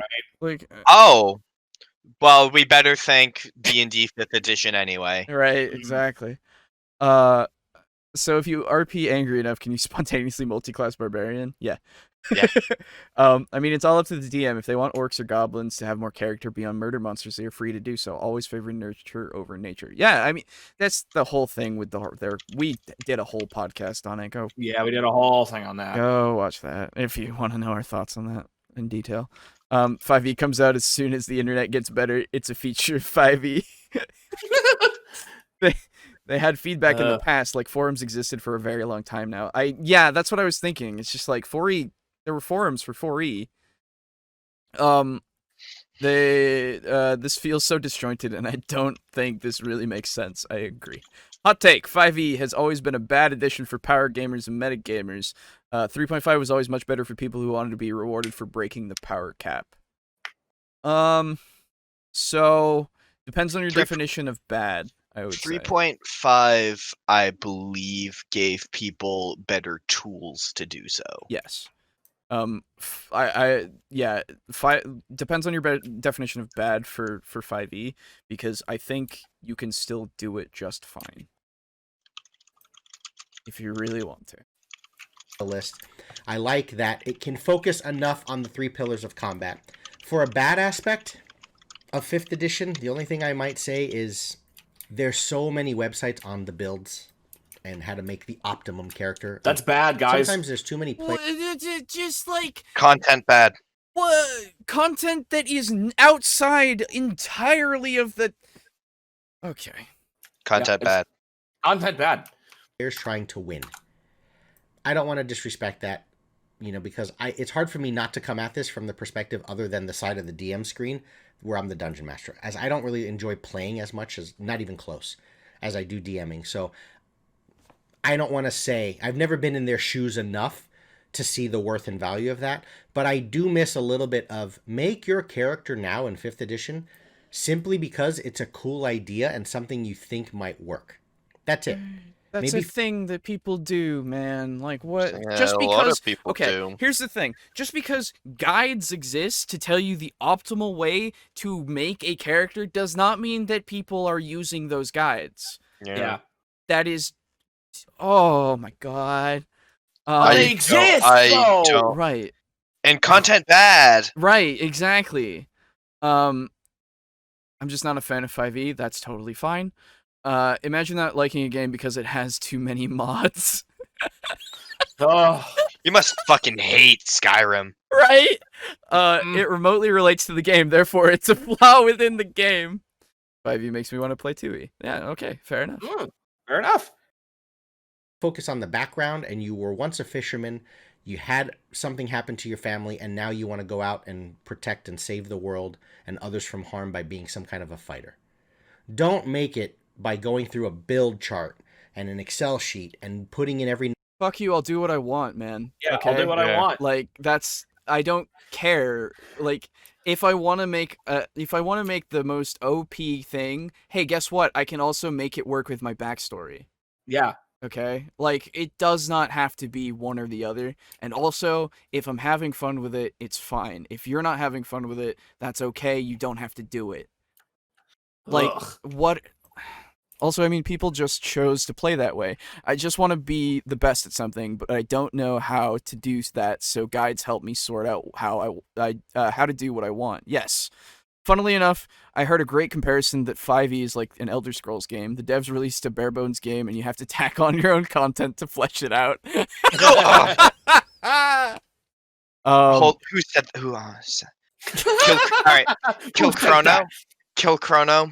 All right, you have no fucking clue how much of an Elder Scrolls nerd I am, and how much that hit me in my soul. You have. I felt it. No. He's describing every RPG that has characters. Yes. Also, it's buggy and NPC faces are weird, I guess? Isn't multiclassing in 5e how people power game in 5e, if not homebrew? I don't know, maybe. My issues with 5e is that shopping feels so limited to me. That's fair. I think that the issues are abound with crafting system not being there, a lot of just like having some guidelines that you need to reference, or that are there for you to reference if you need them, would be really nice. There's a lot, the healing with dying, like we could go into it again, but yeah. I'm sorry, my dude just relaying what I heard. Dude, like, no, it's not a criticism against you. It's just I'm going to carry that with me now, and I am going to like share that with people. You've done a good thing, sir. Yes, thank you. It depresses me, but it's accurate. My first and only 5e character got a ton of homebrew broken abilities, so I don't really have much to add here. Yeah, there you go. Hey, at least we aren't going to an active volcano to have a weird spiritual talk anymore. number crunch and figure out what's the most damage I can do as a fighter in my combat and how many attacks can I get. These. I understand. Okay. Because as I said to my wife recently, who is not a veteran role player, never played the earlier editions, I said, don't focus on the crunch of what's on your sheet, because if I don't tell you to roll initiative, you have no story to your character, and there's nothing that you can offer. You don't know how to respond to any situation. You don't know if you should help the big guys. He's saying if you only focus on scores, abilities, maximum amount of damage, you have nothing else. That's what he's saying. Which I don't agree with, because I don't know how this person... So if my character is good at swinging sword, they cannot be interesting? Exactly. Like, he's saying if you go completely hard in optimization, you won't be able to do the character shit, which is just a false dichotomy. I mean, just patently false. Fuck you, bitch. I can do both. Exactly. But not to mention... Not to mention Vivek's...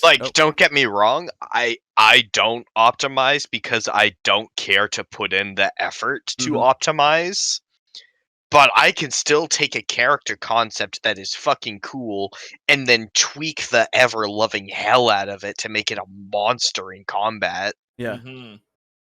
Not to mention Vivek's lore was weird, like really, really weird. Too weird for YouTube weird. If you want a 5e crafting system, look at Mage Hand Press's classes. They have one for gunslingers, alchemists, and artificers. Yes, an artificer with a crafting system. Imagine that. Dude, there's 3.5. I miss it. I think he's saying that that's if all you're focusing on, it's an issue. Yeah, it is, but again, still, it's still a false dichotomy. So, yeah. The bad guys, because you don't know who you are as a character. If all you are as a character is an I don't know who I am. I don't know why I'm here. All I know is that I must kill. Hey, Motaz, you're coming at the end. We're almost done.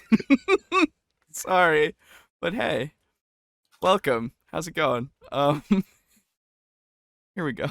Duration wizard that abuses this spell and min-maxes this thing and does this. What happens when we play a whole session and there's no roll initiative? But inherently, the system is designed around, 5 to 8 encounters per day. The rest mechanic. I mean, the rulebook itself, if you took out anything related to combat, you'd have a 7-page rulebook. So the system, I think... What? Oh my god. What do you mean? Wait, hold on. I was paying attention to something else. No, we're dragging that back real quick here. What the fuck? 5 to 8 encounters per day. The rest mechanic. I mean, the rulebook itself, if you took out anything related to combat, you'd have a 7-page rulebook. No, you wouldn't. No, you wouldn't. Absolutely. That's a lie. That is 100% a lie. Okay, you still have shopping, you still have magic items, you still have the fucking rest mechanic, you still have crafting, you still have fucking character creation. Okay, you know what? Actually, my friend returned my 5e player's handbook. Let's look at the glossary, shall we? Yeah, exactly. My cousin is disliking too. That's fine. Okay. Pages 1 through 7 are Worlds of Adventure, how to use this book, how to play, and adventures. Okay. It's already 7 pages? Uh-oh. Chapter 1, step-by-step characters beyond first level takes you to page 15. Races takes you to page 42. So, this classes to page 112. Personality and background 121 through 125. Now let's be clear here, right? All of you out there, we're not going, like, it's obviously hyperbolic, right? He's obviously being hyperbolic, but doesn't take away from the fact that he's just saying that if you take out everything that's combat related, you'll have very little, right? In which case, I have to say, spells are used for things that are not just combat. Okay, so you know what? Yeah. Chapter 9, combat, is pages 189 to 198. It's 9 pages out of the 317-page book. Oh my god. Jesus Christ. Like, I feel like was that a shrieking bat just then? I felt the air leaving my lungs. Like, okay. Also, right? Oh, my soul has left my body. I can hear it. I can hear it shrieking its way down to hell to hang out with Doom Guy. Oh my god. Like, legitimately. It's 9 pages. The other thing that you have to remember, Oh right? no. This he hasn't like what is just combat? Let's define this, my dude, because do classes count as just combat? Like, I don't think so, right? What's the video description say you're playing Vainglory? It does? Huh? What? Go shopping for a new soul. I don't know, dude. I already got this one used. Shouldn't say that we're playing anything. You should just say we're gaming. We're gaming, boys. But no, legitimately, like, if he doesn't define what combat is, because we would just be tearing out pages, right? Because specific races have, let's say, elves. Elf weapon training. You have proficiency with the longsword, short sword, short bow, and longbow. If we're talking about combat, then I guess I gotta rip that section out, because I can't have that in there if we... Rich Evans. That's a fucking compliment and a half, my dude. That is a fucking... Wait, who's Rich Evans? You don't know Rich Evans? Oh my god. Have you not watched Red Letter Media at all? Oh, wait. Yeah. Rich Evans. Okay. Yeah, you know him. Okay, good. Yeah. Okay, that's a compliment and a half, my man. Like, I'm jealous of you. I'm To not. be I like my throat To intact. be compared to internet superstar Rich Evans, come on. Anyway, so yeah, I like if we're like, Now you're just doing it on purpose. no, he's just I'm actually dying. watching a laugh compilation of him. Oh, it's the best. His laughter is fucking medicine. That for my man's laugh soul. can cure cancer. Yes. Thank you. Yes, it is. Thank you, Steely. So again, like, there's so much that we would have to rip out that isn't, like, that could be used for other things as well. Apparently we have to rip out all feats, but wait, some feats aren't for combat, and also you can use some feats that are for combat, not for combat. God, this is just ridiculous. I can't wait for this to be over. System, I think, maybe if we were to look into, as I said in the very beginning of the video, maybe I am dabbling into a 5.5 or a 6th edition version. My version of D&D That's no combat. is maybe create a little more, and I know you can always hand wave this and say, it's up to the DM to do that, but make it in the rule set, you know, as it used to be. Make it a little bit more where there's a lot of crunch there for things that don't happen when combat is happening. You know what I mean? Like, This is the guy who needs the Session 0 section of Tasha's Cauldron of Everything. Oh my god. Yeah, like, he needs it to be there. Because otherwise, like, and I know we've said that we like having a lot of things in our books to reference as guidelines, right? But we don't need them necessarily. We would just like them to be there, right? Yeah. To use and reference when we need them. Oh god. But no, you know what I mean. Like, if we can't think of a ruling, but we have the ability to figure it out. I just, like, this guy wants technology. This guy wants it all spelled out regardless, just because it needs to be there for everyone to use because it's the law. Alejo, Yes, hello. quick thought. There's less than 20 seconds of the video remaining. Do you think we can power through it? Yeah. Sorry. Yeah. I just needed to say it. I'm sorry. add a little. 5th edition can feel a little one-dimensional at times as well. So that's my slight. Oh. But that Okay, was why? Certainly. Why does it? Video. I'm just rambling. I'm just Oh, okay. having some coffee Oh my with you. god. But wait, why is it one-dimensional? Thank you, everyone, for watching, But and take care. no, you didn't tell me. Shame too. Like he hit us with Actually- the well met everyone, and I was like, oh hell yeah! Like I settled into my chair. Like this is gonna be Yeah. a good video. Nope. It devolved. It It did. It just went. Oh, it was up here, Quite and then it Quite just, the informative video. Did you glean anything from it, Vortexus? Please teach me anything you learned. my brain is so smooth. I can't. Give- I can't. give me your notes for the homework, please? I'll swap it up so that way the teacher doesn't know, but I absorbed nothing from that video, my guy. Gib, please. I need it for quiz. I don't understand. Yeah, he'd have 7 seconds of video. Oh God. I just want to know how half these people get from point A to point B without driving off a cliff, argument-wise. Also, stop with crunch, please. Agreed, dude. He needs to just not use the words definitive crunchy or they are dead. But then we'd have no video, yeah. Or he's a card game and new players are a 5e feature. That's about it. Yeah, it's the follower feature. Ah, yeah. Oh man, that was a ride. So I just killed 646 vampires by only killing like 70 of them. You got the fucking leaders. disintegrating shit. Yeah. Good stuff. Oh, Well, that's Guys, that was a YouTube video.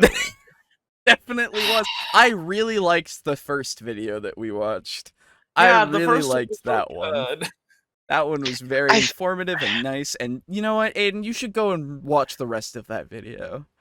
I feel sort of bad that like we couldn't really contribute anything to it because it was just like a walkthrough of a history. It's like getting a tour guide at a museum. You're like, Yes. well, that seems about right, but there's nothing I feel I can contribute. Yeah. And then they're like questions, and you're like, Oh, no, I think you're covered it pretty good. Think you got it. Think you got it, man. 100% of what I know about this subject has been given to me by you, so I don't really have any questions because I don't know anything else to base a question off of. Thank you. Yeah. Oh man. Also, Well- 5e is the only moddable version, apparently. Right? Apparently, didn't know about the D20 boom. That means the guy did a great job and knows his stuff. Yeah, no, the first guy did. That was definitely the feel I got. What was Like- that channel's name, Alejo? It was. The Lich thing, isn't it? No. That was this guy. No, that was Oh, the Dice it all. DM it all. Thank you. right? Yes, DM, DM it it all. all. Yes. DM it all was fucking great. All right. Well, That that'll was a podcast. that was a podcast. That'll do it for us for tonight for this year. I literally remember a few days ago I was hanging out with a friend and she was like, "How did the podcast go for you the other night?" And I'm like, "It was a podcast." And then I know I'm gonna like talk to her tomorrow and be like, "How was the podcast last night?" And be like, "It was a podcast." Oh man. Oh, but Fuck. but yeah, thank you all for hanging out in chat. It's been great. Yeah. Really, really fun. Nice seeing you guys. Pizza Funk, Steely. Yep. Oh my god. Just What oh the my fuck, god. man? Okay, so yeah, if you didn't catch this live, you're probably watching this on a VOD, but if you didn't catch a lot of it, hey, it goes up again on Fridays at 4 p.m. Eastern Standard Time. And if you're not watching it live, you're probably watching it in a better year. Yeah. Happy New Year to everyone. Absolutely. Very Hey, cool. Maybe you're not dead. Table picks one. If you don't have one. If we're in 2021 when you're watching this, donate to our Patreon. If we're in 2020 version 2, like, comment, and subscribe. Ugh. Come over to the Discord. This podcast will also be on podcasting services, audio podcasting services, at around 12 p.m. Eastern Standard Time on Mondays. And we're usually going to be streaming this Tuesdays, 9 p.m. Eastern Standard Time. As well as check out Devils and Dice. It's our actual play. You want those table picks? Well, that's our virtual table. So go look at it. It's a whole video of it. come look at us enjoy the benefits of D&D 4E as we use little miniatures on a virtual table. That's right. It's Thank all you, because Dungeons of and Dragons 4th edition. it's all Yes. because of 4E that we use minis. But yeah. Other than that, Devils and Dice is usually up on Wednesdays at 4 p.m. Eastern Standard Time. But after that, I've had to fucking piss for so long, dude. I've just been sticking it out. So yeah, Ugh. good night, everybody. I got a rage piss.